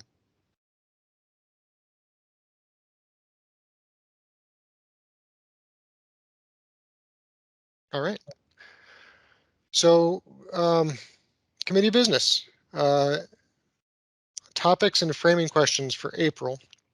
I guess the first question is, do any of the TPA agencies have topics to bring for April? And then if not, we can try to figure out what we're going to request.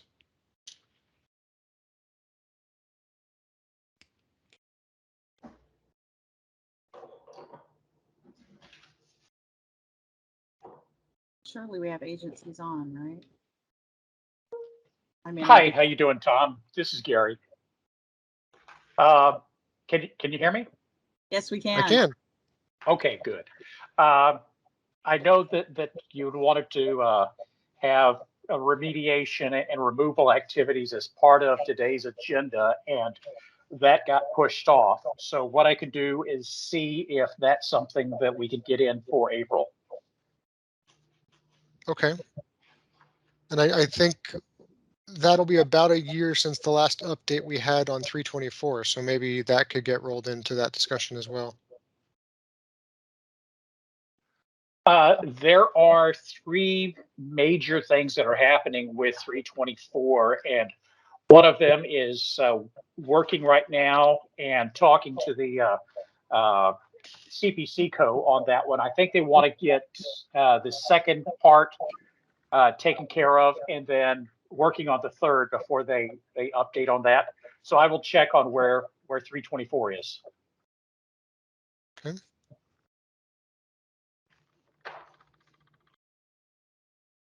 Brian, do you have anything from ecology? Yeah, I was just sitting here noodling on that, Ruth. I can't think of anything off the top of my head, but of course, if anybody has any ecology specific topics that you would like us to present on, there's probably a 90% chance that we'll be able to present on that. We're able to turn around presentations pretty quick and get people on board. So if you guys have any topics you can think of that you want to hear from ecology, I could likely make it happen. I'll have to check with EPA. I don't think they're on. I don't see anybody on. Shelley. Thanks. I don't know if this was mentioned earlier in the meeting or asked. I wondered how the negotiations were going, if we were going to see an unfolding anytime soon. Are we closer than we've ever been, or where are we with that? Gary, do you know? I have no information on that, Shelley. As soon as we have something, we'll let you know. But I have nothing to add at this point. Okay. Thank you.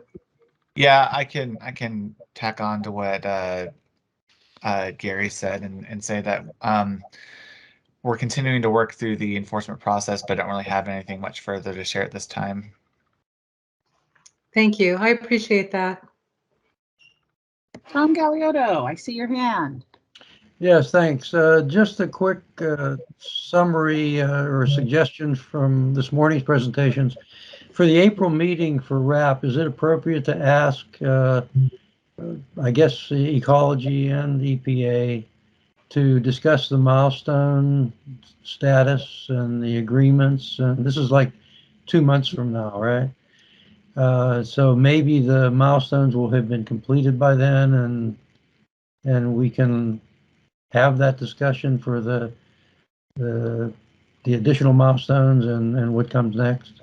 Or DOE. Or DOE. I mean, yeah. I mean, maybe it should be DOE directly.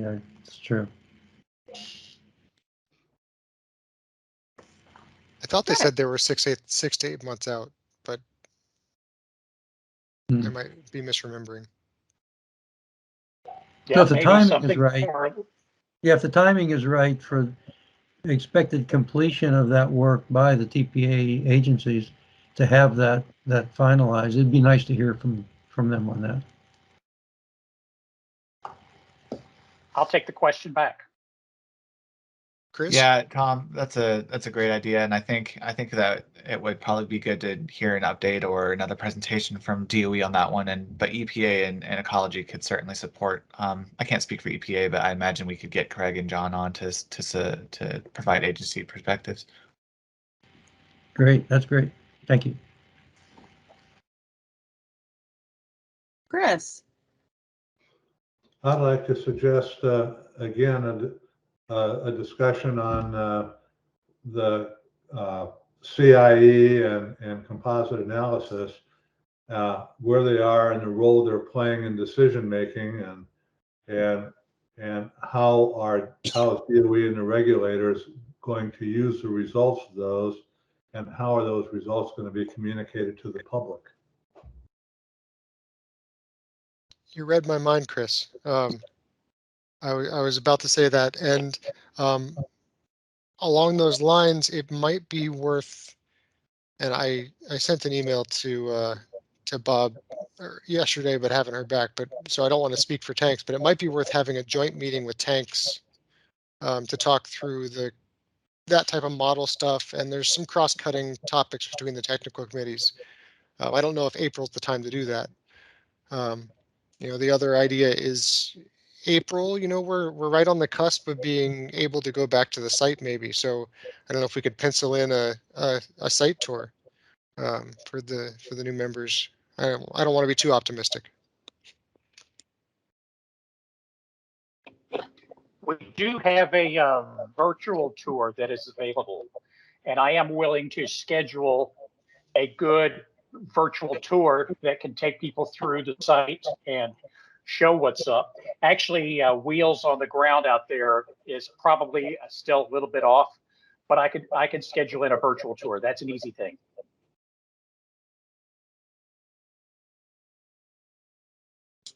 I wonder if we could do that as like an evening session for everybody as an option.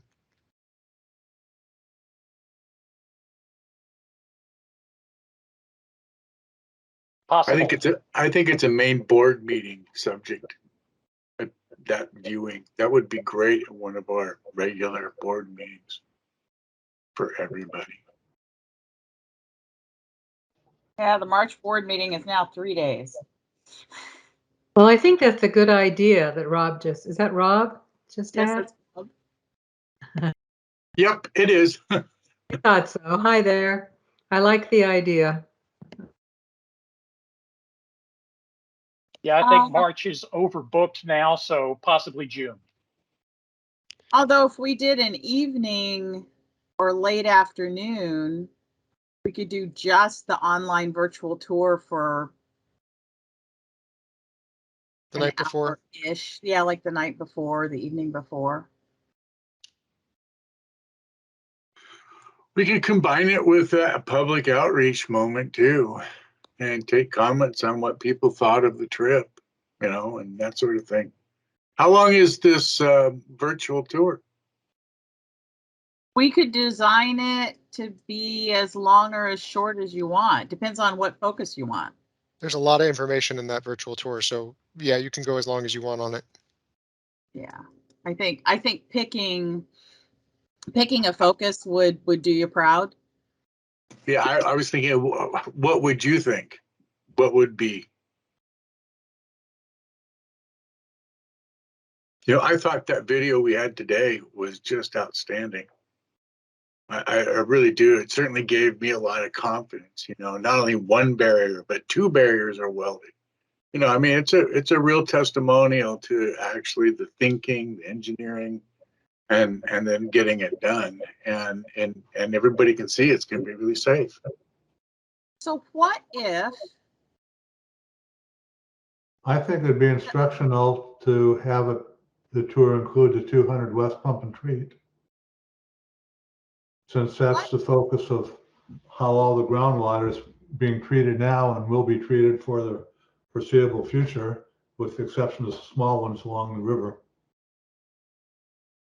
What if the BCC IM team that's working on cleanup priority advice made recommendations from the advice about some of the critical items in the advice and made that the focus of the first virtual tour, so that new members who are coming in get to see the whys and wherefores of why the IM team and ultimately BCC is recommending that level of priority.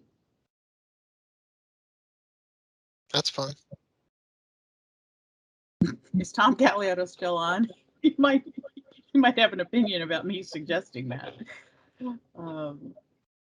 I'm here, but I didn't hear that comment. I'm sorry. An evening with BCC. So we're talking about this virtual tour and how would you focus it and what would you do? And Rob said, that video today on WESF was pretty cool. And so my wild idea was, if your IM team said, these are some of the critical things we're putting in the cleanup priorities advice, and made those the things to focus on for the first virtual tour, so new HAB members could see, oh, that's why that's important. Oh, that'd be a good idea. That'd be great. But it would mean you all doing some arm wrestling over kind of what you want to highlight. Well, I think we can do that with Gary. We can have an arm wrestling session, work it out. Thanks. I think the other thing you might want to consider for April is information to go into the annual leadership workshop work plan for this committee and what you want to see. Another person stole my idea. That's 2 in a row. Yeah, okay, gotta shut up now.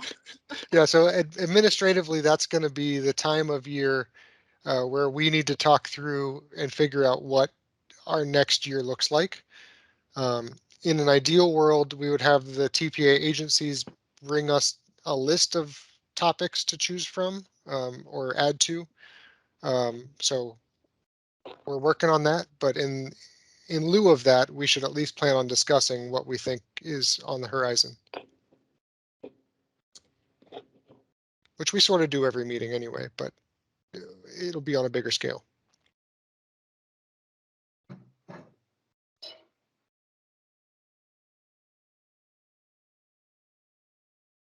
Well, depending on if you do something with tanks, you've got a full day or a day and a half ish. And some of the work planning you may need to coordinate with tanks just because of some of the overlap stuff and just where you want to put it. Yeah. So I guess we'll throw all this at a wall and see what sticks. In addition to anything that might be coming down the pipe from, DOE and what's ripe.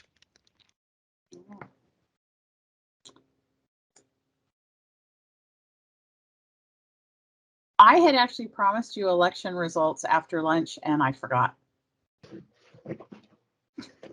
But it was unanimous of all the people who voted, and your ongoing chair and vice chair are Tom Cecilia chair and Jan Cottrell vice chair.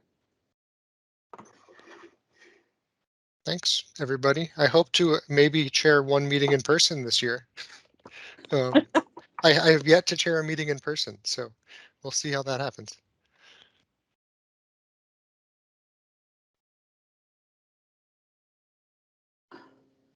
All right, so there are 2 items left.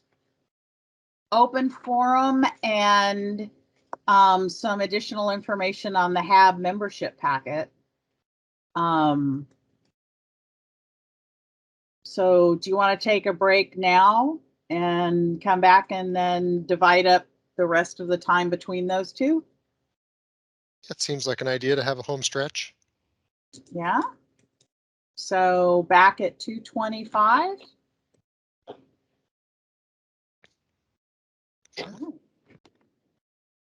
See you then.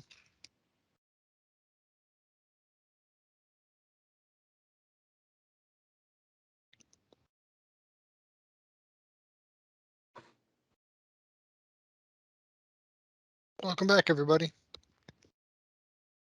So we're going to do our open forum and then move on to some information that Gary's going to provide on the membership packet, which for those of us on the list this year, I think the membership materials are due by the end of the week or something like that, or end of the month.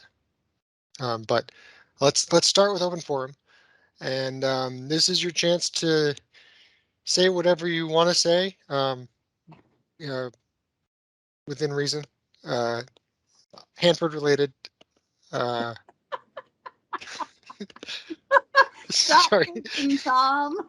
It's been a long day. Okay. Yeah. So anybody have any ideas or questions or topics they want to bring up for future consideration, or what's on your mind?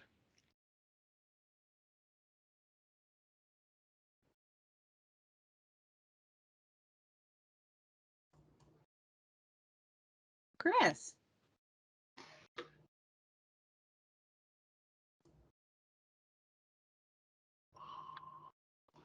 Yeah, I'd like to say a few words about groundwater monitoring. There are 3 groundwater monitoring programs at the site. About 60% of groundwater monitoring is performed through CERCLA in response to records of decision. About 35% is RCRA groundwater monitoring, and about 5%, maybe more, actually is performed under the auspices of the Atomic Energy Act. And in particular, RCRA groundwater monitoring can be kind of complicated because it depends whether you're monitoring under a permitted facility or whether you're in something called interim status. And there are multiple sub-monitoring programs under each of those 2 main categories. And they have different sampling, analysis, and reporting requirements, separate from CERCLA and separate from AEA. And it's not totally clear how you get out of AEA monitoring anyway.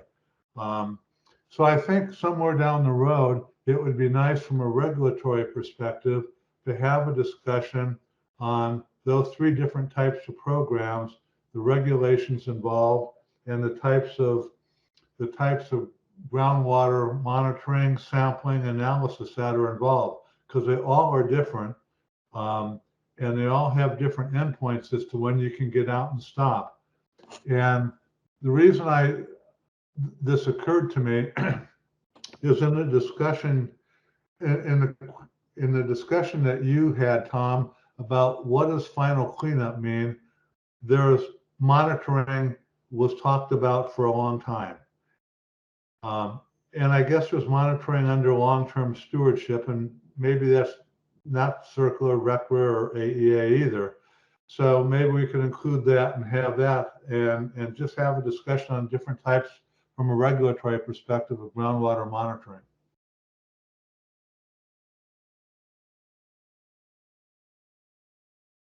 Yeah, that's a great topic. And I think in the past, we've had that discussion as part of the orientation.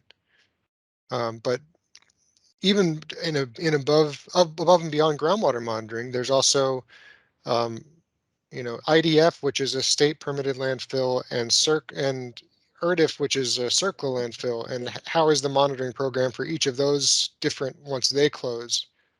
It'd be interesting to just talk about long-term stewardship and long-term monitoring in context of those different programs. Yeah, when I first joined the HAB, Mike Klein gave kind of a groundwater 101, but he really didn't talk about what the differences are between the programs and the different types of programs, except to say that there are a couple different types of programs.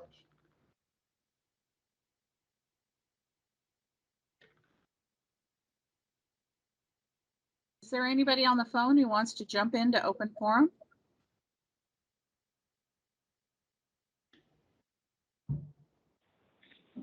This is Liz. Can you hear me? Yeah. Sorry, I have to do bus duty. The only thing, and I'm sorry if I missed someone saying this before, I like the idea of something related to long-term stewardship.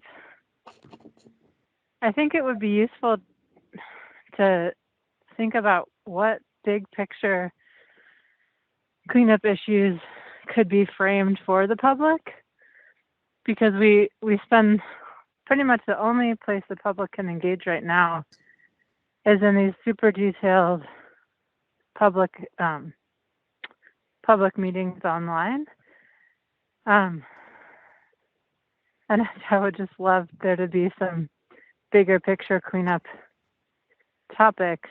I think long-term stewardship, especially after our conversation with the roundtable question, something around, I mean, I know we have the end states committee of the whole someday. Something around that would be awesome. If there's a way to get that and long-term stewardship on the agenda for more development, that would be great.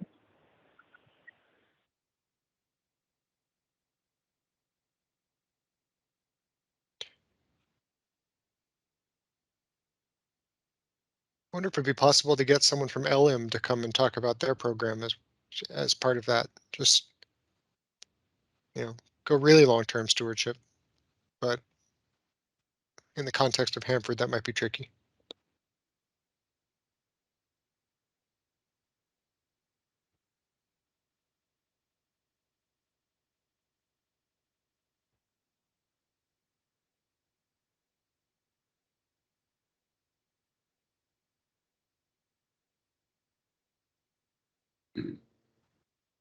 Other folks who want to contribute to open forum?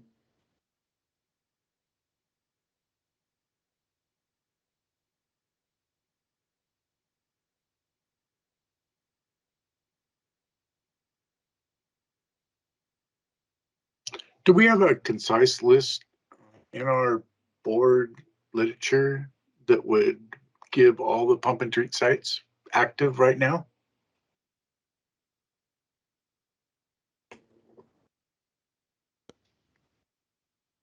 I don't have a feeling for the number of actual pump and treat sites we have. So are you talking about pump and treat facilities or pumping wells and treatment and injection wells? Well, I would think that what we have along the river up north, and then the 300 area project, some good feeling for how many we have existing going on. The water washing issues, or the dumping a lot of water on the soil to drive the chromium deeper to the pump and treat suction areas. It's easy for, I think, people to understand when they see maps and something visual rather than us just talking about it. Yeah, it might be time for another refresher on Phoenix and the administrative record as well. Phoenix has a really nice layer that you can throw all of the pumping wells and all the injection wells on and see where the coverages are in GIS, and it's got a user interface, so you can sort of just do it on in your browser. You don't need to have GIS downloaded or a viewer.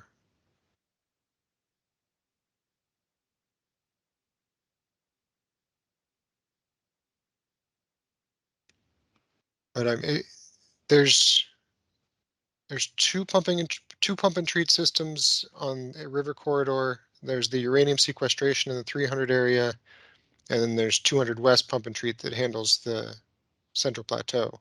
I think that is everything. But yeah, visualizing that would be, I don't think we have something like that for the HAB.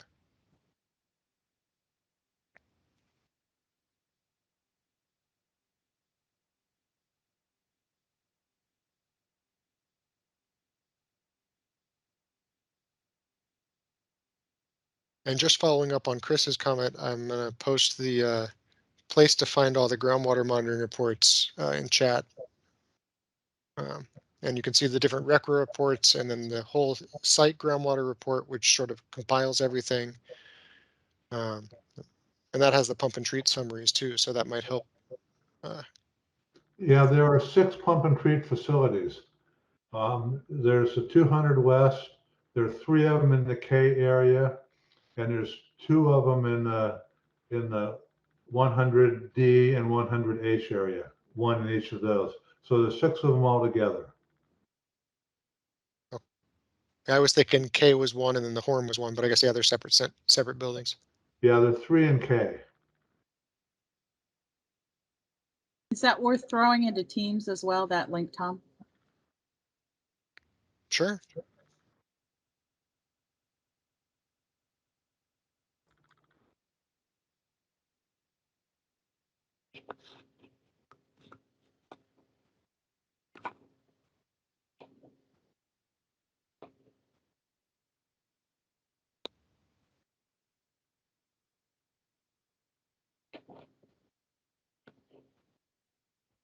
Other folks who want to jump into open forum?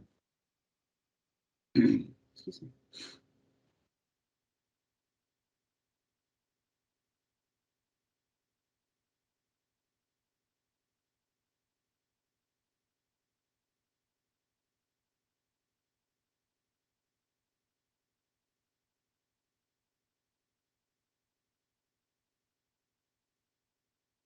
I should have had coffee delivered this afternoon. We are a talkative bunch today. I tell you what.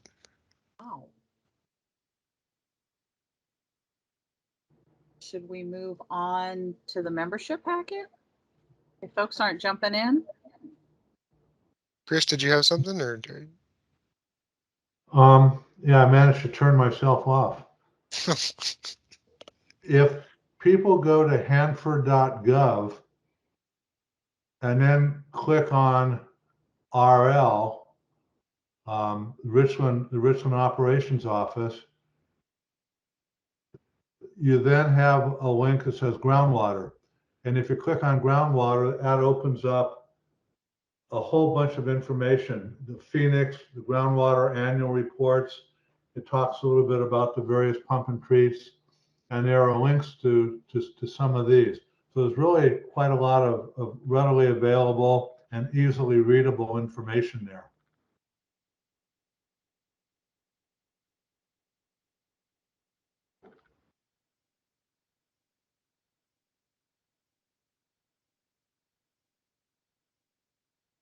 There's a whole bunch of really cool stuff on the Hanford website that, you know, I spend a lot of time looking at it, and I always find something new, and I didn't realize was there before. And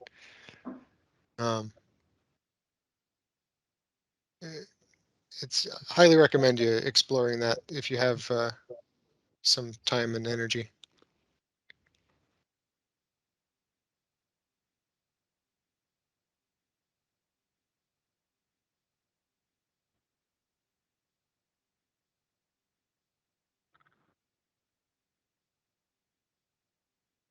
Anyone else? Open forum?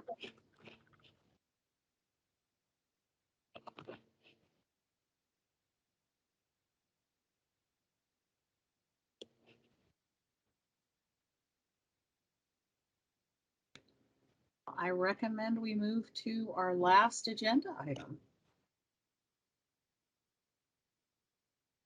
Gary, you ready to go early? Does that also mean we might adjourn early as well? You know, we can hope. Hey, you know, I could go with a carrot like that any day. I will hit a couple of high points and then I will open it up for questions. I know that some of the changes that we're talking about with respect to membership, it's emotional, and I get that. And so I want to try to explain some things that maybe didn't get explained as well when we had our January meeting. And hopefully by the time we get finished here, I can answer as many questions as I possibly can. First off, probably the biggest point that people took from that meeting is that term limits are going to be enforced going forward. Term limits have always been part of the HAB, but we have waived that or had extensions granted regularly. And new policy coming out of the White House is that's no longer going to be acceptable. So let me give you a couple of high points on that hopefully will explain some things. First off, every seat is subject to term limits.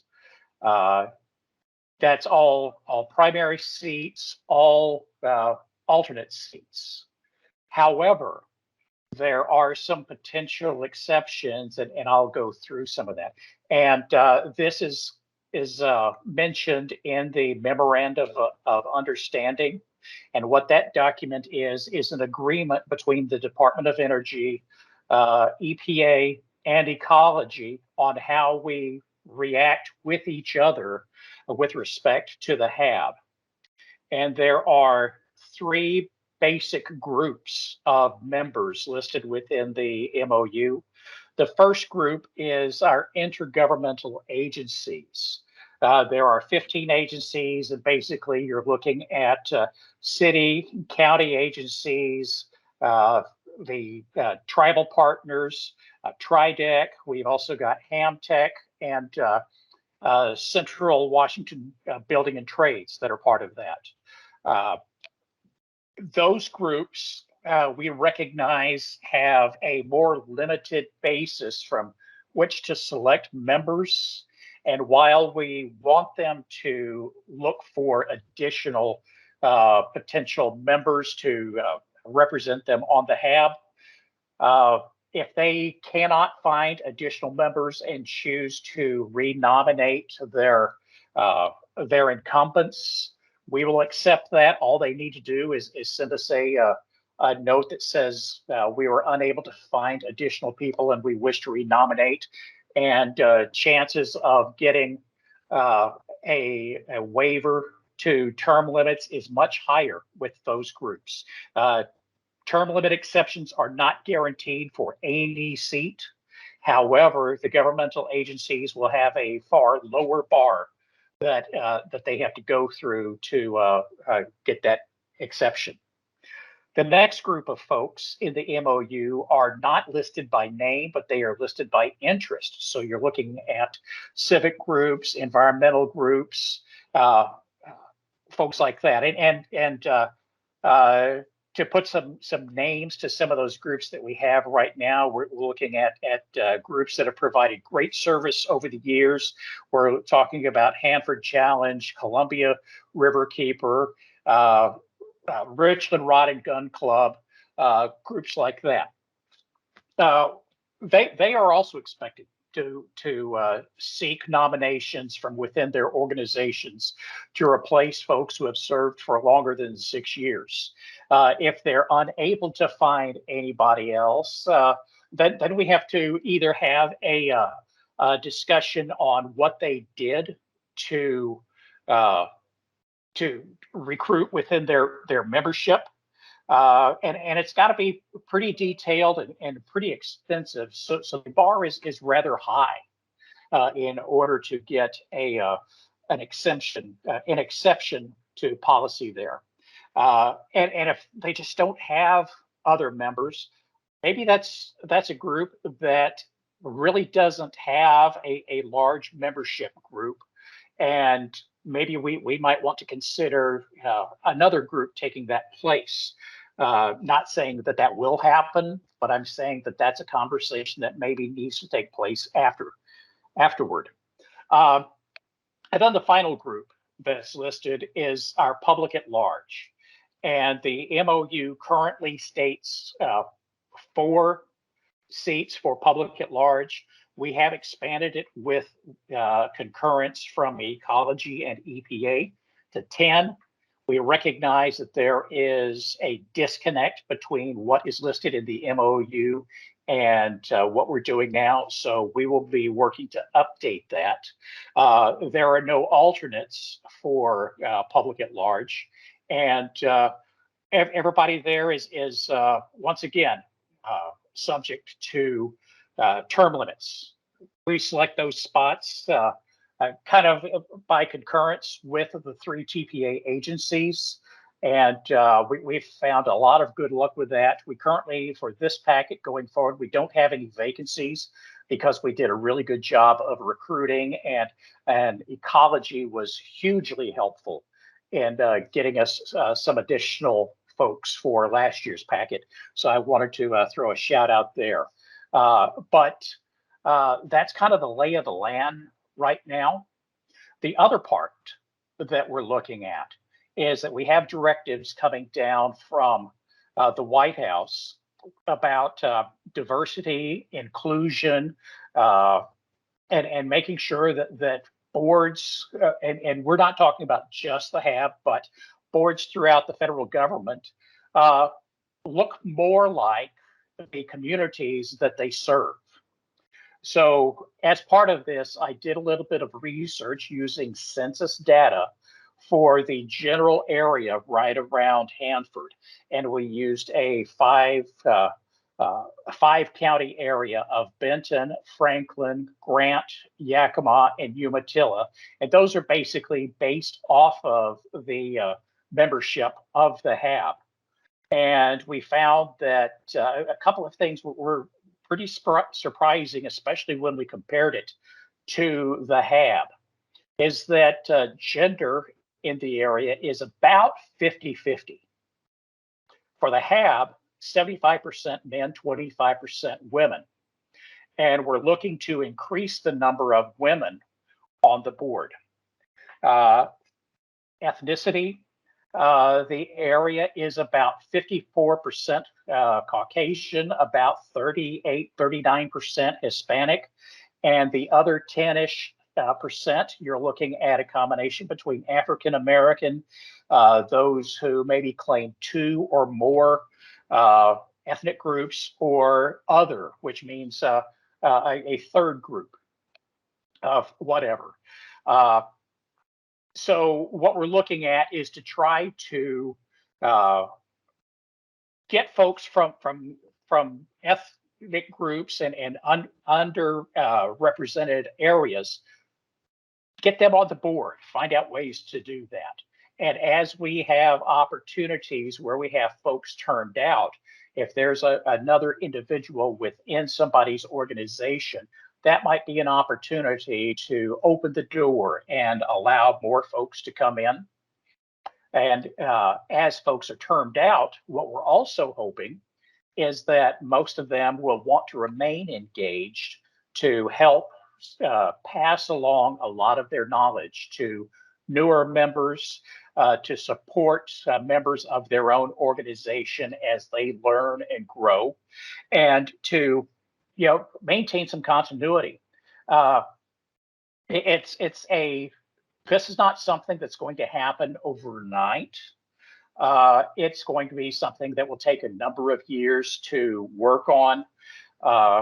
But diversity is one of the things that the White House right now, that's a hot issue with the White House. And Savannah River had their membership package denied on first time because they didn't have a good diversity group. They didn't have enough women in their packet. So they had to resubmit and change things up a little bit, and they were able to get their packet through.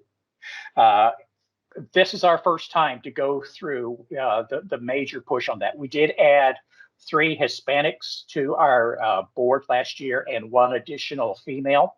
And we are looking to continue that movement in both directions. Add more women, add more Hispanics, add more of the other ethnicities along with that. We're also looking to lower the age of some of the board members. We've got a lot of experience on this board. We've got a lot of folks who've spent 20, 30, 40 years out on site. And that's important experience. But we've also got a lot of folks who have no experience out on site whatsoever and are young, moving to the area, starting their careers, starting their families, and they will have some questions that maybe those of us who have been around the block or two maybe have taken for granted. And so that's a perspective that we're looking to add. Same thing with education. We've got a lot of smart people on this board. The percentage of those with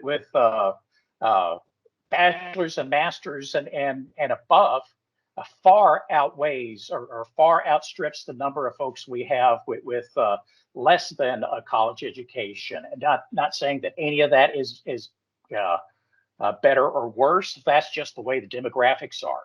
And what we'd like to try to do is get some additional folks who maybe don't have nearly as much college courses, not as many college courses, maybe just have made it through high school or GEDs. So we'd like to add that into the mix because there's perspective that we may or may not be getting. So those are the main changes that we're looking at. I know, like I said, that this is an emotional issue. What questions do you have that hopefully I can clear up for you?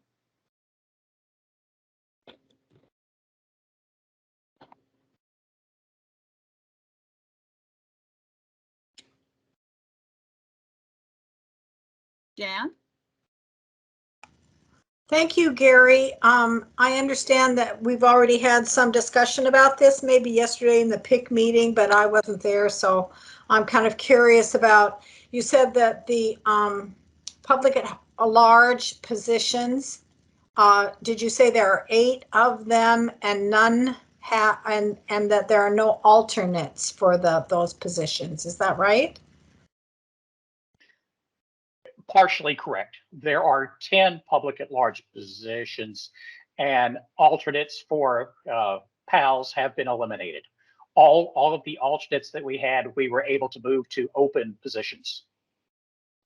And the term limits would be 3 2-year limit, 2-year terms. Is that it?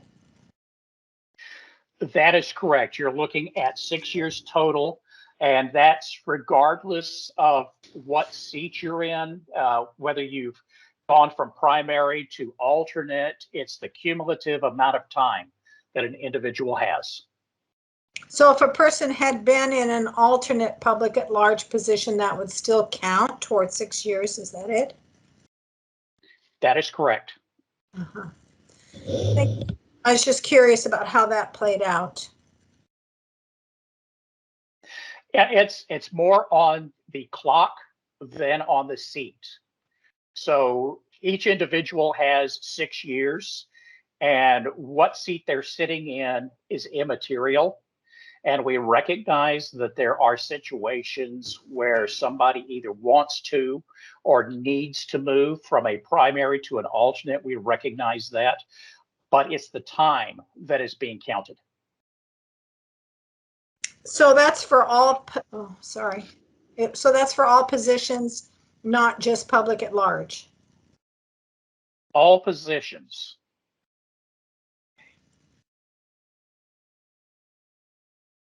I've got folks in queue. I've got Ginger, Bob, and Tom Cecilia. Ginger?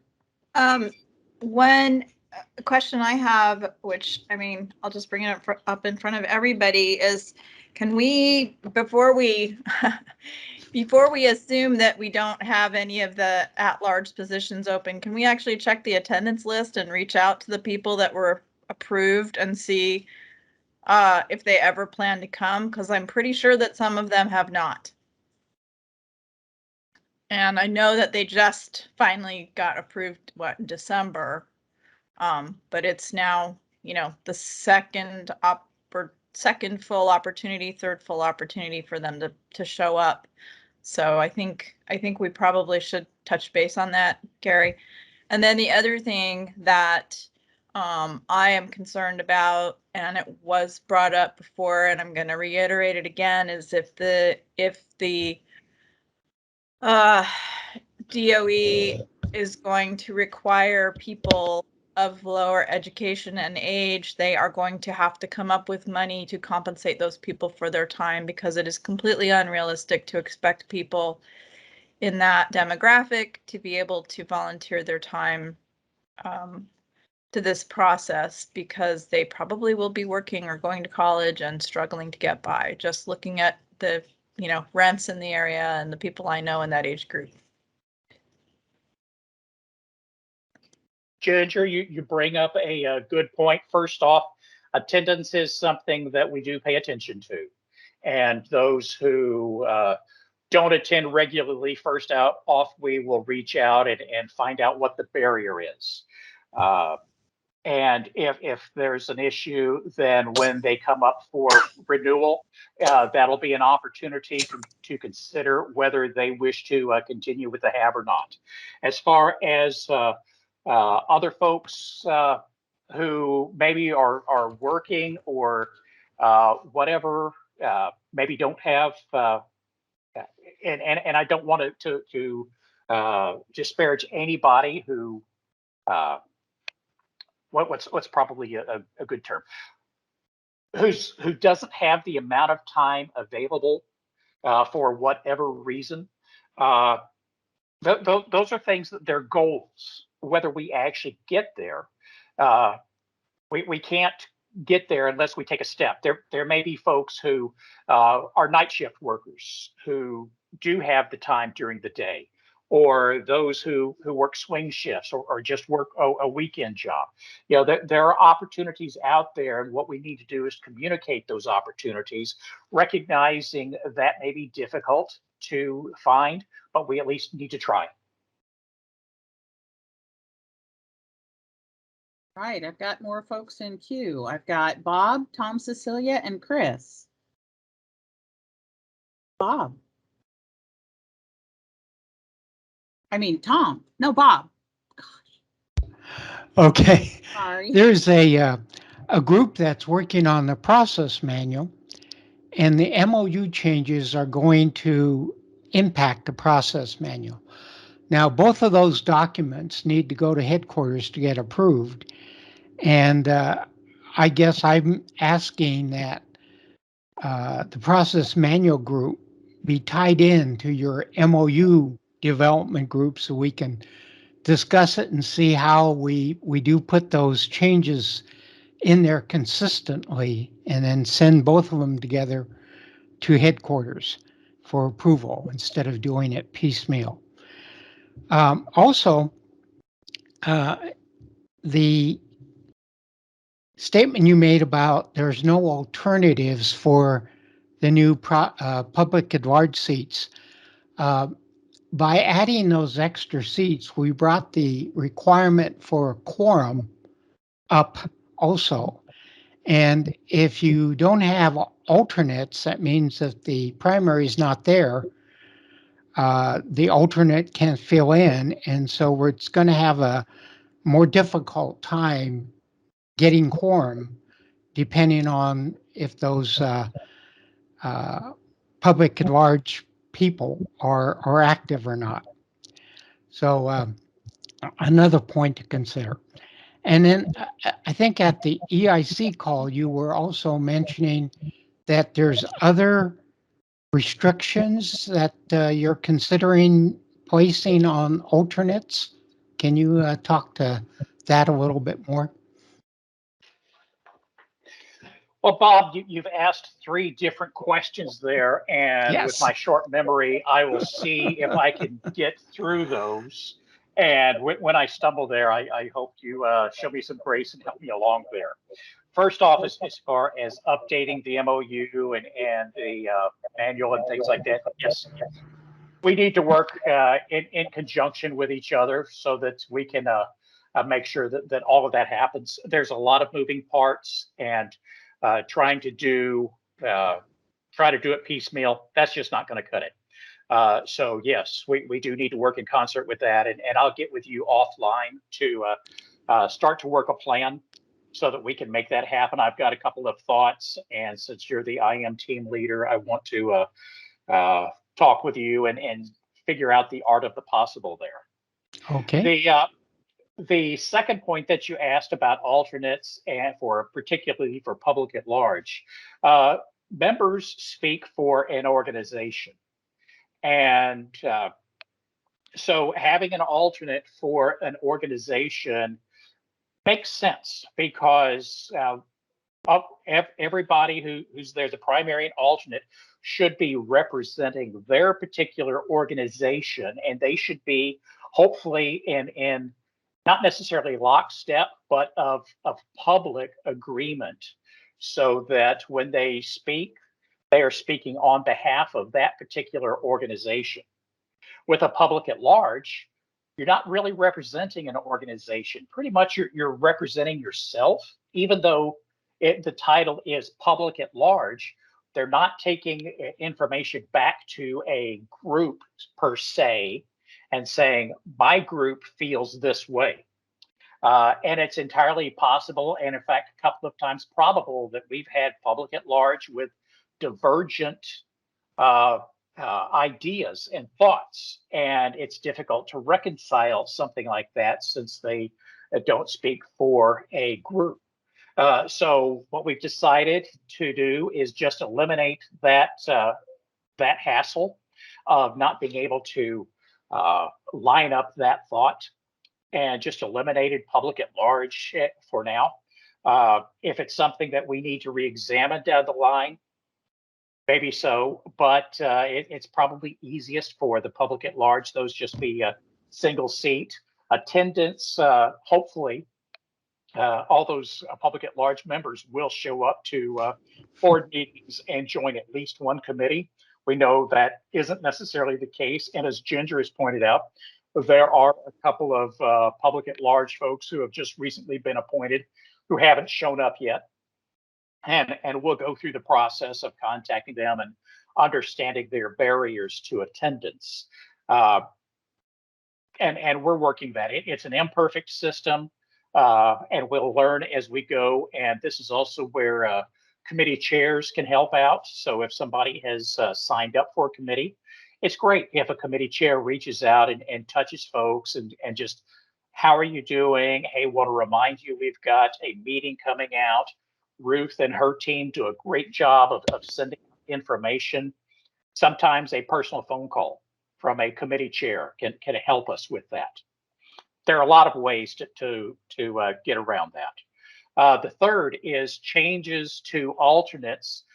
We are discussing some things. Headquarters is putting together some proposals. We don't have anything to announce right now. The HAB is the only advisory board that has alternates. So there's a move at headquarters to try to align as many functions of the various boards as possible. What does that mean to the HAB? We've heard rumblings that that alternates are going to be asked to not appear if their primary is there. That's not in writing yet, so we don't have anything to announce. Like I said, the topic of alternates is another of many emotional issues with the HAB. When we have something, if we have something to announce, we'll put that out. I can only go with what we have today. I hope that answers your question. Okay, thank you. Tom, Cecilia. Hi, Gary. Thanks for putting yourself out there again. I know this is a hard conversation to have every day this week, but I just want to, in PIC yesterday, I think someone requested that the reinterpretation of the MOU be written down so it's a little more clear. I think that would be a really good step for the TP agencies to get together and write out what the 3 classes of HAB members are and HAB participants are, not members, but you know, per the MOU. I also wanted to clarify, just we have a week to get our paperwork in for this term, roughly, or a month at the long end. So if there's some seats that have people who have been on the board for longer than 3 terms, and they don't have time to go out and shop for new members, or even necessarily, you know, maybe they only meet quarterly and they don't have time to reach out to their membership and see if anyone else is interested. If they put forward someone that's term limited, speaking hypothetically, which I don't like doing, but this is important. If they put forward someone who's term limited and that person, and there's no other groups vying for that seat, so there's no other environmental groups that are trying to squeeze into the slot of 5 seats, what's the plan? Is DOE planning to create a vacuum on the board, or is it sort of, you know, you're casting a wide net, and if you get too many fish, you throw some back?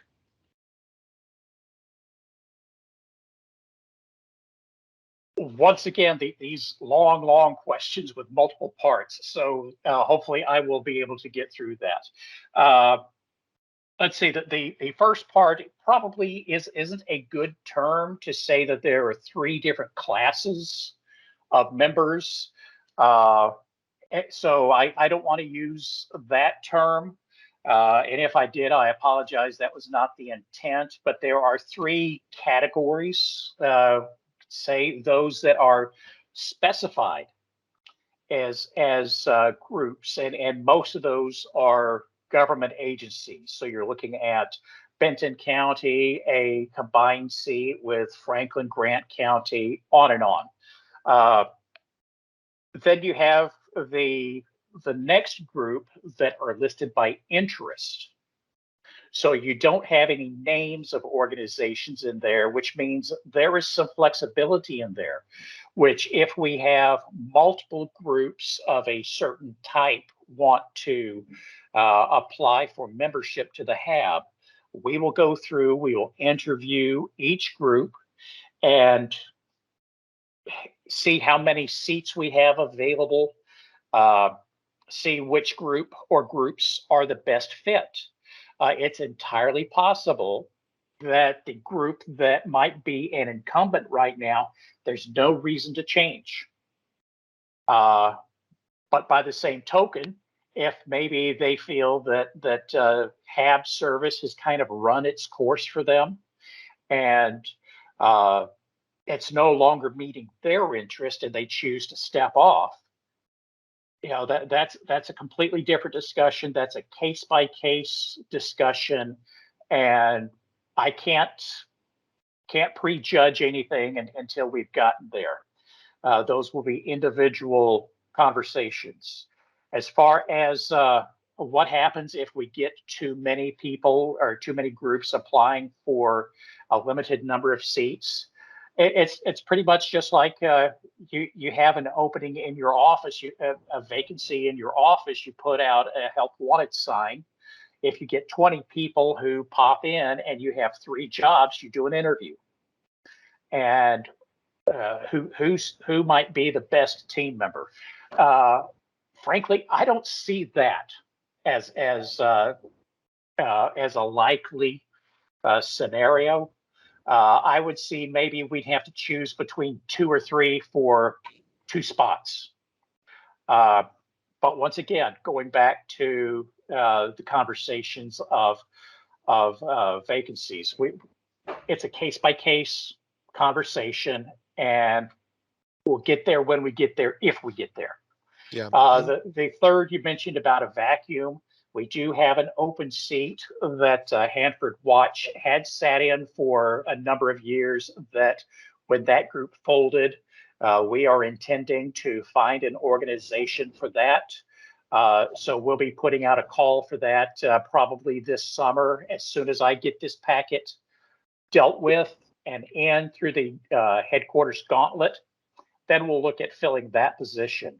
Same thing for somebody who can't get somebody to volunteer for a seat for an organization that's actually sitting.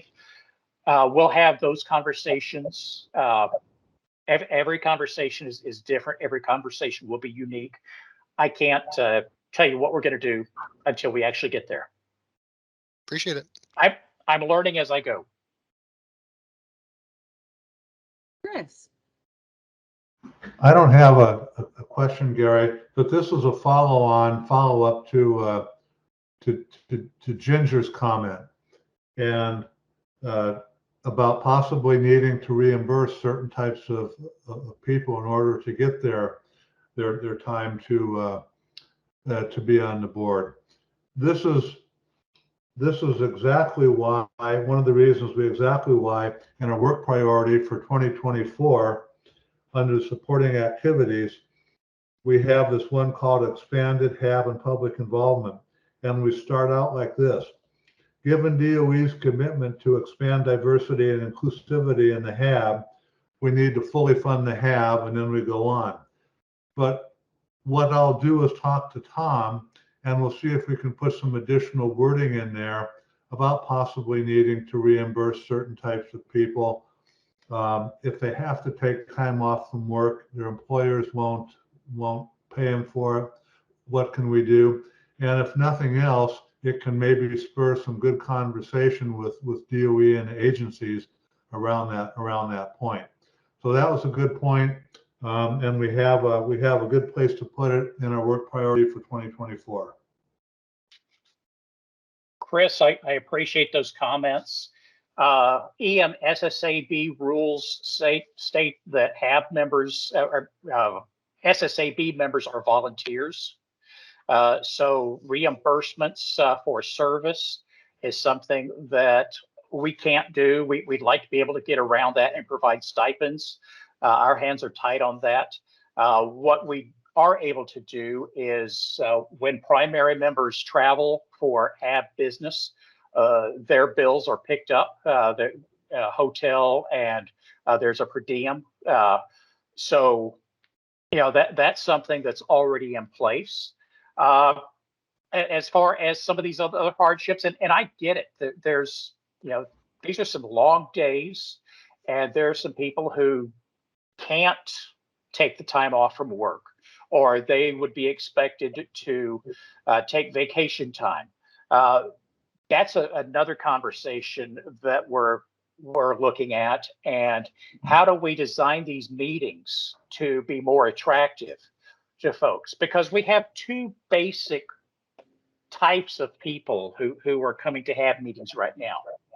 Those of us who are paid to be here. So staff, professionals, folks like that. And then you have folks who are retired, who can set your schedule any way you choose to. And not a whole lot in between, sadly. And that's a bridge that we would really like to figure out a way to bridge, and maybe changing the times of meetings is an important thing. Maybe if somebody can't sit in for a full day, maybe we break this up into 2 half days. Maybe we start to schedule some evening meetings. We're looking at various ways to make the HAB more attractive for the public to attend, and as to also to try to overcome some barriers from folks who want to attend and who are actually appointed, but maybe they can't get off because the meetings are just too long for a day. You know, so there's multiple issues there, Chris, and so we're looking for input on how to solve that. So thank you for your question. Just give stipends of $50 an hour to 10 meetings. I'm up first.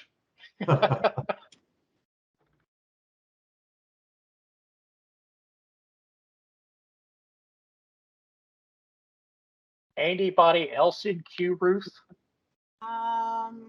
No. Although the national hourly rate for a volunteer hour in the US is $28.54. But in Washington, it's a little higher, actually.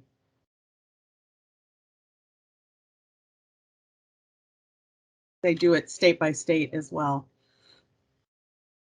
Well, unless anybody else. Oh, and Tom, to go back to your question that I did miss in that long list that you have there, we have started doing some outreach to specific organizations. Most of them are the government agency folks, and we have asked that they get their packets in by, I believe it's this Friday. We're going to be working that way we can get those taken care of and done.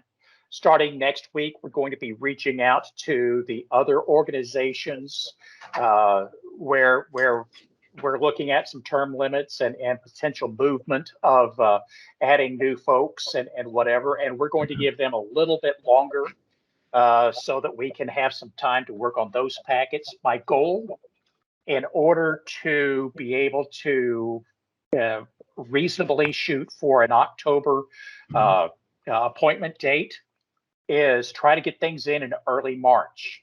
The later we go, then we're starting to look at November and December for appointment dates.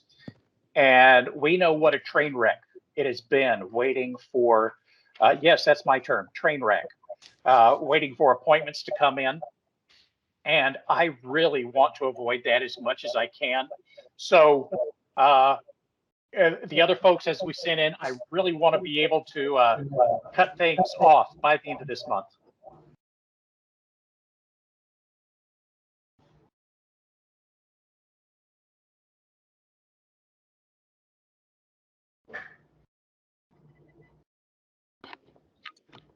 guess I'm done unless anybody else has any other questions. I had a quick question, and I'm sorry if you said it. I'm multitasking with kids home. Has the paperwork been sent out yet, Gary, to groups that are in the next phase? Some organizations, yes, we're in the process of rolling those applications out over the next few days. Okay, so we should just look for an email. Yes. And I believe that Tom will be receiving them. Yeah, great. It just helps to know to flag it. Thanks.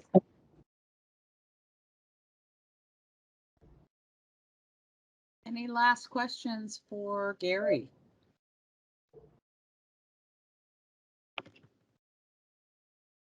And if anybody has any questions after we finish this meeting, you know how to reach me. I will answer anything that I can, and email, phone call. However, my job is to answer as best as I can and take care of you. Tom? All right. Well, I appreciate the conversations and everybody's participation today. Thanks for coming.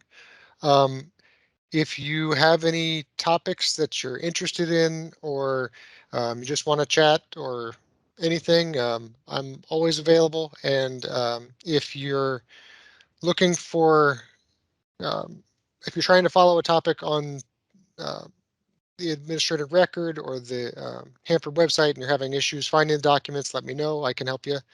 I'm planning on keeping up the RAP sheet unless people feel strongly against it, or so if you have any topics you're interested in seeing on that, let me know. And if not, we'll talk in April.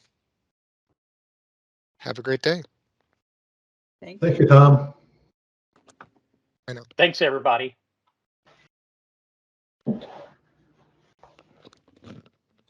Hey, Ruth.